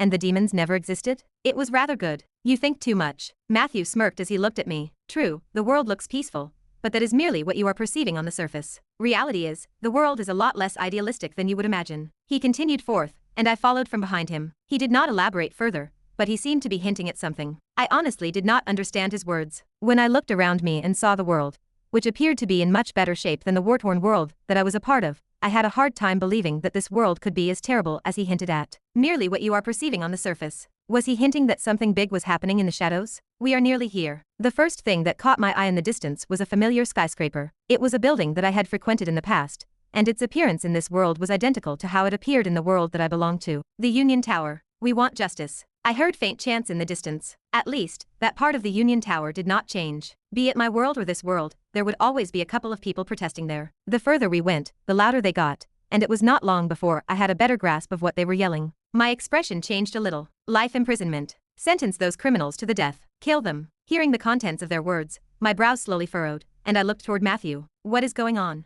Were some big-time criminals being persecuted? The reaction seemed rather extreme. You will see. Matthew merely smiled at my question and continued moving forward. Even though his secrecy was driving me a bit crazy, I decided to follow him closely and no longer said a word. I was a patient man. Kill those traitors. Have them hanged in the streets and make an example of them. Murderers. Before long, I stood before a large group of people carrying signs and speakers, shouting toward the Union Tower. They shouted all sorts of profanities while waving the banners in the sky. We want justice. We want justice. We want justice. Their chants spread throughout every nook and cranny of the square beneath the Union Tower. It was so loud that it was starting to grow uncomfortable. We are here. Matthew stopped right next to the crowd and stared at the large tower in front. I stopped beside him. Is this what you were trying to show me? The riot? Was there something special about it? Matthew smiled. Just wait a couple of minutes. You will get an idea soon enough. Okay. I turned to stare at the crowd in hopes of getting any clues, but there did not seem to be anything, as they all just mindlessly screamed toward the tower. Thankfully, I did not have to wait too long to see a change happening. Someone is finally out. Judgment will finally prevail. Justice. The doors to the tower opened with a deliberate pace, revealing a stoic figure with languid eyes. The effect of his power was immediate, and everyone in the square became silent as it spread throughout the area. He is still the same, be it this world or the other world. Octavius was still Octavius. He never changed. A verdict has been made. His calm voice reached the ears of everyone present. Absolute silence filled the surroundings as everyone held their breath. After observing their demeanor, my interest in the matter increased, and I could not help but keep staring at Octavius. Let us see what this verdict is about. He soon continued. After going through all of the evidence and a lot of discussions, we, the Union, have come to the conclusion that the following 3 individuals are guilty of the following crimes. The moment he extended his hand, 3 pictures materialized next to him, and my entire face went completely still. Attempted genocide, extortion at the highest level, murder, kidnapping. The list went on, but I had no time to focus on it as all the noise drowned out from my head. With my gaze directed toward the 3 individuals depicted in the images presented by Octavius, I felt my mind go completely blank. How is this possible? It did not make sense. Tashimato Keiki, also known as Grandmaster Keiki, sole creator of the Keiki style, and a former honorary member of the Union. Aaron Levisha, also known as Grandmaster Levisha, sole creator of Levisha style, and a former honorary member of the Union. Roman Gravkar, also known as Grandmaster Gravar, sole creator of Graver style, and a former honorary member of the Union. Reciting their names slowly, Octavius turned his head to stare at the images next to him before loudly announcing, "From this day forth, I hereby declare that the 3 of them will be sentenced to death." Wah, whoa. The stillness that had been engulfing the square was suddenly shattered, as the sound of cheers reverberated throughout. People were comforting one another by crying and hugging, while they screamed in happiness. Some even fainted from joy, while others started praising the Union endlessly. My stomach began to churn at the sight, and I looked over at Matthew, who smiled at me like he understood what I was going through. Do you still think that everything looks peaceful? Swallowing my saliva, I slowly shook my head. I was still trying to process what had just happened, but it finally dawned on me that something seriously messed up was happening somewhere in this world. How could the people who were deemed to be the heroes of my world suddenly become such hated criminals? Whatever it was that was happening was definitely something that Kevin wanted me to understand. What am I supposed to do now? I looked at Matthew cluelessly. The sudden revelation baffled me and left me clueless as to what to do. Everything felt so foreign to me. Should I rescue the 3 of them? I looked toward the images of the 3 grandmasters in the distance. Saving them should not be too hard. The problem was what I would have to do after. What exactly was I supposed to do after rescuing them? Would rescuing them give me clues with regards to how to get back to my world and get a better understanding of what Kevin was trying to show me? Was he perhaps hinting at something? Were the deaths of the 3 grandmasters in my world not caused by the demons? I swallowed a mouthful of saliva. Why can he not just tell me everything instead of showing me all of this? Not yet. Matthew turned away from me and started to walk away from the square. I quickly followed him from behind. Wait up. As I moved away from the area, the volume of the noise began to decrease, but I could still occasionally make out the honks of several cars as their passengers celebrated the unexpected news. Ashton City was basking in a festive mood. I did not know how to feel as I looked around. Although I had never met the 3 grandmasters, apart from Keiki's remnant soul, I owed the 3 of them a lot. A lot of my success was attributed to the 3 of them, and seeing them in this situation made me feel rather complicated. I am sure he knows something. I stared at Matthew's back. He did not speak much, and just quietly showed me the way. For some reason, I had a feeling that he was being mysterious on purpose, as if he had a grudge against me. Where are we going? You will know soon enough. This again. I was starting to get annoyed with all of these answers, but what could I do? He was the only person that I could rely on at the moment. He was the key to getting back to my world, as well as understanding the main principle behind this world. For now, I could only suck it up and do as he said. We are here. Thankfully, we did not have to walk around for very long. We were soon standing in front of a large white building. Is this the place? I carefully observed it. The building was rather large and square in shape. It was not very tall, but it seemed very populated as a lot of people walked in and out of the structure. Looking around, my eye soon fell toward a certain sign at the very top, and my mouth twitched. The moment I saw the words imprinted at the top of the building, I almost wanted to turn back and get as far away from the place as possible. Hall Pharmaceuticals, really? Chapter 733. The circumstances surrounding the 3 grandmasters became widely known throughout the entirety of the world. Everyone, whether they were children or adults, was in some way presented with the news. It was that viral. Almost everyone. Shit, I fucked up again. Melissa readjusted her glasses while clicking her tongue in annoyance. In front of her were a few test tubes that were releasing a gas that had no discernible odor. She looked at Rosie. How many failed samples does that make? About 100. The cost? Over 100 million U. I see. Melissa gave a subdued nod of her head as her hand made its way toward her chest, and she clenched her clothes. Her heart was hurting. What's our current budget? We're almost out. I see. Melissa proceeded to sit down on a nearby stool. She couldn't feel her legs. With quivering lips, she weakly looked toward Rosie. Say, how much do you think I'd get if I sold my body? You what? The expression on Rosie's face went through a series of abrupt changes as she was rendered speechless. Useless. Melissa turned her head away from her and continued to gaze at the test tubes in front of her. She was close. She could feel it. So long as I get the formula right. Tisk. She clicked her tongue once more and took out her phone. The first thing that she did was look over her research funds and determine the precise amount that was still available to her. Funds. 3,563,000 U. Her lips quivered at the sum. Maybe I should really sell my body. Ding. At that precise moment, her phone started to ring. Melissa picked up the phone while frowning and responded to the call. Yes, Mrs. Hall, there's a guest that wants to meet you downstairs. Does he have an appointment? No. Then kick him out. She hung up the phone shortly after that. Massaging her head, she leaned her elbow against the table. I think I should start by cutting down the staff. She'd already told them beforehand not to disturb her with trivial matters. The fact that they called her for something as useless as that annoyed her. I wouldn't do that if I were you. Her ears were startled by a sudden whisper, and she leaped to her feet in surprise. Ha, who the fuck are you? As soon as she turned around, she saw a young man with dark hair and blue eyes. He appeared to be about her age and had a smile on his face. For some reason, Melissa found herself annoyed. Why was she feeling so aggravated by the smile that was plastered on his face? It made no sense since she'd never seen him before. Having said that, she did not have time to ruminate on it as she immediately stood up and moved backward. An artifact quickly appeared in her hand and she pointed it in his direction. Who are you and how did you get here? This was worth it. It had been quite a long time since I'd seen Melissa this panicked, and I couldn't help but feel some sort of sense of accomplishment from it. I should have recorded it. I'll ask you again, who the fuck are you? Melissa's voice brought me back to reality. Looking at her, I raised both hands. Let's calm down for a good minute. I mean no harm. Don't look at me like that. Seriously? Melissa's face said it all. It was as if she was staring at an idiot. Do you actually expect me to believe your words when you suddenly broke into my lab without anyone knowing? I scratched the back of my head. She had a point. Okay, fair enough. But I truly don't mean any harm. If I did, I would have already done something to you by now. Good point. Melissa lowered the artifact in her hand. It resembled a gun, but it was far from one. It didn't have any bullets and curved at weird angles. She looked behind me and pointed. What did you do to her? I turned around to look at her assistant, who was standing behind me. She appeared to be completely motionless and without any expression at the moment. When I looked at her, memories from the past came flooding back to me, and my heart chilled. Don't worry about her, she's fine. She doesn't look fine. She's fine. I could release her if I wanted to, but I wasn't going to. It may have been a long time ago, but I wasn't one to forget the past, even if they belonged to another world. Who was she to make fun of my name? Ha. Melissa sighed before sitting down. Fucking hell. As usual, she threw out a curse, and I smiled. Are you finally willing to listen to me? She threw a glare at me. Do I have a choice? You do. I nodded in a serious manner. If I do, then I Dawn. It's just that you need to ask my permission for the choice. Her glare grew more terrifying, but I paid no mind to it. I was seriously enjoying myself at the moment. Finding a stool, I sat down. All right, let's get down to business. To be honest, I had no idea why I was currently talking to Melissa nor had any idea why I was proposing a deal with her. However, according to Matthew,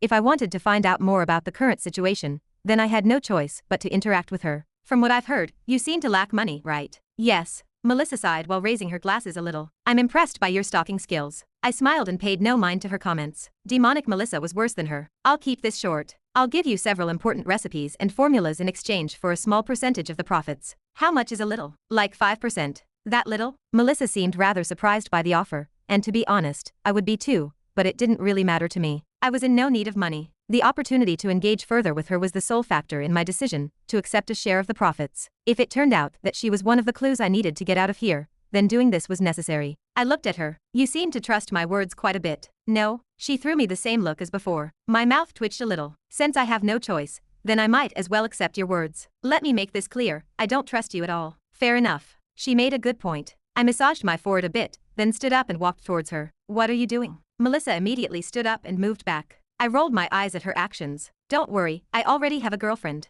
That doesn't mean shit. She covered her body with her arms. I ignored her and extended my finger toward her head. She tried to resist, but how could she? The gap in our strength was astronomical. When my finger finally made contact with her forehead, she immediately lost consciousness. After that, a flood of information poured into my head as I shared several of my memories with her. They were the ones containing the recipes and potions I'd promised her. That should do it. I took my finger away from her head and tried to absorb the information that I had managed to get from her memories. It might take a while for me to absorb everything. Sitting down, I crossed my arms and went through each of them carefully. The chip inside my head quickly got to work, and over 1,000 different bubbles flashed within my head. My head throbbed, but I remained composed. I had no idea how long I had been like this, but I soon heard Melissa's startled voice coming from in front of me, and my eyes opened. Is the information you've given me real? Her eyes had a strange glow in them as she gazed at me. It was now my turn to take a step back. It is. Are you fucking kidding me? Where have you been my whole life? Her eyes glowed even more. She was practically salivating at this point, and I felt the back of my head tingle. I took a couple more steps back. Let's have some boundaries. Fuck off. Rolling her eyes, she turned away from me and dashed toward a certain section of her lab. When I saw that, I let out a sigh of relief,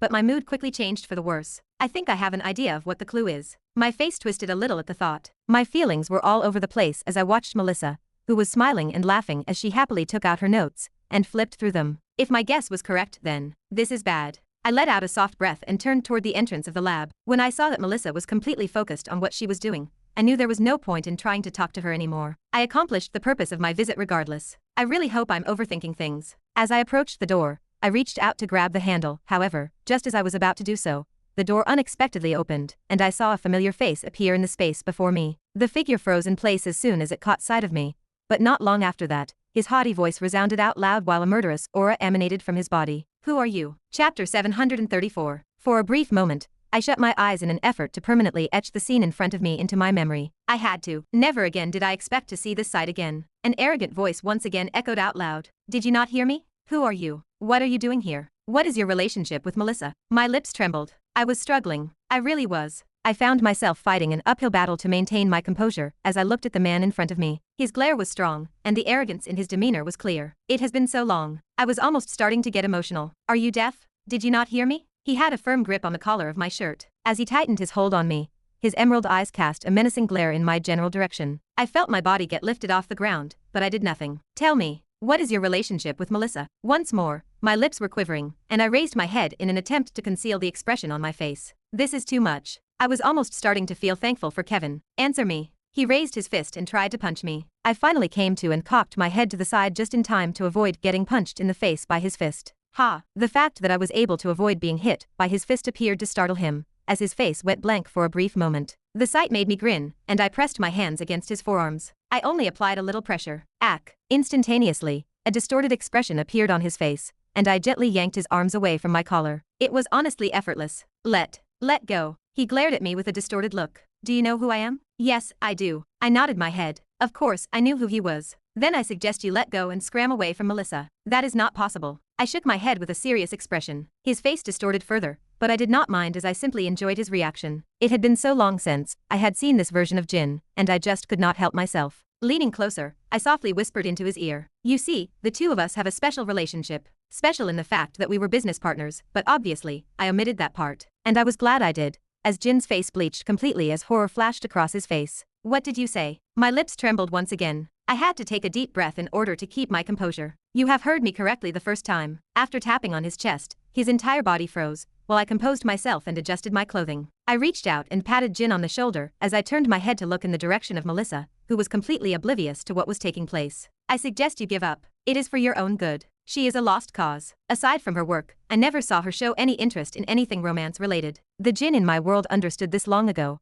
and seemed to have given up on her. I did not want this version of Jin to suffer for his whole life. I will kill you. Ha, who, what? What are you doing? Thinking about how pitiful his life would be, I unknowingly found myself hugging him. I was just as startled as Jin was by my actions, but once again, thinking about his love life, I found myself hugging him even tighter. Let go of me. What are you doing? I like Melissa. My heart is already taken. Let me stop you right there. I let go of Jin and stepped back. Patting him on the shoulder, I seriously looked at him. For your information, I have a girlfriend. I was just hugging you out of pity. I have no interest in you. A number of people emerged from the shadows of an impressive building to extend their greetings to a number of people coming in their direction. Both sides exuded an imposing aura that did not lose out to the other. Ho ho, who would have thought someone as esteemed as you would contact me first? Jerome boisterously laughed as he went to greet Edward Stern, the guild master of the Angel Wing Guild. He extended his hand. Do you know just how surprised I was by your text message? The guild leader of the largest guild on Earth suddenly said that he wanted to work with me. Ah, what an honor. Hearing his words, which were obviously tinged with sarcasm,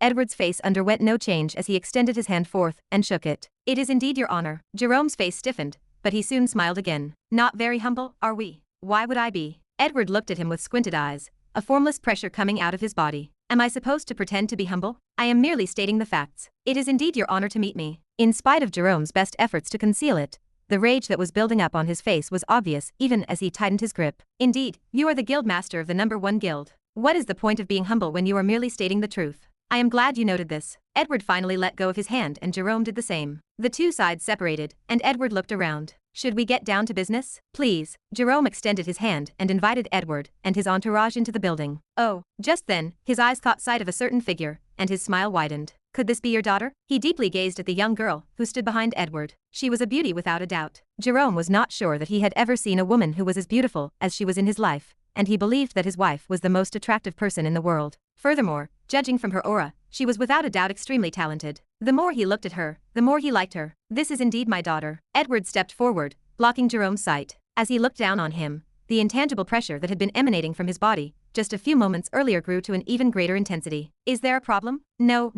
Jerome shook his hands. I was just very surprised to see how talented your daughter is. Not only is she beautiful, but she is also very talented. I am a very envious man. He turned around and stared at a young man who seemed utterly enthralled by the young girl's appearance. He had long green hair and thick brows, both of which contributed to his overall attractive appearance. He had a body that was rather well built, and the most notable feature about him was the color of his eyes. They were emerald, and they seemed to sparkle alongside his hair. Kyle. Ha, father. It was only after Jerome called out for him that he snapped out of it. Jerome beckoned him with his hand. Come here, I would like to introduce you to someone. Looking at where his father was, Kyle immediately became excited and rushed forward. After stopping next to his father, he continued to stare fixedly at the young woman who was standing behind Edward. It was a shame that she did not pay any attention to him at all. Jerome started to introduce him. This over here is my son, Kyle. He has just recently turned 25, and is about to break through to C rank. He drew out the last few words on purpose as his face flashed with pride. It had to be known that reaching C rank at such an age was almost unheard of. Typically, one would be in their mid-30s before ever achieving such a rank, if they were even capable of achieving it. It went without saying that his talent was unparalleled. Even Edward was unable to conceal his surprise as he was forced to cast a few glances in his direction multiple times. Jerome's eyes were clearly drawn to this particular detail as he guffawed broadly. What do you think?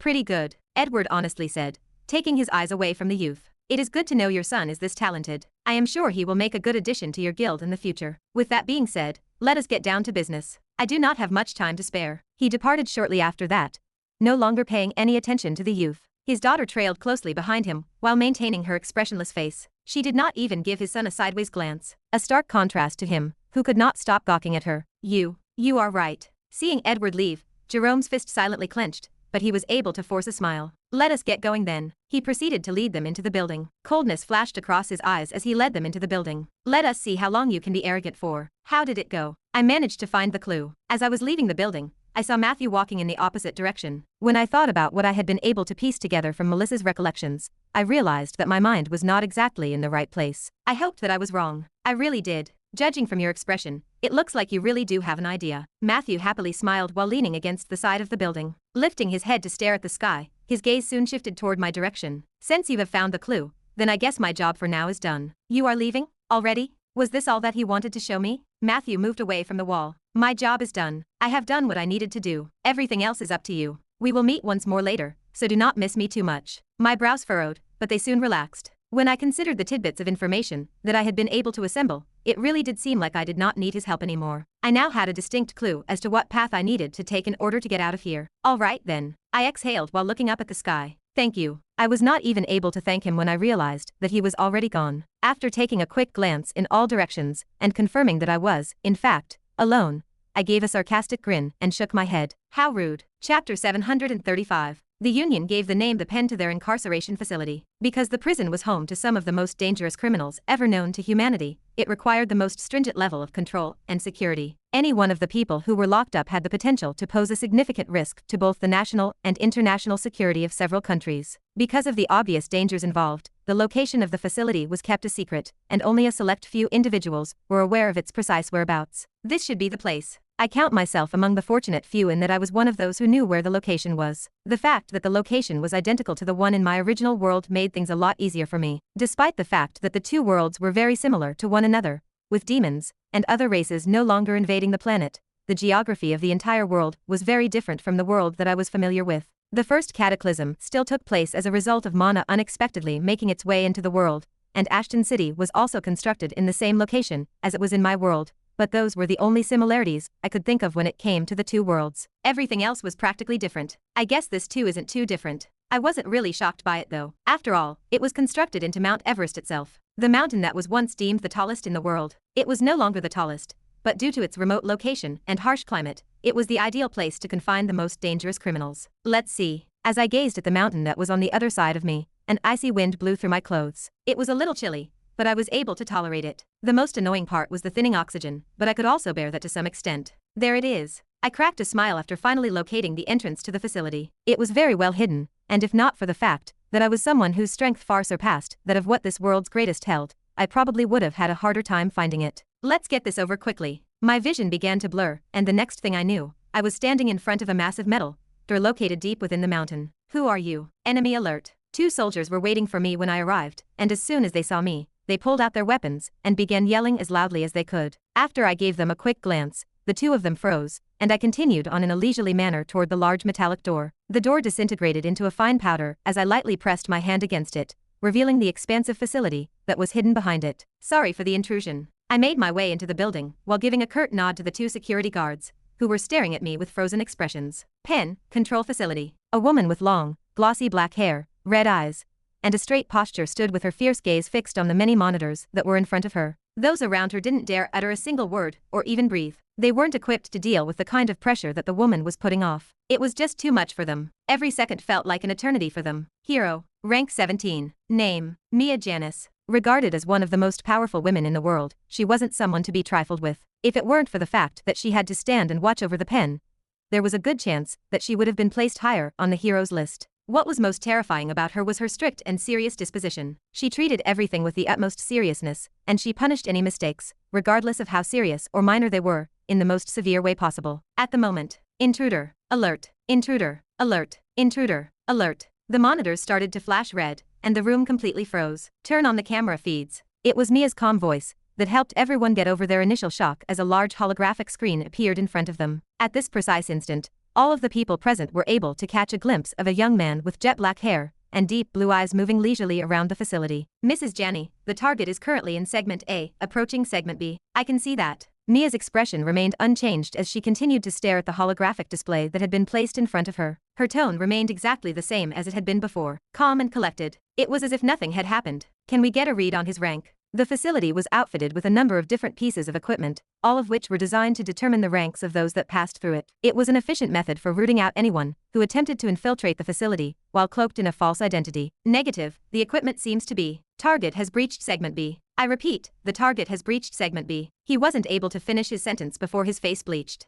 Everyone held their breath and waited for her order. They didn't have to wait for long, as Mia softly closed her eyes before turning around. I'll handle this matter. Stay put and report the situation to me. I more or less have an idea of what his strength is. I will be back shortly. Everyone rejoiced at her words and finally calmed down. With her taking action, they no longer needed to worry about the situation. Even Octavius, the strongest man in the world, would need to think twice before dealing with her. What could an unknown intruder do? Is this the right way? I turned to look to the right, where I noticed a large B etched into the side of the wall. This was the very first time I'd ever been in here, and to be perfectly honest, I had no idea where I was. Excuse me, do you know where the highest security area is? Surrender yourself. The people here seemed rather rude too. Just then, I felt a powerful shockwave coming from behind me, and I saw a large sword heading my way. I lifted my finger, and the blade stopped. Clank. How is this possible? The man who wielded the blade spoke, his voice tinged with shock. Just stay still. Lifting my finger, his body floated towards me, and I pressed my finger against his head. My head began to hurt as a deluge of memories began to rush into my consciousness. Thankfully, I had the chip implanted in my brain, and I was thus able to quickly organize the memories in my mind. Section G. That was where I needed to go. I finally let go of the man, and pursed my lips before turning to look at my surroundings.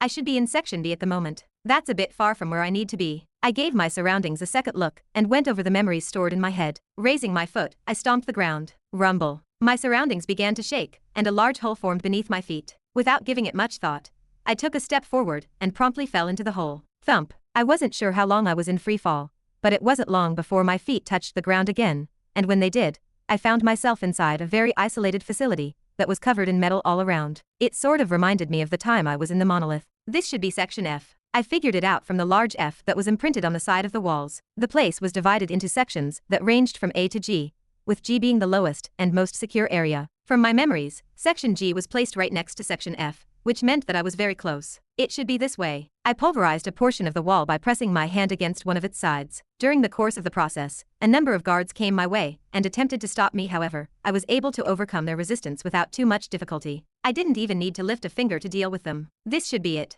I soon stopped in front of a large door. Behind it was Section G. I was about to put my hand on the door when I heard a woman's voice coming from behind me. At that moment, I felt as though the weight of the world had been placed upon my entire body. Stop, don't move another muscle. Oh. Feeling the extra weight that I was carrying, my brow raised, and I turned to look toward the culprit. It was none other than a woman with long black hair and red eyes. She was rather attractive, but her disposition seemed extremely chilly. From the memories of the guard, she should be the main guard of this place. Hero, rank 17. She's ranked even higher than me. That won't do. I suggest you surrender yourself right now. If you do so, I will not be forced to kill you. I smiled. You seem to be rather confident in your power. Should I not be? She said calmly while her black hair started to flutter, and my body became even heavier. You're not someone who can deal with me. Her hand extended forward, and the surrounding metal scrunched up together. The entire room trembled, and the pressure that she was exhibiting increased even more. Gravitational power. I looked around me in awe. Such power was quite rare. So, I heard her voice once again. Are you going to surrender? Opening my mouth, I soon closed it and found myself smiling. Chapter 736. The aperture in the cell was so small that very little light could pass through it. It was eerily quiet and pitch black. He had no idea how long he had been locked up for. He had long stopped keeping track. He just felt numb. Thinking about his wife and daughter, he felt his heart get torn into pieces. He was innocent. He didn't do anything, but for some reason, he was framed. It wasn't just him. Levisha and Rivar were put in the same circumstances as him. They had been wondering why, but the only response they got was a list of charges, each worse than the other. The looks of scorn and the contempt he received from the guards were something he had never experienced in his whole life. Why are they doing this to me? Toshimoto's head slowly raised as he gazed up at the pitch-black ceiling above him with a blank expression on his face. He felt so empty. Rumble. Suddenly, he heard a muffled rumbling sound coming from a distance, and he lowered his head to look in that direction. What's going on? He wondered, weakly raising himself and moving toward the door. Rumble. Another muffled rumble reverberated. This time, it was a lot closer, and Toshimoto was able to make it out clearly. Did something happen in the facility? He felt his heart beat quicker. Rumble. The rumbling was getting louder and louder with each passing second, and it wasn't long before it reached his direction. He could feel the entire room shaking as it happened.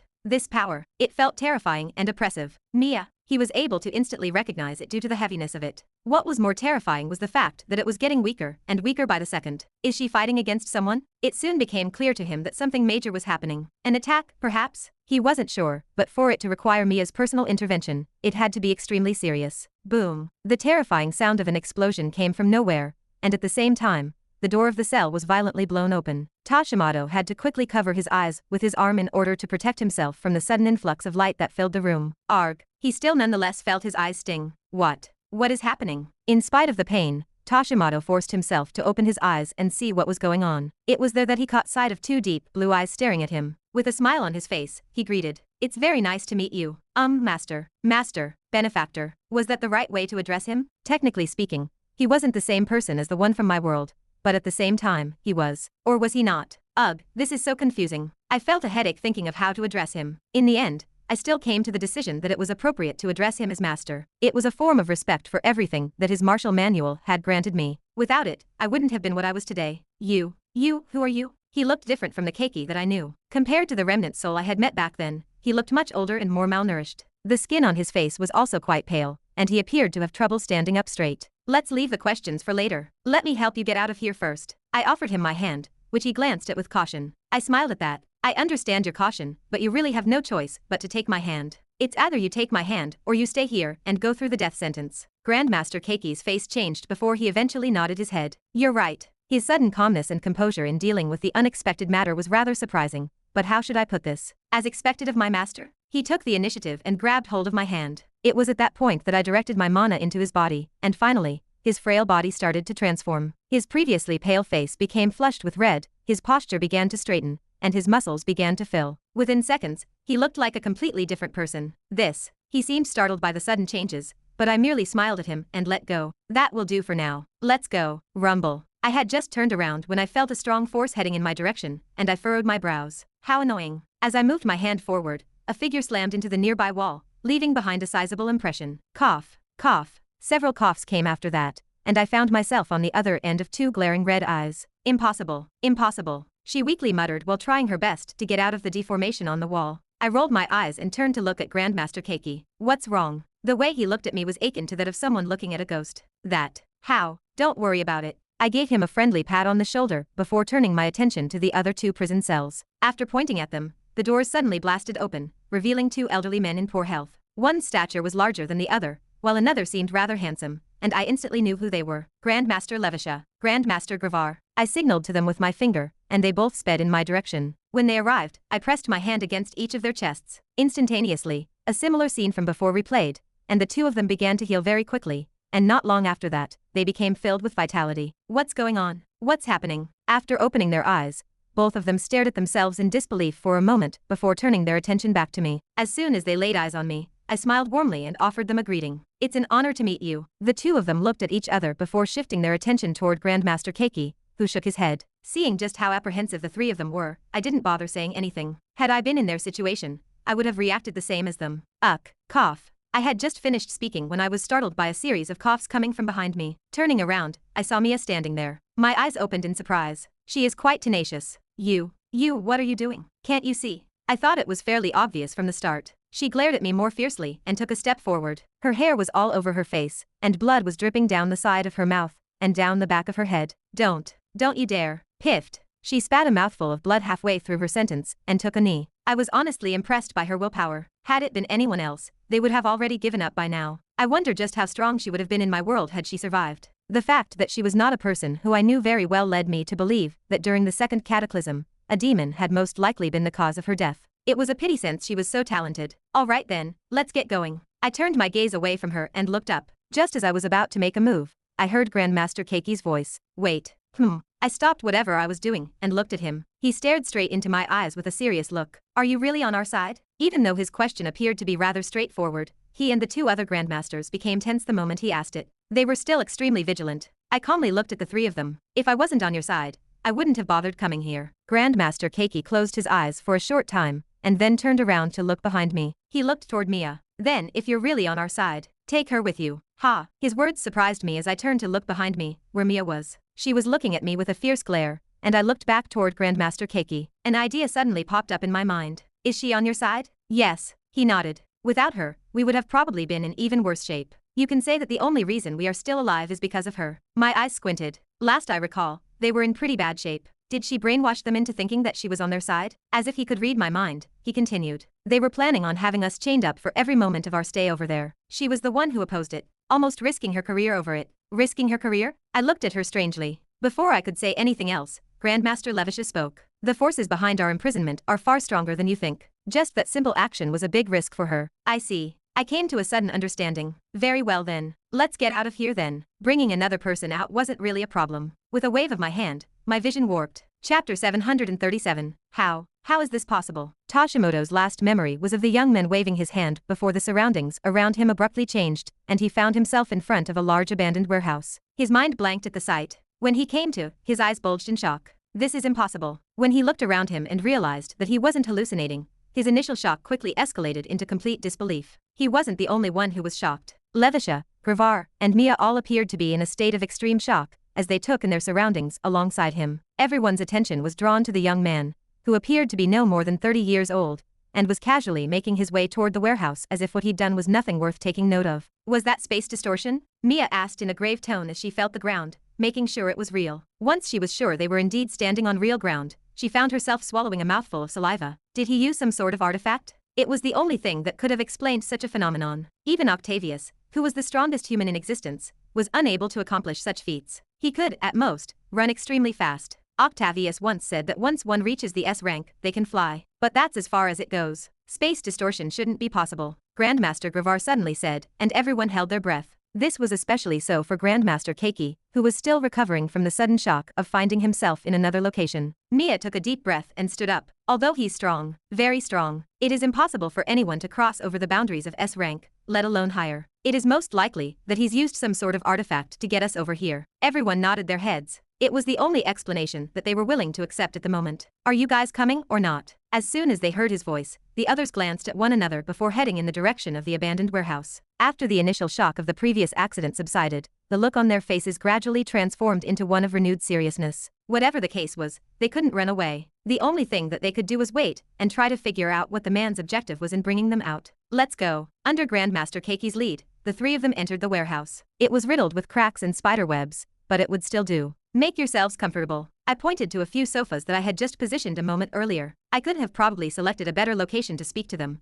but out of habit, I came to this place. I guess I was more attached to it than I originally thought. I was starting to miss my headquarters. You guys don't have to be so tense. After noticing how tense everyone was, I made an effort to smile in order to help ease the tension. This approach did not appear to be very successful, as the four of them appeared to be even more vigilant. I shook my head bitterly and leaned against the sofa. All right, let's just get down to business first. I felt my smile disappear. What happened to you guys? Why have you been locked up and charged with such serious crimes? Never once did I entertain the possibility that they were in fact responsible for the crimes that they were accused of. Despite the fact that this was a different world, the fact that all three of them were violent criminals in this world made things seem rather suspicious. Now that I think about it, how did the three grandmasters die in my world? There were no real records in my world. Some speculated it was the demons, but now that I thought about it carefully, if that was really the case, why did the three grandmasters hide their graves? Just so that only a select few could find them? Last I recalled, I remembered him saying he was hiding it from the prying eyes of those greedy bastards. Was the answer as simple as that, or was there perhaps a link between what was happening now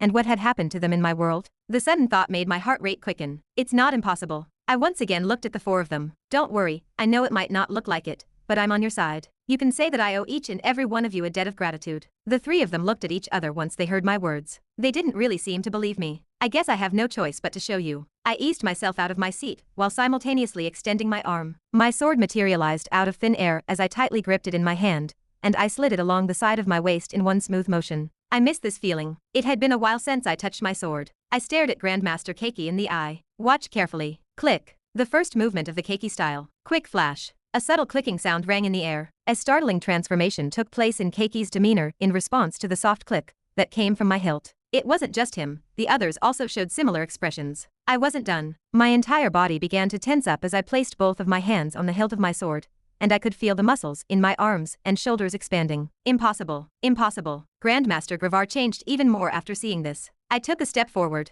Rumble. A single step on my part caused the warehouse to vibrate. As a result of the building's advanced age, several of the wooden frames located at the top fell to the floor. Seeing this, I decided to stop, and my muscles returned to their normal state not long after that. This place is in a worse state than I thought. And here I was holding back quite a lot already. I sat back down after putting my sword away. Don't bother asking me how I learned it. Just know that I'm on your side. I couldn't explain to them that I came from a different world, and that I had learned the arts from digging through their graves. That made no sense. Nevertheless, what I showed them should be enough to appease them. How did you do it? I never taught anyone the Gravar style. Same. Grandmaster Keiki nodded absent-mindedly from the side. Seeing how the two of them were, I could only shake my head. Don't worry about it. Just know that I am not against you. If I really was, then I'd have already spread your sword arts everywhere. The three sobered up after my words and straightened their posture. The first one to speak was Grandmaster Levisha. You seem to know both of their sword arts. What about mine? About that, I scratched the back of my head. I don't actually know your sword art. I was not even remotely interested in learning it,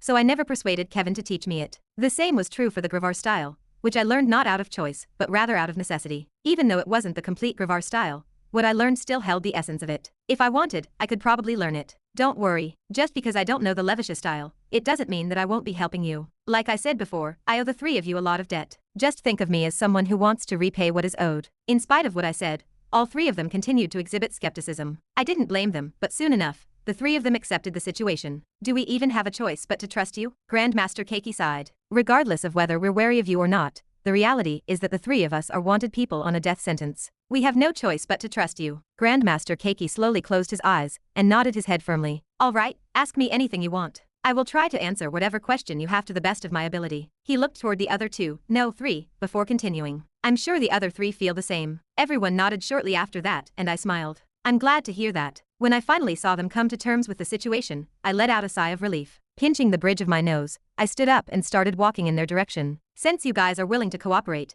this will make things easier for all of us. I stopped a few meters away from them and bent down a little. Don't be too wary of what I'm about to do next. Just relax your mind and let me do the rest. I promise that I won't hurt you. I'm just trying to save up time. My finger pressed against one of their foreheads. Chapter 738. Ack. Someone help me. Monster, help me. The room was filled with the sound of people screaming in anguish. They originated from a specific video that was projected onto a screen and showed an image of a young man with glossy black hair and deep blue eyes taking care of a series of guards in an effortless manner. The expression on Octavia's face remained the same as he sat in front of the holographic projection. His eyes were as listless and hazy as they had always been. It was as if the happenings in the projection were of no interest to him. Would you like to replay the video? The video soon came to an end, and silence filtered across the dimly lit room. The next couple of minutes were spent with Octavius's gaze intently fixed on the projection. It was not until a subtle shaking began in the room that he finally showed any kind of reaction, and he got up out of his chair. Swoosh. The entire room became tinged with white, and all of a sudden, a tremendous amount of pressure filled the space. The pressure began to have an effect on Octavius's face, and for the first time in a while, his eyes began to show visible signs of change. He slightly lowered his head. How may I be of service? His tone was composed, but there was a hint of fear hidden deeply within his words. I trusted that you would have accomplished the mission without a problem. What has happened? An ancient and deep voice reverberated throughout the room. There is a purpose behind why I have bestowed upon you the power that you currently possess. Because you have not let me down in any way up to this point, you are still alive. That, however, is being tested at the moment. As Octavius listened to the voice, he could feel sweat running down the side of his face. He hurriedly lowered his head further. I apologize for the situation. Find the culprit behind the incident and make sure to eliminate them. I do not wish to expose myself. I understand. Octavius nodded his head and knelt down on one knee. He then placed his hand over his chest. I will carry out the task to the utmost, protector of the seed of diligence. I really hope that you will not let me down. There is no next time in this scenario. Soon after that, the voice got quieter and quieter until it was gone completely, leaving Octavius alone in the room. While he rested both arms against the table, a trickle of sweat continued to run down the sides of his cheeks. Heavy was his breath. I must find the culprit. As he slowly tightened his grip on his fist, his eyes clouded once more, and his face went back to its usual expression of indifference. After making some adjustments to his suit, he turned around and quickly exited the room. He was going to personally take action. It is as I expected. I took a moment to compose myself by drawing a deep breath, and then I sat myself down on the sofa. As I tried to organize the thoughts and images floating around in my head, I noticed that the noise that was occurring around me began to recede. Fuck. I was unable to maintain my composure after processing the information. I learned very little from the memories, but by combining them with what I already knew, I was able to form a hypothesis, which left me in a state of complete disbelief. I raised my head to stare at the three grandmasters before me. If I am not wrong, the main reason why they are being targeted is because they are too talented. Even though I was not absolutely certain of this hypothesis at the time, I had a strong intuition that this was almost certainly the case. From what I gleaned from their recollections, I was able to deduce that Octavius was the one who was ultimately to blame for everything that happened. Be it this world, or my world, he was the strongest person in the human domain. Most surprisingly, however, was the fact that he still learned the martial manual, or skill that made him the way he was. He was like that back when I saw him at the Union Tower, and thinking back at the memories that I saw from Melissa and seeing that they were practically the same as the ones from my world, another hypothesis formed inside of my mind. I need more information. I cannot be too sure just yet. I quickly shook my head and dispersed it. If the hypothesis proved to be correct, then I would not know how to react. It was too much. Hugh. I took another deep breath. It was then that I heard Grandmaster Keiki's voice. Did you find anything? Lowering my head, I looked at him, and soon nodded my head. Yeah. I think I have an idea of what is going on. I just am not 100% sure yet. However, from what I have gathered, you have indeed been targeted, and the reason is possibly because you are all too powerful. That damn bastard, Octavius. Power has gotten to his head. Grandmaster Gravar cursed out loud, while gnashing his teeth in anger. Ever since that child changed, he has been eyeing the three of us. I knew that something was wrong from the very beginning. He must feel threatened by our power. That may not necessarily be the case. My fingers drummed over the armrest of the chair I was leaning on. While Octavius is definitely responsible for what happened to you guys, the motive behind it is definitely not because he feels threatened by your power. My impression of Octavius was that he was the type of person who strived for excellence in everything he did. He was a man of great pragmatism, and was the type of person who enjoyed having control over the circumstances surrounding him. If I had not known otherwise, I probably would have assumed that he was to blame for the deaths of the three grandmasters who lived in my world. However, I knew that was not possible considering that he was not yet powerful enough to deal with them back when they were still in power. Fortunately, I knew, and was thus aware of the fact, that there was something else at play over here. If the deaths of the three grandmasters in my world were really not due to the demons, then I am afraid there is some sort of higher power hidden within both worlds, controlling everything. I could only think of one such power. A pity that I still do not have enough evidence to prove my hypothesis. I got out of my seat, bracing my hands against the edge of the couch as I did so, and stood up. After that, I turned my attention to the three grandmasters. I need to ask the three of you a favor. The three straightened their backs. Grandmaster Levisha spoke. Tell us, if it is something that we can do, then we will try our best to help you. Seeing the looks in their eyes, I knew that they meant their words. It was just that. I scratched the side of my cheek. Anything, anything. The three of them nodded with firm looks. Licking my lips, I shot my shot. Then, can you guys teach me your arts? The faces of the three froze altogether. Amanda sat in the back of the SUV, and did not pay any attention to what was going on around her. A lengthy silver sword rested in her hand, and she hugged it to herself in front of her. The way she was holding it made it seem as though it was her most prized possession. Excuse me. She was aware of a voice coming from the front, but she chose to disregard it. At this very moment, all she was thinking about was the task at hand. Mrs. Stern, I would like to talk about the upcoming mission. When Amanda finally opened her eyes, she noticed a young man with green hair seated in front of her. As soon as she opened her eyes, his gaze gleamed, and Amanda felt mildly annoyed by it. She did not show it. What is it that you would like to talk about? About what we should do once we meet the man. The young man with the emerald hair, Kyle, pulled out his tablet, while maintaining a solemn expression. He stopped on a particular video, while he was scrolling through the tablet's content. From the looks of it, the target seems to be pretty young, about our age. He should not be too strong. A calm smile spread across Kyle's face as he analyzed the video. If there is an off chance that we do end up meeting him, then you can leave everything to me. You will not need to move a single muscle. Looking at how confident he was, Amanda frowned, but did not say anything else. She stared at the video for a good minute, during which time she took good note of the man that was reflected in it. After that, she diverted her attention elsewhere, and once again closed her eyes. She was certain that he would not be able to handle it. If you feel like you can handle him yourself, then be my guest. She warned him. You have got it. Ding. A sudden ring interrupted Kyle. Similarly, hearing a notification on her watch, Amanda lowered her head and gazed at her watch. Target spotted. Please make your way toward them. Reinforcements will be there with you shortly. Chapter 739. I anticipated it would be difficult to convince the three to teach me their arts. I expected to have to make a sacrifice in order to get them to comply, so I was pleasantly surprised to learn that they were willing to teach me their arts without anything in return on my part. Are you sure you guys want to teach me, a complete stranger, your arts? I emphasized the stranger part. 5-star martial manuals were a big deal. The more people knew about them, the worse they became, as they would be dissected to find their weaknesses and flaws. Consequently, few people shared them. Even though I had some familiarity with their arts, particularly the keiki style, the core of it was quite different from the real keiki style. My keiki style, and Grandmaster Keiki's keiki style were similar yet different. After all, the only thing he handed down to me was knowledge.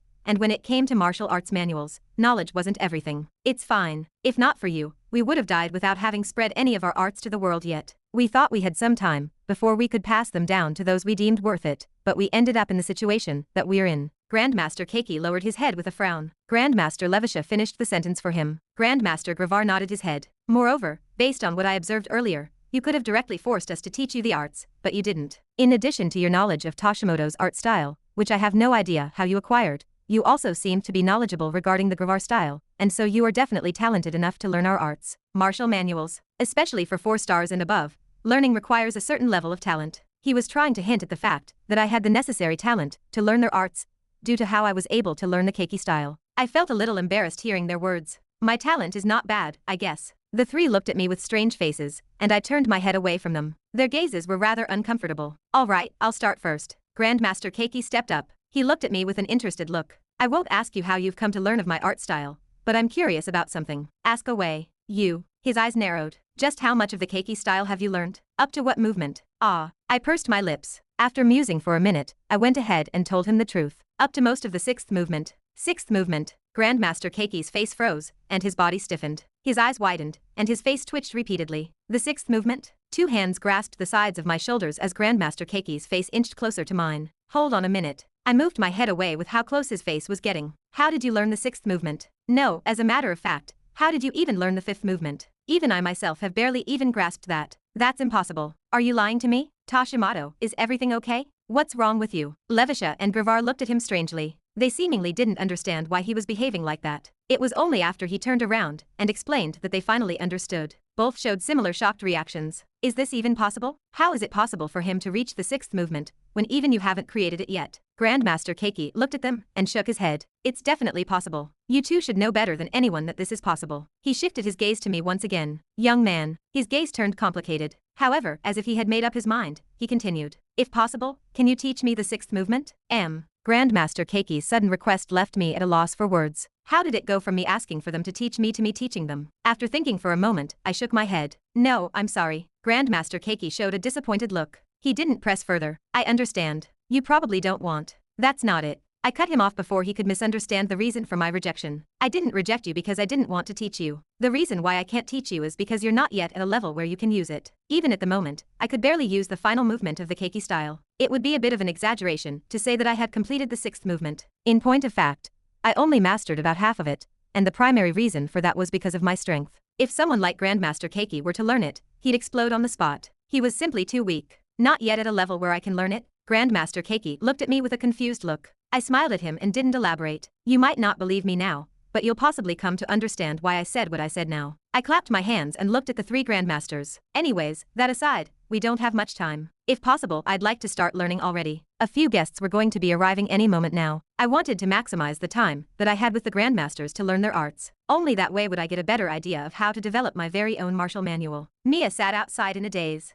Her eyes were currently drawn toward 4 people. They were diligently practicing all sorts of movements and styles in the distance. Although she could hear what they were saying if she wanted to, she restrained herself from doing so. She was not the type of person who would blatantly steal from other people. Furthermore, since she didn't use a sword, it wouldn't have been very helpful for her anyway. I wonder what his real strength is. Her gaze shifted toward the young man in the middle of the 3 grandmasters. His whole presence was shrouded in a mist. She couldn't see through him. She fought with everything she had, but she was ultimately rendered completely helpless by his strength. Even Octavius was unable to give her such a feeling, and he was the strongest human within the human domain. It couldn't be that he really. There was only one explanation for all of this, but she just couldn't find herself believing it. There was a reason why the S rank was deemed to be unachievable. It wasn't because there wasn't enough mana or resources available. Neither of those factors played a role. The fact that there was no higher level was ultimately the deciding factor in this situation. Typically, when breaking through to the next rank, one would feel a barrier that they'd need to break to reach that next level. There was no such thing for A+ rank. The barrier didn't exist.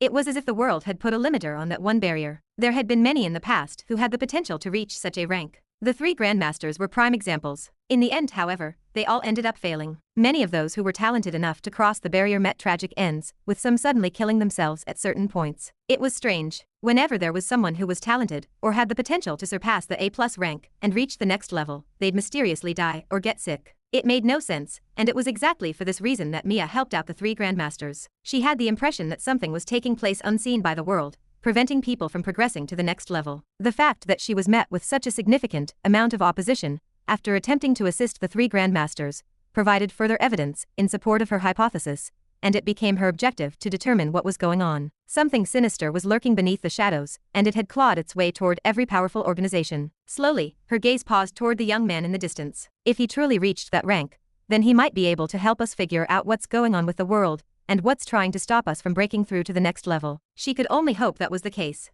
All of a sudden, she sensed something, and her gaze turned toward the faraway distance. With her senses, she was able to see very far, and thus caught a glimpse of several large black SUVs speeding in their direction. Mia had a sneaking suspicion that they were not coming with the best of intentions, given the speed at which they were moving in their direction. The young man's words served to further firm her thoughts.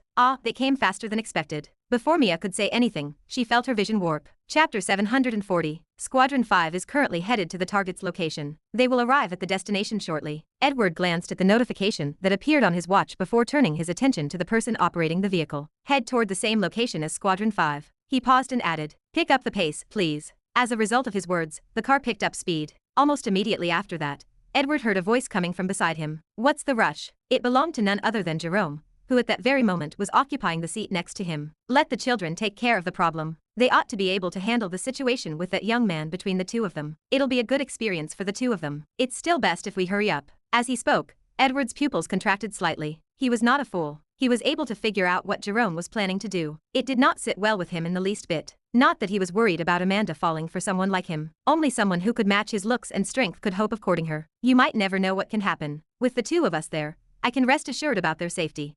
Jerome smirked. With my son and the elders, there's no problem even if the ding. A sudden notification appeared on both of their watches at the same time, which caused his sentence to be cut off abruptly. The two frowned immediately and gazed toward their watches. There was a video in it, and they both watched it. Staring at the video, their eyes widened. The color left their faces and they began to bleach. Right away, Jerome got to his feet and started hounding the driver. "Hurry the fuck up. Speed up the vehicle. Now, hurry up. But don't care about breaking any laws, just hurry up." Yes, sir." The driver stepped on the gas, and the car began traveling through the neighborhood at a frighteningly rapid rate. In the meantime, while Jerome was yelling out orders, Edward was twiddling his fingers nervously while staring at the notification that appeared on his watch. He was reading the message that was attached to the video. "Attention to all guild leaders. If you find any clues regarding this person, contact the union immediately. Target is extremely dangerous and requires the full force of a diamond-graded guild to handle. Suspected powers: spatial movement type skill. Estimated power: a rank." The land appeared to be mostly uninhabited. The only things that were visible on the land were a sizable storage facility and a young man. It appeared as though he had been expecting their arrival based on the way he was looking at them. However, immediately after they exited their vehicles, a small change occurred in his expression, and Amanda felt his gaze pause on her. Her brows furrowed at the sight. Yet another one. Even though she was accustomed to being stared at in this manner, she found it to be rather irritating. In spite of this, she shrugged it off and continued moving forward. According to her father's instructions, they had to stop him until they managed to get there. "Let me handle this." Kyle extended his hand just as she was about to take a step forward, preventing her from taking the step. He looked at her with a calm smile. "Let me handle this matter. Just stay there and relax. This matter is related to my guild, so if possible, allow me to handle this." Amanda furrowed her brows, but ultimately chose not to argue with him despite her frustration. What if you can't handle it? She had learned from her father that the man standing in front of them was powerful. He appeared to be the same age as them, and based on appearances, he appeared to have a similar level of strength. She couldn't actually gauge his strength though. Kyle looked at the man and smiled. "He looks to be about the same as us, and I'm confident that no one apart from you is able to beat me." Amanda was left standing there with a blank expression on her face as she watched him confidently striding toward where the man was. The more time she spent with him, the more irritated she became. He was simply too arrogant. That being said, she could see several elders following from behind him. If things did go bad, they'd be able to help him. I was honestly taken aback when I saw Amanda show up. I somewhat expected the guys from the Green Whatever Guild to show up. I had since called it, orchestrated it, but not necessarily Amanda. I assumed this is probably Edward's doing. It made perfect sense when you considered how overprotective he was. It was likely that he wanted to deal with me due to my sudden appearance at his place of residence, without prior notice, after which I vanished without anyone being able to tell anything. I could only bitterly shake my head. I should have seen this coming. She appeared to have almost precisely the same appearance as she did in my world. She was every bit as stunning as I had remembered. There were some distinctions, but nothing of significant importance. It was mainly in the way she dressed. Compared to the Amanda I knew, she dressed in more casual, emo-like clothes. If that were even close to describing them. She was dressed head to toe in black, and while that color did look good on her, it was a little excessive. "Where are you looking at?" A green-haired kid made his way toward me. Behind him were a couple of elderly people. Their strength seemed to be B+ rank, nearing A-. They could be considered very powerful in this world. "Who are you?" This was the first time I had ever come across this man in my life. It is highly likely that he had already passed away in my previous world, either before he was born or somewhere in the middle of his life. I honestly did not care. His gaze was annoying. I've been told that you have no idea about our guild. At first, I didn't believe it, but seeing you now, I can see that they weren't lying. You're truly ignorant. He retrieved something that looked like a spear from out of thin air. Soon after, he began to expel a significant amount of energy from his body. My face changed when I felt his power. It was just barely at C rank. For some reason, the young man mistook my gaze, and he looked even prouder than before. How? Shut up. I'm getting a headache just from thinking about what you're going to say next. Thump. I waved my hand, and shortly after that, his body crumpled to the ground. The two elders who were standing behind him stared at me in disbelief. Don't worry, I didn't kill him. I waved my hand once more, and the two collided with the ground in a forceful manner. Bang. Since they had their uses, I didn't bother killing time. I also wasn't one who took pleasure in mindlessly killing people. I shifted my gaze toward the direction of Amanda's entourage. Thump, thump. A mere breath's worth of my genuine aura was all that was necessary to send each of them tumbling to the ground on their bellies. I was a bit gentler with them than those of the Green Whatever Guild. What did you do? As was to be anticipated from Amanda. In spite of being confronted with such a scenario, she maintained her composure, and even managed to retrieve her weapon. Just that. Since when do you use a sword? She looked at me with a frown. What does that matter to you? No, well. I scratched the top of my head absent-mindedly. I could tell that she had put a good deal of practice into using the sword by observing her posture and the way in which she wielded it. I could also see the calluses on her hands. Perhaps she also had a talent for a sword. Interesting. Come, let me see how strong you are. I signaled to her with my hand, and she responded immediately, with a powerful chop in the direction of my shoulder. Never mind, she's not very talented. Because of the strength disparity between us, I was able to easily see each of her moves, and based on those moves alone, I was able to easily tell that she had no talent for the sword. Her movements seemed stiff, as if she memorized them from a book, and her eyes seemed to be looking in a whole different direction than the sword. It is like her brain is moving faster than her body. Clink. I gave her a sharp tap on the side of the blade, and she staggered backward. When I tried to provoke her once more, she responded with another attack. It was a bit sharper than the previous one, but that was it. Clink, clink. The same thing happened over and over again. Gradually, however, her movements started to get a little bit smoother. Just a bit. Clank. I got a hold of the blade with one hand, at which point she stopped in front of me. I shook my head and looked at her with worry. I'm sorry, but this isn't going to work. She looked at me with an expressionless look. She stomped her feet on the ground repeatedly as she attempted to retrieve the blade, but no matter how hard she tried, she was unable to get it to budge. I continued. You're not fitted for the sword. After hearing my words, her entire body went limp, and the icy expression on her face vanished. What took its place was one that was filled with rage. My mind was boggled by the abrupt shift in her expression, especially given the fact that I had never before witnessed her look at me in such a way. It looks like I have hit a sore spot. I was just about to elaborate on my point when I became aware of a forceful voice coming from a considerable distance away. My mouth started to twitch as I realized how familiar it was. Get away from her. Chapter 741. After sensing a powerful force being directed toward me from the right side of my body, I quickly retreated away from Amanda, just enough to avoid the sharp end of what looked to be a spear. It was difficult for me to tell as I sensed yet another powerful blast heading in the direction of my back. By taking a side step, I was able to avoid the blast and obtain a better understanding of who was attacking me. You dodged that. It was Edward and another man I did not know of. Almost certainly the guild master of the Green Paw or whichever guild it was. Kyle, what happened? It was not until this very moment that the guildmaster took notice of the guy I dealt with earlier, and he dashed in his direction. So Kyle was his name. Amanda, are you okay? Is everything all right? Are you fine? Edward did the same and rushed toward Amanda, while warily looking at me. I am fine. I am okay. Only after he made sure that she was fine did he finally sigh in relief. I am glad that you are okay. Once more, he turned his head to look at me, and I could tell that the expression in his eyes was not one of friendliness. I scratched the back of my head. What am I supposed to do? I should be allowed to beat him up, right? I am not going to lie, I am very tempted. Back in my world, there were many instances in which I was on the receiving end of a loss, and I am not going to lie. There were times when I was almost tempted to fight with him directly. What have you done to my Kyle? At that precise moment, I was looking to my right, when I noticed a furious shout coming from that direction. After that, I saw a flash of something green across my vision, and then the man from before materialized in front of my eyes. His eyes had a brilliant scarlet color to them. I will make you puck. Before he could complete his statement, I interrupted him. I already knew what he would say, so I decided to cut him off before he could finish speaking. You must be the guild master of the Green Paw Guild, right? He struggled under my grasp. I could feel him exert a strength that was akin to the peak of A rank, almost A+.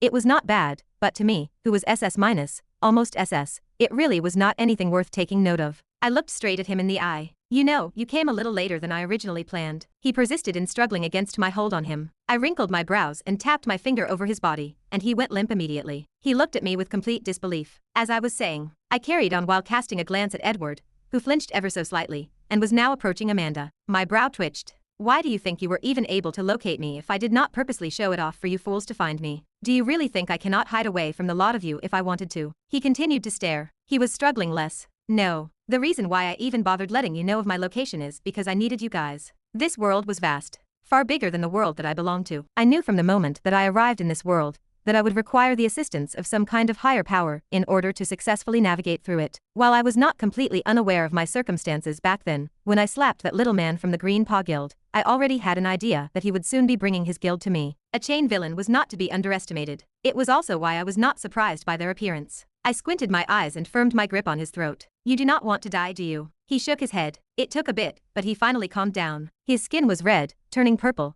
most probably due to how hard I was holding, and he had difficulty making eye contact with me. I was not unfamiliar with this type of gaze. That is good. I finally let go of his throat. Cough, cough, and he started to cough uncontrollably. I remained standing over him until he managed to calm himself down. Only then did I speak again. From this moment forth, your Green Paw Guild will listen to my commands. If you so much as oppose me, I will annihilate your entire guild. The information is wrong. Extremely wrong. Edward felt his heart pounding wildly at his throat as he attempted to maintain composure. He stared at the young man before him with dread. Initially, he believed he could deal with him. Edward was one of the top experts in the world, but as soon as he witnessed Jerome being treated like a child, he abandoned such aspirations. The sight before him shattered all common sense he had. He was only a bit more powerful than Jerome, and he did not think he could defeat Jerome as easily as the younger man did. He had a sudden thought. He could not have reached. He gave an exasperated sigh and shook his head, putting an end to the ridiculous notion before it had even a chance to form. He did not want to believe in such nonsense. It was impossible. All he could think of at the moment was how to get Amanda out of there safely. He quietly looked at his daughter. Her gaze was fixed on the young man,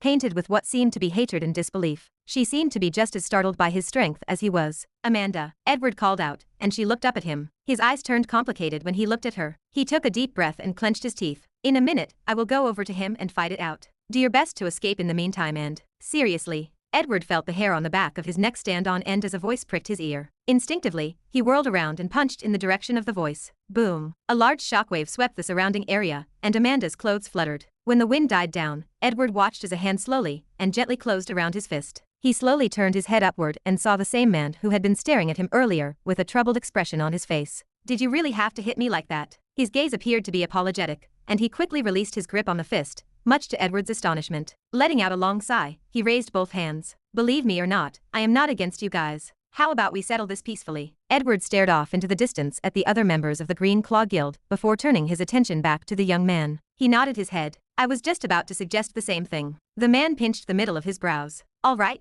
I will start off by saying that what happened back in the residence was a misunderstanding. He looked toward Amanda. I did not mean to go to her apartment. Edward looked at him oddly. He did not believe him one bit. As if he could read his thoughts, the young man elaborated. If I really wanted to do something, do you think you could have stopped me? As soon as Edward opened his mouth to respond, he realized he had nothing to say. As a matter of fact, the young man probably could have accomplished whatever it was that he intended to do to them if he had really been intent on doing it. He was at a level of strength where only a select few could stop him. When he thought about everything that had happened up to this point, Edward felt a little more at ease. It is possible that there was a genuine misunderstanding. He turned his head to look at the young man, but instead, the young man turned away from him and looked elsewhere. His expression appeared somewhat serious. Following his gaze and seeing that he was staring at nothing, Edward became confused. Is there something? You can come out now. Your presence is fairly obvious. Following his voice, the area in the distance began to distort, and shortly thereafter, a man emerged from it. Edward's eyes opened widely at the sight of the man. He recognized him immediately. Octavius. When did you get here? Indeed, the man was Octavius. At this moment, he was looking directly at the young man, and he did not even bother to turn his head to look at Edward. After observing your prowess, it appears that I have overlooked something of great significance.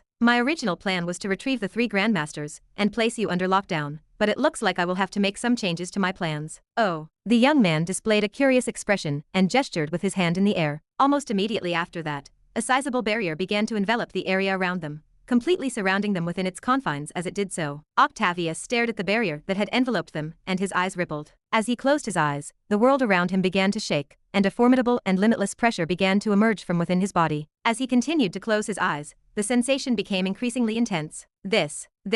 Under the weight of the pressure, Edward took a few precautionary steps back, and looked off into the distance in disbelief. His astonishment only grew when he unexpectedly witnessed Octavius take a step into the air and begin to levitate upwards. Because of the way that his back blended in with the sun in the sky, he appeared to be an immortal that had descended upon the world. Impossible. At the sight of it, he felt an uncontrollable acceleration in the beating of his heart. It was not just him. Amanda and Jerome both looked at Octavius with eyes that were filled with complete and utter shock.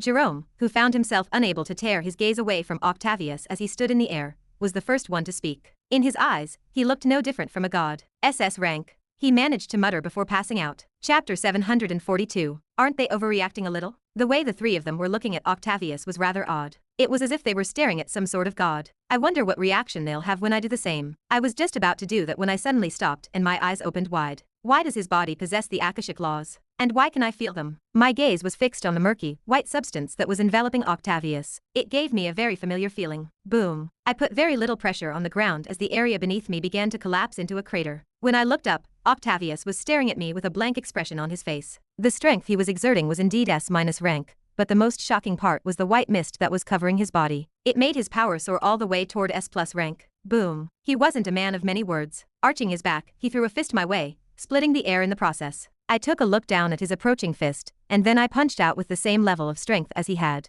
I needed to get a better grasp of his strength and the white mist that was covering his body. I had a feeling that I was about to unearth a very big secret. The aftermath of our two fists colliding was anything but beautiful. The warehouse collapsed, completely destroying the ground beneath it. Octavius showed a surprised look at the fact that I was able to block the attack and threw another fist. I retaliated in kind. Boom. I took a few steps back and stared at my hand, which was covered in a cloudy white substance. For some reason, in that collusion, small parts of it entered my body. This power. I wasn't wrong. This was indeed the Akashic law, and my eyes couldn't help but widen at the realization. Why does Octavius have this sort of power? Shouldn't it just be Kevin who can wield such power? The more I reflected on it, the more concerned I became about the situation. Things were going in a direction that was completely outside my expectations. Is this really all you have? Octavius's voice rang from behind me, and I felt a powerful blow land on the right side of my abdomen. Shortly after, my vision blurred, and I seemed to have crashed against the remains of the warehouse. Despite that, I was in no major pain. If anything, my heart hurt after seeing the state that my warehouse was in. I slowly stood up and patted my body clean. Damned bastard. The sounds of explosions continued to echo from a great distance away. The ground began to shake, and the air began to twist. The entire plane was thrown into disarray just from the aftershocks caused by the collision between the two. If not for the barrier that surrounded the place, Edward was afraid that their conflict would implicate the nearby city. Never in my life did I believe that someone could reach S rank. The shock that Edward was going through right now was unlike any other he had experienced in the past. Before his eyes, he was gazing at two beings who had surpassed what was deemed to be possible. I understand Octavius, but someone else? If there was anyone that could have reached such rank, Edward believed it would be Octavius. He could accept that. But how come there was someone else who was capable of achieving such power? Moreover, he looked to be the same as his daughter. Do people who reach such rank grow younger? It was the only explanation he could think of. Boom. Amanda, come here. After hearing the sound of another explosion, Edward moved quickly toward Amanda in order to shield her from the aftereffects of the collision between the two. Ugh. He let out a groan and took several steps back. This is too much. Concerned, he cast a worried glance around the place. There were still people there from the Green Claw Guild laying on the ground in addition to the members of his guild. He was afraid that they'd be implicated in the conflict between the two. He grit his teeth and looked at Amanda. For now, help me collect all of our members and place them in the furthest part of the barrier. What about you? Amanda asked, her voice tinged with worry. Don't worry about me, Edward reassured, caressing her head. Looking toward the battlefield in the distance, he murmured, if I'm careful, I should be able to survive. I felt a light breeze brush past me, and then I saw a fist coming closer to my face. I ducked my head to the side and sidestepped the punch that was coming my way. After that, I gently pressed my hand against his stomach, and his entire body shot off into the distance. I didn't bother following up as I once again focused my attention on my hand. The opaque white substance that had been surrounding it before was even thicker. When I clenched and unclenched my fist, I could feel that I had some degree of control over the power. Why is that? Was this something that Kevin had planned for me? Somehow, as I stared at the newfound power, I felt that the more I fought against Octavius, the more I could grasp it. I turned my head to look at Octavius before taking a step forward. I was in front of him in a matter of seconds, at which point I threw a gentle punch in his general direction. Boom. He counterattacked with his own punch, but in the end, he was the one who was pushed back several steps. There it is. When Octavius and I parted ways, that was when I noticed a thin white thread moving away from him and linking toward me. Fascinating. Unaware of what was happening, Octavius's face, which had been expressionless up until that point, became a little more surprised, and his eyes became a little clearer. How are you this powerful? This shouldn't be possible. I thought they told me there was no one else capable of fighting against me. In response to his words, I wrinkled my brows. I was making slow but steady progress toward a better comprehension of the mystery that Kevin wanted me to solve. Who is this they? I asked while standing squarely in front of him once more. As soon as he saw me, his foot came flying toward my face, but I was easily able to avoid it, while lightly kicking his foot and causing him to stagger back several steps. It seems like the more I touch him, the more I can control this Akashic law. As we fought, I was dumbfounded by the fact that I was gradually absorbing the hazy white that was enveloping Octavius, and that he also appeared to be displaying an increasing number of emotions at the same time. Was this a link? Was the hazy white liquid the reason why he couldn't display emotions? Boom. I continued to punch, kick, or even headbutt. I used every part of my body to fight him, and my assumptions soon turned out to be correct. With each punch, kick, slap, and headbutt I delivered, his power began to dwindle, while the opaque white substance I was able to control began to grow. Not only that, Octavius's eyes began to become progressively clearer. It was as if he was starting to become normal again. If that made any sense? Boom. How are you this strong? It shouldn't be possible, Octavius shouted with a shocked expression. Long gone was his apathetic and calm look. What replaced it was a man who was filled with emotions. It was at this moment that I came to get a better understanding of what was going on, and my expression turned grim. Easily dodging his fist, I extended my hand forward and grasped his shoulder. I thought I heard a small cracking sound, but it was probably just my ears. I ignored his contorting face and closed my eyes. While I was carefully sensing the Akashic laws that were revolving around his body, I soon noticed a small white orb in the middle of his body and tried to absorb it. The orb seemed to be thick in Akashic laws. What are you doing? I paid no attention to Octavius's shouts, and instead kept my attention on the small ball that was located inside of his body. My expression, on the other hand, changed as time went on, and I quickly released my grip on his body. Oh shit. Boom. My body was struck by a powerful force, and as a result, I was propelled a great distance away. Crashing against the ground, I felt several of my bones break as my body spasmed on the ground. Ugh. This time I truly felt it. The pain was terrible, but I was already used to the pain. It was one of my many friends. I deliberately shut my eyes and took a long, deep breath before slowly raising my body, so that I could look into the distance. In there, I was able to catch a glimpse of Octavius laying on the ground, unconscious. His entire body was trembling, and I forced myself to stand. I inched my way closer and closer in his general direction. Because of what just happened, I was able to verify something. Ugh. I let out a small groan while stumbling forward. The power Octavius wields. I gritted my teeth and forced myself to come to a stop in front of him. After I had fallen to my knees, I reached forward with both hands and grabbed his head. It's the same as Kevin's. A white glow dyed my vision. Chapter 743. She was beautiful. More so than anyone I had ever seen in my life. She was someone whom I could not take my eyes away from. She was the love of my life. My everything. What do you think? I think it looks quite nice. The air seemed to echo with a soft but endearing voice. It belonged to a beautiful young lady in her early 20s, whose brown hair waved at the ends. Her features were flawless, and her face was soft. She was beautiful. Extremely so. It looks awful, a man muttered. He recoiled in horror at the side of the room, which was dominated by the color pink throughout. He cast his gaze in her direction. You took this too far. Oh please. She rolled her eyes while casting a glance toward her belly. It was slightly bulging. Since you are training all the time, I took it upon myself to decorate the room. If you are unsatisfied, then you should have spent more time with us. Ugh. After groaning, the man sighed and sat down on a nearby stool. As he continued to survey the surroundings, he eventually gave up and lowered his head. You are right. I guess this is the price I have to pay for being busy. The woman glared. You are making it sound as if it looks terrible. You know, I have put a lot of effort into this place. Oh sure. The man raised his hands in resignation. You are right and I am wrong. The woman smiled, extremely pleased with the man's words. It is good that you know. I was satisfied with my life. Happy with it. Every day I would wake up happier than the next. Life was perfect. I loved it. I thought it would last until my last days. I could still envision my future back then. It was beautiful. So beautiful. Every day I would wake up with joy just thinking about that future. I was naive. The surrounding walls were almost entirely dominated by the color white. There was a lingering smell of stale alcohol in the atmosphere, and in the background, there was a faint rhythmical beeping sound. A husked figure lay on a small bed within the room. There were metal tubes connected to her chest, and there were thinner tubes made of plastic connected to the veins in her arms. Her lips were dry, and her eyes were hollow. A hand grasped her hand tightly. It belonged to a young man. He looked at her with distraught eyes. She took her first steps today. I was not there, but I got a video of it. He took out his phone and played the video. A cute girl with her hair pulled back into a ponytail and sporting a cute little frown was seen approaching the camera. She had just taken 2 steps when she tripped and fell forward, at which point she began crying. The husky figure slowly turned her head to look at the video. Haha. The man laughed, finding the little girl cute. She looks just like you. Even her frown is the same. He covered his mouth with his hand and rubbed it. His eyes started to redden a little, but he did not show it. At long last, a response came from the woman. Even though it was only slight, Octavius noticed that the corners of her mouth turned upward slightly. Before he knew it, something warm began to run down the side of his cheek, and he squeezed her hand even more tightly. You think she is cute too, right? Haha, of course, she is. She looks just like you, so get better. He pursed his lips. Get better so that we can finally be together, and live like a family, as we have always dreamed of. Okay? Near the end of the sentence, his voice began to crack, and warmth continued to trickle down the side of his cheeks. She was still beautiful to me, even when she was like that. In my eyes, she was the most beautiful person in the world. Nothing could take that beauty away from her. So, why did she have to leave me? Why did the world take her away from me? Oh wah,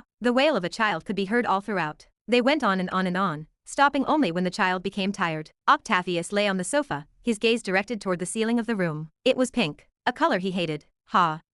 His chest trembled as he took a breath. He turned his attention to the right, where a glass pane stood, and looked at his own reflection in the pane. His eyes were sunken in, his hair was a mess, and his clothes were a mess as well. Who is he? Octavius found himself questioning the look of the man that was reflected on the glass. Was that supposed to be him? He looked nothing like him. That is not me. He tore his gaze away from the mirror, adamant in his belief that he was merely seeing things. Oh wah. Right then, the child began to cry again, and Octavius turned his gaze toward the small girl who was laying on the white crib opposite him. She is probably hungry, right? It was the only thing that could explain why she was crying. Octavius blinked a few times before leaning his head against the sofa and turning his attention to the bottle of milk that was sitting next to him. After pondering for a while, he chose to leave it where it was and continued to listen to the child's cries. Oh wah. The cries continued and stopped in cycles. Sometimes they would go for hours, sometimes for minutes, before stopping. Octavius spent his time listening to them with his eyes closed. It was the only sound that filled his empty heart. The only sound that reassured him that he was not alone. Losing my emotions. It was not purely just for the sake of power. I just wanted to forget, numb myself from the pain. They call me strong. The strongest human. If only that was the case. I am not strong. I am just a coward. Ashton City Community Orphanage. Octavius stared at the sign in front of him. It belonged to a small chapel, and he could hear the sound of children playing in the background. They seemed rather happy. In his hands was a small girl that was quietly resting with her thumb in her mouth. His lips trembled as he gazed at the orphanage in front of him. When he lowered his hand to gaze at the young girl in his arms, he found himself torn. This is for the best. He did not want to, but he knew this was the best decision he could take. He was a danger to her. For her, he could not allow himself to be near her. He wanted to love her with all of his heart, but he was too broken to love her. He did not deserve her. Ha. His chest trembled once more as he gazed at the orphanage in the distance. Closing his eyes, he firmed himself to move forward. Just that. Dada. His feet came to a sudden stop as a sweet voice called out for him. Octavius felt his entire body freeze at that moment, and he lowered his gaze to meet two innocent eyes looking directly at him. They were so pure. Dada. She called out again, her little hands reaching out for his face. Octavius's lips trembled, and he slowly brought his head toward her. Her hands soon touched his cheeks, and she let out a series of soft giggles. Octavius let out a soft whimper as he heard her laugh. He suddenly found that his legs were frozen, and the orphanage in the distance was a lot further than he had originally thought. Throb. His chest throbbed and soon something trickled the side of his lips, dyeing bits of the ground in red. Hi. The young girl continued to laugh as she pulled his hair and played with his face. Please stop. The more she did that, the greater the pain that Octavius felt. His resolve was starting to wane. No, I cannot allow that. He grit his teeth. The orphanage inched closer. It was no longer as unreachable as it was before. He was a danger to her. He could not allow her to stay with him. Come, Melissa, be obedient. With a wave of his hand, the little girl, Melissa, closed her eyes and fell asleep. Feeling her rhythmical breath, Octavius took a deep breath and turned his gaze toward the orphanage once more. He gently kissed her on the head before moving forward. Hello, is there anything that I can help you? Meeting him at the entrance of the building was a nun holding onto a small broom. She had a soft smile on her face and seemed rather friendly. When her gaze landed on the little girl in his hands, she came to an understanding. You want to leave her here in the orphanage? Octavius swallowed before nodding his head. Yes. Oh my. The nun looked quite troubled. Just before she could say anything else, Octavius took out a black card and handed it to her. There is over 12 million in the card. Please take it. The nun looked surprised when she saw the card. Looking back at Octavius, she asked, You seem rather wealthy. Why are you leaving her here? Octavius smiled at her, but did not answer. He pushed the card forward. Please. The nurse stared at the card for a moment before setting the broom to the side. She then headed toward the entrance of the orphanage. Octavius felt his heart drop when he saw this, but just as he was about to turn and leave, he heard her voice calling for him. If you do not mind, why do you not follow me into the orphanage? I am sure you would want to see the place before sending your daughter here, right? Octavius's eyes lit up when he heard her voice and quickly followed her in. Thank you. The chapel was rather small, with wooden benches on the side and stained glass all over. The place was dimly lit and its center was a small statue. It was a man holding onto a book. Who is that man? For some reason, Octavius felt drawn toward the statue in the middle. He felt entranced by it. The nun smiled and walked up to the statue. She moved to its side and looked at Octavius. This is our protector. Protector? Indeed. The nun smiled warmly. He is the one that grants us strength. He is the one that grants us food. He is the one that grants us protection. What? Before Octavius could say anything else, the world around him suddenly turned white. Chapter 744. Who? I took a deep breath. As I moved away from Octavius, who was lying down on the ground in front of me, I experienced a range of conflicting feelings. This is as far as I can extract. I was only able to retrieve a limited number of memories from his mind before my abilities started to fall apart, and I was ejected from his consciousness. It was the first time that something like that had occurred, and I must admit that it caught me off guard. That being said, I had seen enough. The orb must be a defensive mechanism to stop anyone from prying any deeper. A pity it stops right when things were getting spicy. It was the only explanation that I could think of at the moment. Thinking back about his memories, I wasn't sure how to react. I somewhat expected this after seeing Melissa's memories, but this runs deeper than I originally thought. I finally found the answer to a lot of the questions that had been plaguing me for quite a while. So this is why Kevin sent me over here. It was to make me realize that there was another power within the world that was controlling everything from the shadows. While I wasn't completely sure of its purpose, from what I'd witnessed, it appeared as though its goal was to eliminate and stop all those that had certain levels of talent, leaving only Octavius to reign at the top. He was someone whom they had full control of. The real question is, who is the one controlling everything? It had something to do with the records. That I knew, but I wasn't sure if it was the records themselves. Protector of the seat of diligence? Was that what he said? My brows furrowed as I pondered over the memories I'd witnessed. It was then that I heard a slight groan coming from beneath me. Octavius slowly opened his eyes, and our gaze met. Staring at him, I extended my hand and thin white threads forced themselves out from his body, before moving toward my direction and entering the palm of my hand. With each passing second, Octavius's eyes became clearer and clearer, and once I reached the point where I could no longer take in any more of the white thread, his eyes turned completely clear.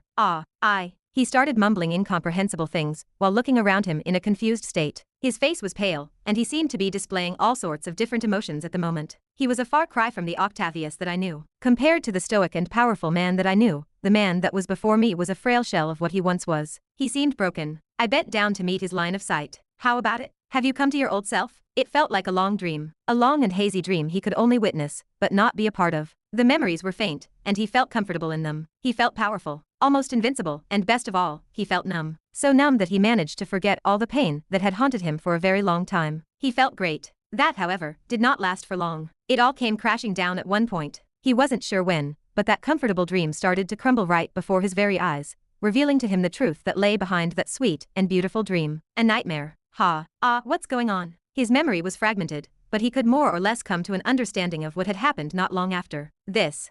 He lowered his head to stare at his hands. His lips were dry, and his body was weak. He felt pain all over, and most importantly, he felt his chest ache once more. Waves of different emotions came crashing down on him all at once, as different images appeared within his vision, displaying all the things he'd done during that one long dream. There were many of them, and all of them were of him doing inexplicable things. Killing, blackmailing, kidnapping. The more he witnessed, the more he felt that he was suffocating. It was as if he were in the deepest part of the ocean, surrounded by water, pressuring him from all sides. It made breathing impossible. How about it? Have you come to your old self? It was a soft voice that brought him back out of those depths, and he raised his head. It was there that he caught a glimpse of two deep, blue eyes staring directly at him. Though fragmented, Octavius had an idea of who he was. He was the man that had pulled him out of his dream. You.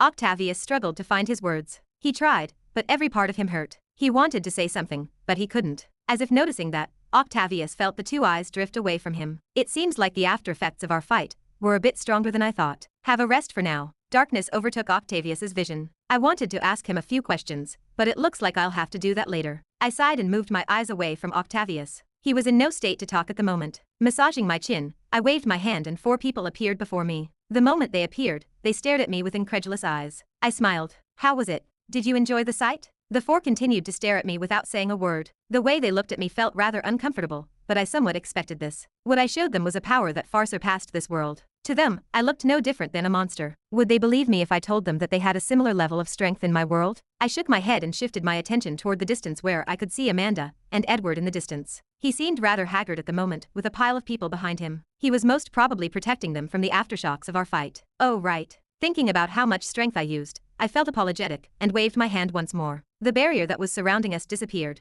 revealing several cars behind. They were in pristine shape. I looked toward the 4 beside me. I'm sure you have a lot of questions, but let's go for now. There are a few things I still need to figure out. I looked toward Octavius, and I still need to talk to him. Where would you like to go? The driver stuttered as he gazed at me through the front mirror. I turned to look at the haggard Edward beside me. Is it okay if we go to your guild? He looked at me and blinked several times. I could tell by the look in his eyes that he didn't want to go, but after he swallowed his saliva, he gave the driver the signal to go ahead and leave. Yes, let's go to my guild. It was only after his confirmation that the car picked up the pace and sped through the streets. Several cars trailed us from behind. The car was rather quiet during our journey, but I paid no mind to it. At the moment, I was preoccupied with a different and more problematic matter. Talk. Tisk. Octavius's head smacked against my shoulder, and I pushed him away. This was the third time it happened, and I was starting to get annoyed. He's annoying even when passed out. I pushed his head toward the other side.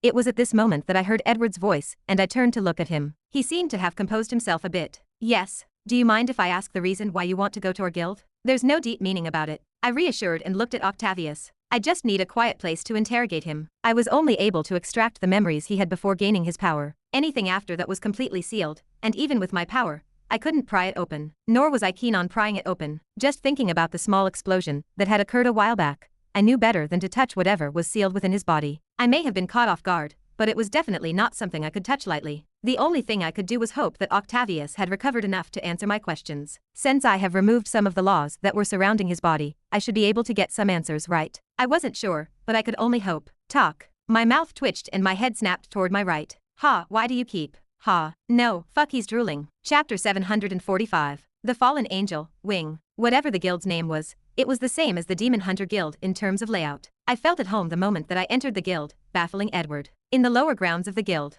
Wake up, you have had enough sleep. I pressed my hand against Octavius's head and channeled my mana into him. He was currently bound on a chair opposite me, and his body jerked the moment my mana entered his body. Ha, where am I? He looked around in confusion before his eyes settled over me. It's you. Somehow he was able to recognize me in an instant. That was a good start. Yes, it's me. Whatever that means, and if possible, I'd like it if you calmed down a little. I wouldn't want him to pass out again. Your head should be a little clearer. You should be able to think for yourself for once. While I didn't know much, from what I was able to figure out regarding the power that was circulating within Octavius's system, it was slowly consuming his emotions. It was essentially turning him into some form of emotionless warrior, sort of like a robot with diluted emotions. I looked at him and reassured him. If you're worried about suffering a potential backlash, don't be. With me here, nothing will happen to you. I've also already caught a glimpse of your memories, and have an understanding of what happened, but I paused. There is still some things that I am unclear about, and hence why I am currently with you. Silence filtered across the room following my words, and I continued to gaze at Octavius,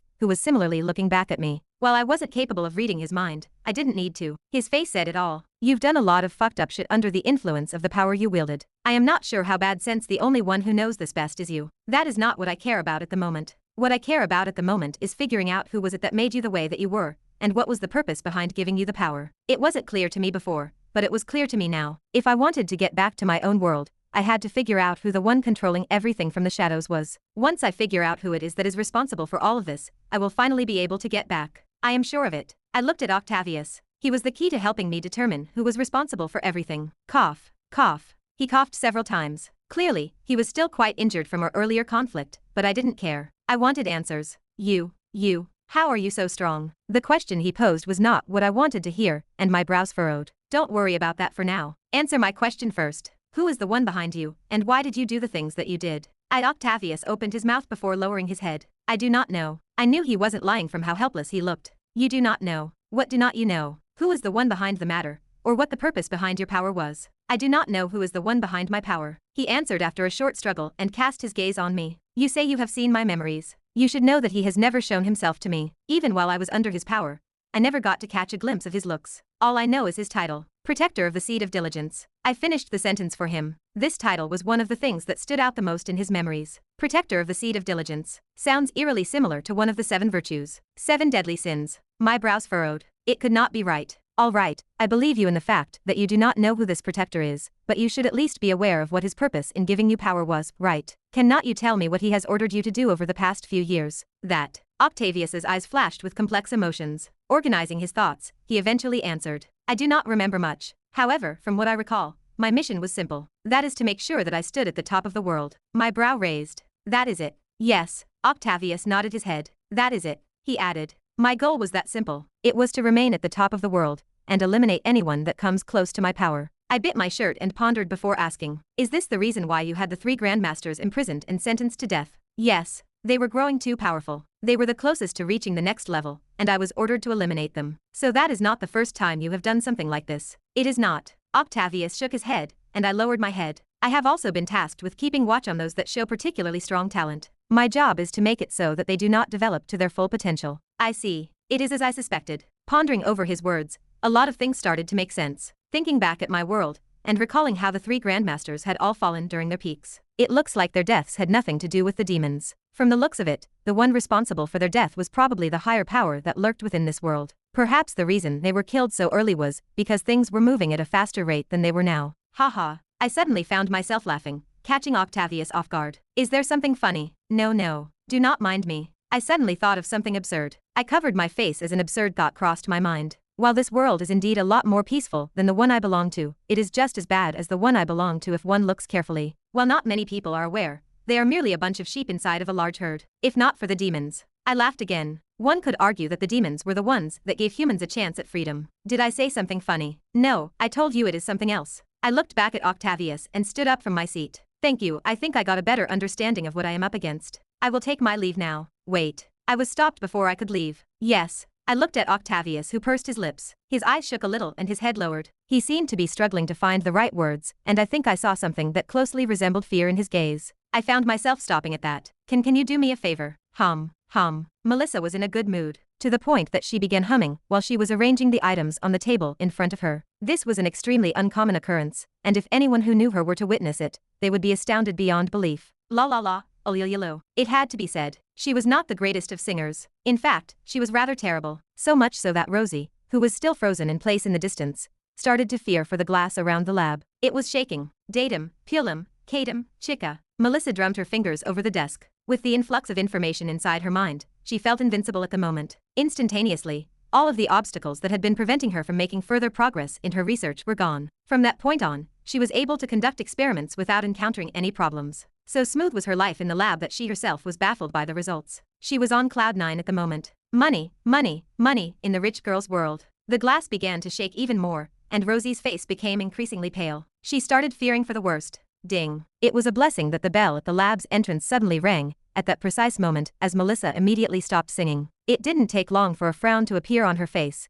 but the thought of all the money she was going to have soon was enough to convince her to go ahead and open the door. Since I'm in a good mood today, I'll let this one slide. When she reached the entrance, she pressed her hand against the side of the door. Her expression froze as soon as she caught a glimpse of the man who was standing on the other side of the door. Her mood instantly sunk after that, and her expression turned gloomy. It's nice that you haven't forgotten about me, father. Chapter 746. Even after he heard his daughter speak in a cool, detached way, Octavius' face did not change. He had long since expected such a reaction. Everything became clear once the power he wielded was no longer with him. When Melissa looked at him, he was able to tell just by looking at her expression what kinds of feelings were going through her mind at that very moment. They were expressions he had seen many times in his life. He was not unfamiliar with them. May I come in? He asked, looking around and frowning at the sight of the frozen girl in the distance. Why was she like that? Why do you have to come in? It appeared as though Melissa did not want him to enter, as she blocked his path. Octavius lowered his head and fixed his gaze on her. She looked the same as she did when she was younger. Perhaps she was even more beautiful. Her angry look is also the same. A long-forgotten pain began to reappear in his chest,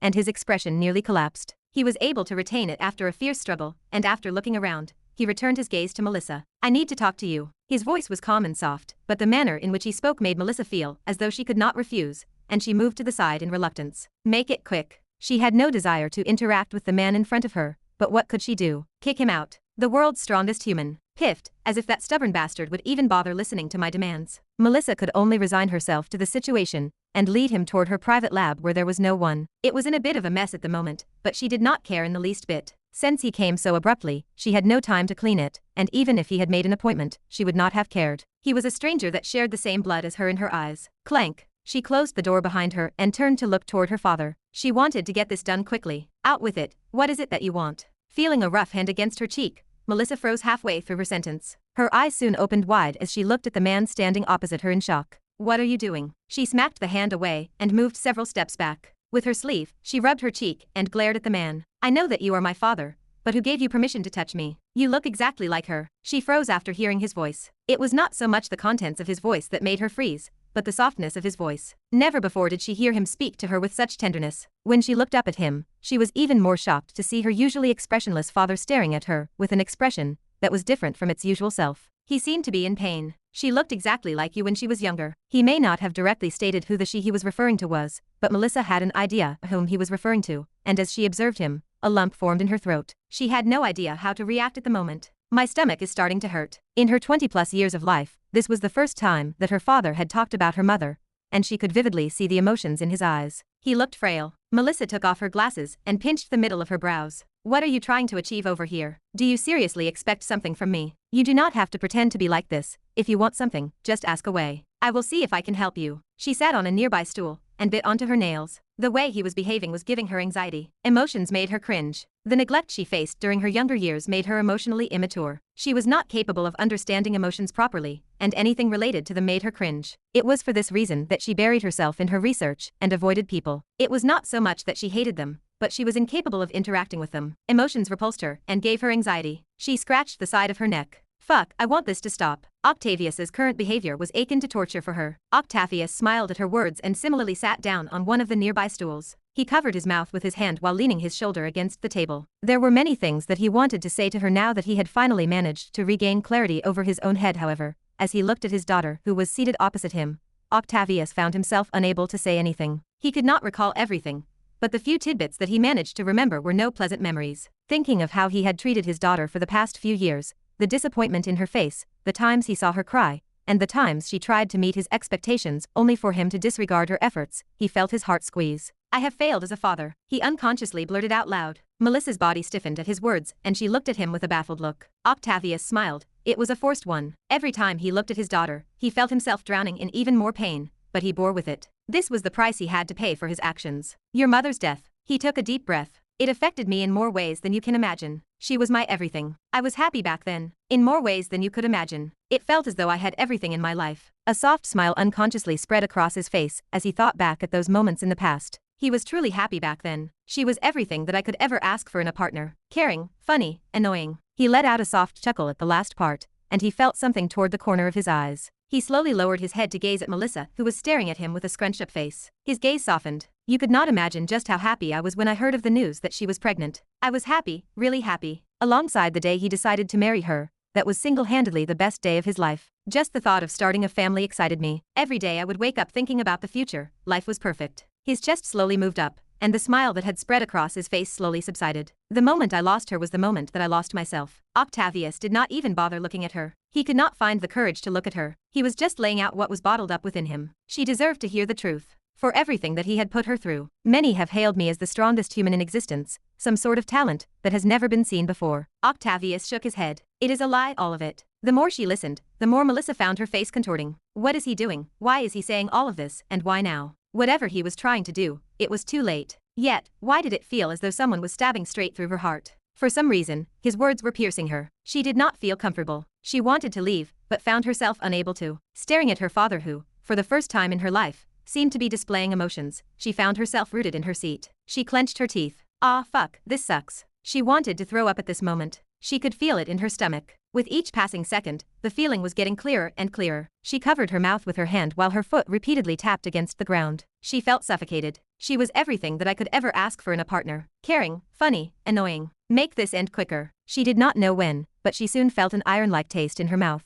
Thinking at how her lips were stinging, she associated it with her lips bleeding. Just the thought of starting a family excited me. Every day I would wake up thinking about the future. Life was perfect. Scratching the side of her neck, she soon started to notice that her hands were sliding against something wet, and when she looked, she realized it was her own blood. Make this stop. I hate this, stop. Melissa. Hearing her name being called, Melissa raised her head. It was there that she found her father staring at her with a smile. It was a forced one, and droplets were streaming down the side of his cheeks. I am sorry. Blurg. She threw up. Chapter 747. Swoosh. A sword streaked through the air, cutting through it in a swift manner, and giving rise to a whistling sound. Sweat trickled toward the ground, quickly evaporating the moment it touched it. Swoosh. Amanda swung her sword again. You are not fitted for the sword. Her grip on the hilt tightened, and she found herself swinging with even more force as her teeth clenched tightly. Bastard. She wanted to refute his comments. They were denying her efforts and the blood, sweat, and tears she shed to get where she was. It was denying her efforts. Every time she thought back at his face and the condescending look he gave her as he said those words, Amanda found herself hating him more and more. It is just that. What if his words are true? She stopped swinging the sword and lowered her hand. What if the words he said were not a lie and were the truth? But how is that possible? There is no one within my age group who is as strong as me. There is no way what he said is true. She was trying to convince herself, but thinking about the strength that he displayed, Amanda found herself starting to doubt herself even more. She looked at the sword in her hand. Perhaps. Clank. The door to the training ground suddenly opened, and when Amanda turned her head to see who had entered, her face crumbled. It was him. Someone looks a bit hostile. I could feel Amanda's glare from the other end of the room. She did not look all too pleased with my presence. What are you doing here? This training ground is occupied. Oh, I know. I nodded my head and continued to move forward. Amanda was dressed in a form-fitting uniform that accentuated her curves beautifully, and she had her hair pulled back into a ponytail. However, even though she looked very alluring at the moment, the thing that caught my attention was the sword that she was holding in her hand. You still have not changed your weapon? I was hit by a more powerful glare. Who are you to tell me what I should do, and what I should not do? Haha. I found myself laughing at her tone. She was being incredibly cute at the moment. Is there something funny? If looks could kill, I would probably be dead a million times over. Sadly, looks could not kill. Maybe when my charm levels up. That would be interesting. No, do not mind me. I just think that your reaction is quite cute. I extended my hand, and my sword appeared in my hand. Amanda frowned at my words and took several steps back. She had a sudden look of understanding. Is this how it is? Did you purposely say that I am not fitted to the sword so that I would develop some sort of interest in you? She looked at me in disgust. If that is your goal, then I suggest you give up. I have no interest in a squid-looking man like you. I found myself freezing on the spot. Oh, did I hit the spot? Were you actually trying to use this chance to flirt with me? The level of disgust on her face increased, but I did not care. At that moment, I felt something within me snap. Did she just call me a squid-looking man? I found myself grasping for my chest as I felt something prick it. It hurt. Me? A squid-looking man? No. I am sure she is just saying this because she is angry with me. Yeah, it had to be that. It could only be that. Hugh. I took a deep breath and recovered my composure. All right, let us not fall for her taunts. She is clearly just angry. I smiled at her and removed my sword from my sheath. Amanda's eyes narrowed when I did so, and she took several steps back. What are you doing? Were you so hurt by my words that you now want to silence me? My mouth twitched, and I shook my head. You are misunderstanding. I am not trying to do anything of the sort. I am just going to spar with you and let you understand why I said what I said. I took another deep breath. I did not say what I said back then just to insult you or flirt with you. The reason why I said what I said is because I truly do think that you are not fitted with the sword. While she may not realize it just yet since she was too weak, the moment that she broke into a - rank, she would definitely come to realize the flaws within her swordsmanship, and by then, it would be far too late for her to fix. She may not be the same Amanda from my world, her current personality being a dead giveaway, or perhaps not even be real, but I felt compelled to correct her at the moment. Actually, come to think of it, who was it that told her to use the sword? It was definitely odd that Edward did not notice the flaws in Amanda's swordsmanship, but thinking that he was not yet S- rank, I could only attribute it to the fact that he was simply not yet strong enough to tell. Let us be serious for a moment. Show me what you have got. I urged her on by pointing my sword in her direction. She did not seem convinced regarding the spar, so I pushed further. Come, you are about to spar against someone who is far more powerful than the strongest man in this world. I am sure you can set aside some misgivings to learn from me, or... I purposely stopped while narrowing my eyes at her. Are you afraid that my words are right? That seemed to have done the trick. Instantly, Amanda unsheathed her sword and aimed it at me. Her face was as cold as ice. Fine. She stepped toward me and swung at me. Tisk, as expected. She is really not talented with the sword. It was the second time that I sparred with her, and it became even clearer to me that this was not it. Clank. Too obvious. I slapped the side of the blade, making Amanda lose her balance. Landing softly on the ground, she punched me again. Clank. Too wide. Clank. Your movements are wrong. Clank. Oof. Even my grandma is more flexible than you. Your movements are way too rigid. Clank. Really? I grew more and more disappointed as time went on, yet at the same time, I found myself enjoying every bit of the time I was spending with her. It was really fun. I soon lost track of time. It could have been an hour, 2 hours, or even more, but we just continued to spar on and on and on. It was only after Amanda was completely gassed that we finally stopped. Ha, ha. Her heavy breaths echoed throughout the training grounds. Though faint, I could see that the edges of her mouth were curled. She must have enjoyed herself. I am glad. I sat down next to her. No matter how different she was from my Amanda, she was still her. Convinced yet? Nope. She shook her head. Unlike before, her tone was not as venomous. I massaged my forehead. Ugh, you are really stubborn. Get used to it. Haha. I laughed. She was quite the character. Maybe when I come back, I can share my memories with Amanda. I wonder how she will react. I grinned when I thought that far. Hey.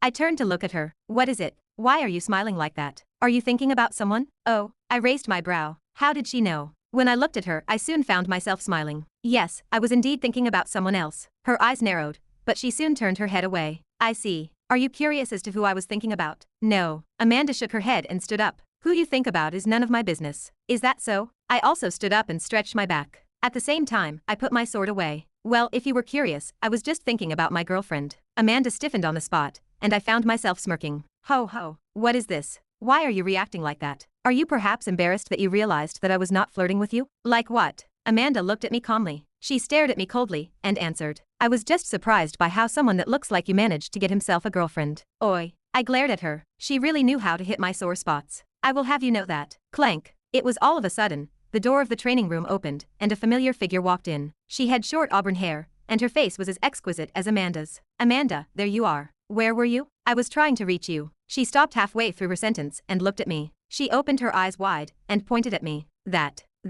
Who is he? Your boyfriend? No. Amanda cut her off before she could finish her sentence. He is just someone who I was sparring with. Oh. Emma nodded, not entirely convinced. Were you sparring the whole time? Yeah. What for? He said that I am not fit for the sword. What? Emma opened her eyes wide and looked at me. Are you serious? Did he actually say that? Yeah. Amanda nodded her head. He seems to think the opposite of your dad. Is she talking about Waylon? Was he the one who suggested Amanda was a better fit for the sword? Ugh. Emma shook her head. And what is the result? Was he right, or was my dad right? Amanda smiled while she looked at me. Well, I do not know yet. So far, I still do not believe him yet, but we can only ask Oliver later. I blinked twice. Oliver? Who is Oliver? Chapter 748. I am sure I heard Oliver. Did I hear wrongly? I did not think so.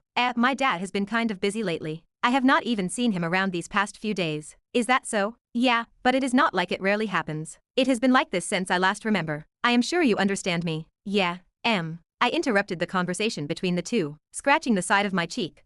I altered my gaze between Amanda and Emma before finally settling on Emma. What did you say that your father's name was? Emma looked at me strangely. You do not know who my father is. She paused and furrowed her brows. No, never mind. It is not like he is some sort of big-shot celebrity. Why should I expect everyone to know his name? His name is Oliver. Amanda answered for her, and I found myself blinking several times again. Oliver? Yes. Only after Amanda confirmed it once more was I finally convinced that I did not hear incorrectly. Oliver. Why is his name different? This was not the name that I knew of. I looked at Emma. By chance, do you know of anyone that goes by the name Waylon? Perhaps he was still called Waylon, but went by a different name in front of people? It was not impossible. Or so I thought. Waylon? No, I have never heard of him before. Emma looked at Amanda. Do you know what he is talking about? No. I see. I had no choice but to give up when I saw that neither of the two knew who Waylon was. I guess it makes sense in some way. Even though everyone I interacted with in this world had the same name as the ones in my world, it was not impossible for some others to have names that were different. After all, this was a different world, and its history was completely different. The fact that their names were the same was the odd part. Well, whatever. I shrugged the thought off. It did not seem like a big deal.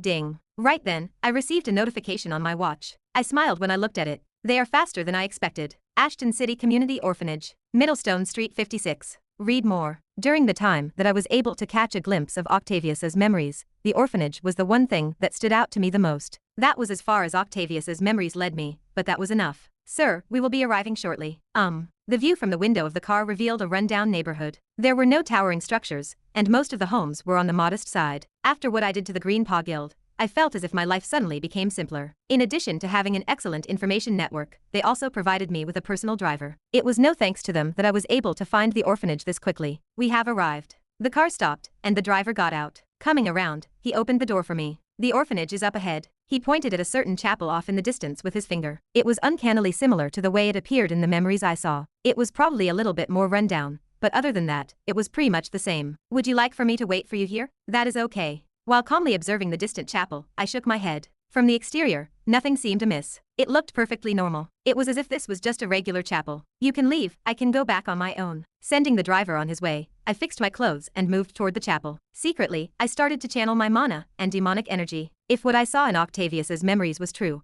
then whoever this protector was, they were not something that I could make light of. Welcome to the orphanage. How may I be of assistance? Greeting me was a nun. She was a different nun than the one from Octavius's memories. She seemed rather young, and what particularly struck me were her deep blue eyes. I greeted her politely. I just wanted to take a look. You see, my wife and I have been thinking of adopting. Ah. The nun's eyes lit up, and she smiled brightly. Why, if that is not great news? She led me toward the chapel. Come with me inside for a moment. I will contact the head nun and let you see the children. Thank you. Creak. The wooden door creaked as the nun pushed it open, revealing a dark interior lit only by the flickering flames of a few candles. The air was heavy with the scent of incense and decay. When my eyes adjusted to the dim lighting, I looked around to notice the pews were draped in tattering black cloth, and the walls were adorned with faded paintings that were no longer discernible. There was something unsettling about the paintings, but I could not quite make out what it was. There it is. At the center of the chapel stood a familiar statue. Its marble surface was chipped and stained, clearly from the wear of time. My feet came to a stop, and I stared at the statue from where I stood. It looks normal. The statue was just a statue. Observing it from where I was, There did not seem to be anything odd about it. I thought I would be able to notice something since I can now control a bit of the laws, but it did not seem to be the case. Are you interested in the statue? I heard a distant voice. When I looked up, I saw an elderly nun making her way toward the statue. I squinted my eyes at her presence. She seems familiar. She made a favorable first impression on me. Something about being in her presence was soothing, and it made me want to put my faith in what she had to say. But it was that sort of impression that made me warier of her. Still, I did not outwardly display my wariness and merely smiled at her. I am indeed interested in the statue. I took a few steps forward and curiously looked at the statue while pinching my chin. I have been to many churches in my life, and I have never seen such a statue before. I was just wondering who the statue is depicting. A question I am very used to. The nun smiled, caressing the statue next to her. Our chapel does not belong to a religious branch. You can say that this statue does not depict a god.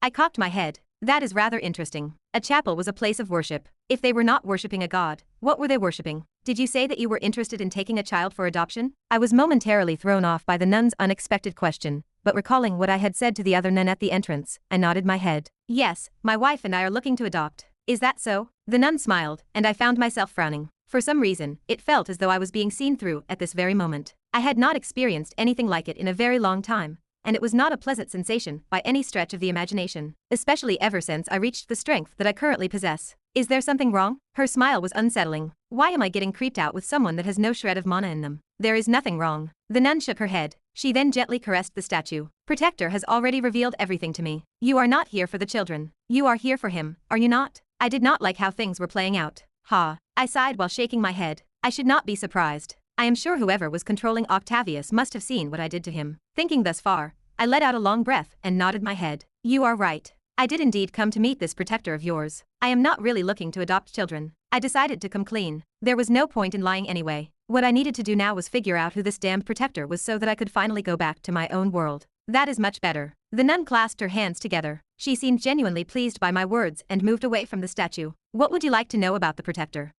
Her words caught me off guard. Am I not going to meet him? Meet him? The nun's eyes squinted at my words. You wish to meet the protector? I thought I made that pretty clear. That is not possible. The nun shook her head, her eyes closing into thin slits. The protector is not someone you can meet as you please. They have far more important tasks at hand than meeting with the likes of you. Even after everything that I did to Octavius and the power I displayed, this so-called protector refuses to meet me? As if I believe that. Tasks? Like what tasks? Keeping balance. The nun replied, her tone reverent. The protector is in charge of keeping the balance in this world. Balance. I almost laughed at her words. Is keeping balance the same as eliminating those who have talent? This became pretty obvious to me after I heard what Octavius had to say. What this so-called protector did was nothing short of cleansing those who had a certain level of talent and accomplishments. Yes. The nun nodded, admitting everything rather quickly. I was taken aback. She is not even going to deny it? That is indeed one of the many roles of the protector. There are more roles? Indeed. The nun replied. The protector is also in charge of blessing the world. Wait. I had a sudden thought, and my eyes opened up. When you mean by blessing, you cannot be saying. It is indeed as you are thinking. The nun cut me off before I could finish. You and the people of this world should be thankful to the protector. If it were not for the protector, your world would have never gotten into contact with mana. Chapter 749. It first started with the first cataclysm, a shift in tectonic plates all over Earth, moving countries from where they previously were, and producing tsunamis and earthquakes in the process. By the end of the first cataclysm, the world map changed completely, creating one supercontinent. Many hypothesized that the first cataclysm occurred so the Earth could acclimate to the mana that would soon enter the planet. It made sense, and I also believed it was the case. I was wrong. So you're telling me the first cataclysm wasn't something that occurred naturally, but was instead done by this so-called protector? The first cataclysm, as the world named it as such, was the day that the protector blessed this world with his presence. The nun looked at the statue with reverence. His mere presence brought change to this world. What? The more she spoke, the more confused I become. Despite that, I somewhat understood some of her words. Is she implying that the first cataclysm happened because he came to this world? How powerful was that? Mana was a gift that the protector bestowed upon us from the goodness of their heart. The nun paused, looking at me with a clear smile. Since they bestowed upon us this power, it is only fitting that the protect decides who should keep the power and who shouldn't. Am I right? I think I've heard enough. What she said. It was enough to make me understand what was going on. Why did the protector bless us with mana? If they were too afraid of us getting too much power, why even give us the power in the first place? It made no sense. The motives of the protector aren't things that the likes of us can understand. The nun replied. We must appreciate what they have already blessed us with. Right. I found myself tearing my gaze away from her and focusing it on the statue. Is this what you were trying to show me, Kevin? This so-called protector? While I wasn't sure about the specifics behind this so-called blessing, I knew for a fact that it had something to do with the records. The clues were there. The laws in Octavius's body, Matthew's words, the nun's words. Everything linked to the records. Whoever this protector was, they were most likely with the records, perhaps even their creation. This protector of yours. I looked at the nun. There was something else I was curious about. Do they have a name? Protector of the Seed of Diligence. That was more of a title than a name. I'm sure, whoever this protector is, they must have a name, right? Or do they just go by titles? Name. The nurse looked at me incredulously. How would the likes of me know? The true name of the protector is not something we can know. Only protectors can know the name of other protectors. There are others? This. I somewhat expected it. It looks like my earlier hunch wasn't wrong. Perhaps the term diligence was truly the same diligence as the one in the 7 virtues. Wouldn't this mean there are 6 other of these so-called protectors around? I found myself frowning at the thought. One was already scary enough. 6 more? I could only shudder at the thought. Creak. The wooden door of the chapel creaked, and I broke free from my thoughts. When I raised my head, my eyes paused on a certain figure. He looks familiar. That was the first thing I thought when my gaze paused on him. It was so dimly lit that I was unable to get a good look at who had just entered, but the moment I laid my eyes on them, I felt a sense of familiarity. Ah, if it isn't our most esteemed benefactor. I was surprised by the nun's words as I turned to see her rushing toward the man who had just entered the chapel. Following her back, I heard a certain voice, and my breath stopped. Sister Viviana. It's nice to see you again. If it isn't little Oliver. It's so nice that you visit us despite being so busy. It's what I must do. Are these gifts for us? It's just a little something I picked up while coming here. Don't mind it too much. Why aren't you kind, Oliver? Oliver? Waylon? I now understood why I felt that he looked familiar. Upon casting a closer look at him, the man that stood before the nun was indeed Waylon. He looked exactly the same as I remembered. Uncannily so. Oh, how rare. It looks like you have visitors today. Finally taking notice of me, Oliver smiled and waved his hand at me. I smiled back and waved at him. It's nice to meet you. What have you come into this rundown place for? He walked up to me while looking around the chapel. It isn't often that I come to visit, but it's usually just me and Sister Viviana. I've never seen anyone else here. You can say it's a breath of fresh air. Is that so? The way he carried himself and his speech was the same as the Waylon that I knew. I've been coming here for the past 2 decades, and you're the first person I've seen come into this orphanage. Past 2 decades? I looked at Waylon in surprise. He's been coming here for the past decade? Oh yes. He's such a lovely young man. Each time he comes, he always brings gifts for us and the children. The nun, Sister Viviana, patted Waylon on the shoulder. We would have been in quite a lot of trouble if it weren't for him. I must say, he really is a sweetheart. You flatter me too much.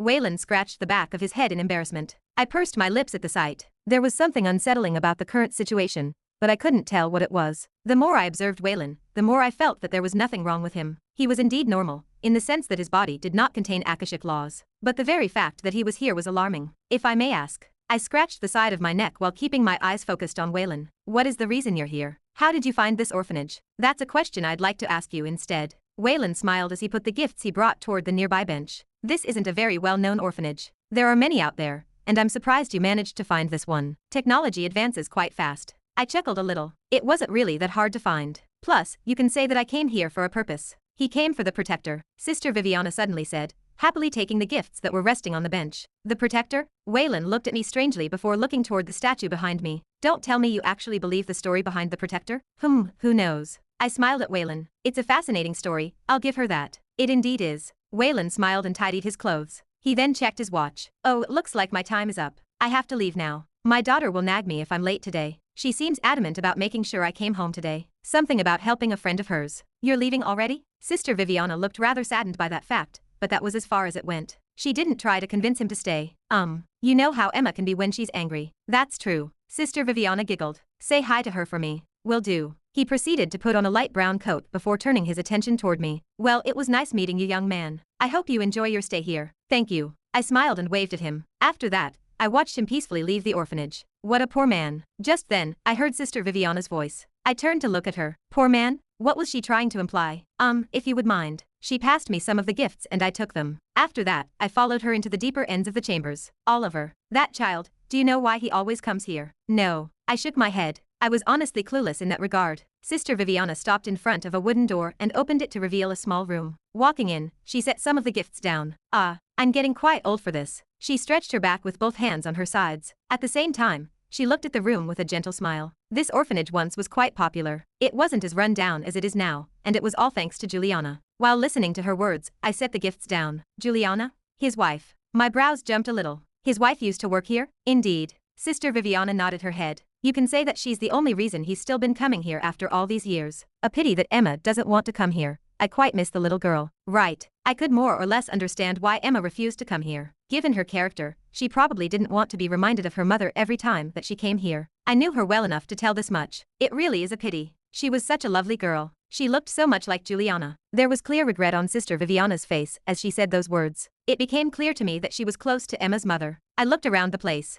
I think it's about time I leave. I'm satisfied with what I've learned. Ah, is that so? That's a pity. Sister Viviana reluctantly said, placing her hand over her cheek. I wanted to show you the children. Maybe next time. I smiled at her. Next time it is. She opened the door for me, and we both went out. Young man, just a reminder before you leave. Hearing her voice, I turned to her. Don't let yourself be led astray. Choose the right side. Chapter 750. Don't let yourself be led astray. Choose the right side. Don't let yourself be led astray. Choose the right side. Don't let yourself be led astray. Choose the right side. Ha. I laughed when I thought back on those words. Was she threatening me? It sure as hell sounded like one. It didn't matter much to me anyway. Whether it was a threat or not, I already knew which side I was on. There was no need for her to remind me. Walking around the empty streets in front of me, I mused back on the words Sister Viviana told me. There was quite a bit of information that I learned. So Waylon's wife used to work at the orphanage, ha. But most importantly, I came to learn of a very strange fact. The fact that Waylon's wife formerly held a position at this orphanage was interesting. It clarified why he continued to come here after such a long time.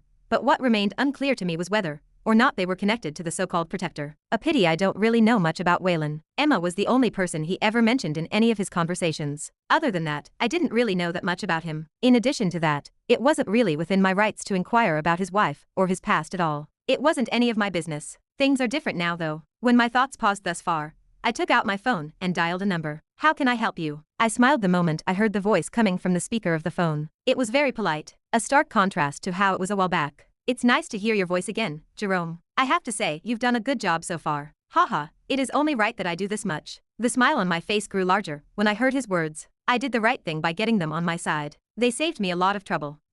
Is there a reason why you've called me? Yes. I paused and looked behind me, at where the orphanage was. Although it was quite a distance away from where I was standing, I was still able to make out the details. Thinking about my time over there, the smile I previously had on my face faded. Search everything regarding the orphanage I sent you previously. Ashton City Community Orphanage. As if the instruction wasn't clear enough, I repeated the full name of the orphanage. I felt as though I was close. Close to finding what Kevin was trying to show me, and closer to finding the key to the identity of this protector. So long as I figured out what was up with this orphanage and who this protector was, I'll finally be able to get out of here. Tell me the date of its founding, its founders, how it was 20 years ago, just any information that you can find about them. Useless or not useless. I want everything. I paused. Don't miss anything, regardless of how trivial it is. It's very important that I know everything about the place. The Rochefield family had a rather sizable main residence. The home could be considered one of the largest in the city with more than 10 bedrooms, 12 bathrooms, and a total floor space of more than 76,000 square feet. Inside the mansion, beside a large oval wooden table. Hear this, Dad. Emma pointed her fork at her father while still chewing on her food with her mouth open. Chew with your mouth closed. Shut up. Amanda sat next to her, chewing her food with her mouth closed and only consuming small portions of the food in front of her. She was considerably more refined than Emma, and if there was one thing she couldn't stand about Emma, it was the fact that she chewed with her mouth open. She hated the sound. Why are you always hounding me about that? Because it's disgusting. Emma rolled her eyes. Whatever. Having said that, she complied with Amanda's request and started eating her food with her mouth close. Swallowing her food, she looked at her father and continued. As I was saying, believe it or not, someone actually said that Amanda is not fitted for the sword. Oh, Oliver's brows raised, and he looked at Amanda. Is what she said true? Amanda nodded her head but did not respond. After chewing and swallowing her food, she wiped her mouth with her napkin, and then she finally spoke. Yes, it's true. That's rather surprising. Oliver sliced the piece of steak in front of him. Did anything come out of that statement? No, not really. Emma answered for Amanda. Amanda said she still doesn't believe him. That's also the reason why I brought her here today. Oliver smiled while bringing the slice of steak to his mouth. You wanted to confirm with me whether I agreed with that statement or not. Chewing on the steak, he cleaned his mouth with the napkin on his lap. Then you don't need to mind those words, Amanda. Do what you feel is right. Back then, I said you were fitted for the sword, because I believe that you are indeed talented in that aspect. Your results have shown me that my words are right. You're indeed quite talented for the sword if you consider your progress. If someone had to rank people based on rank, then Amanda could be considered at the top of the human race. She along with a couple of others, Jin Horton and Emma being examples. You've gotten to where you are with the sword, and if you were to change now, you'd have to start all over again. He paused and put the fork down. It's not worth it. The night's breeze, which was rather brisk, blew her hair in all directions, scattering it all over her face. Amanda supported herself by placing her hands on a metal handrail and raising her eyes to the moon in the distance. It brought peace to her mind. It's not worth it. Amanda gave the words that Oliver had shared with her during the meal a lot of careful thought. You've gotten to where you are with the sword, and if you were to change now, you'd have to start all over again. His words make sense. The more she mused on those words, the more she felt that they were right. As he said, if she were to truly change her weapon, then she'd have to start all over again. By then, everyone she had left behind would catch up to her. She wasn't too sure if that was the right move. What to do? The decision should have been an obvious one. However, when she thought about who had said those words, Amanda couldn't help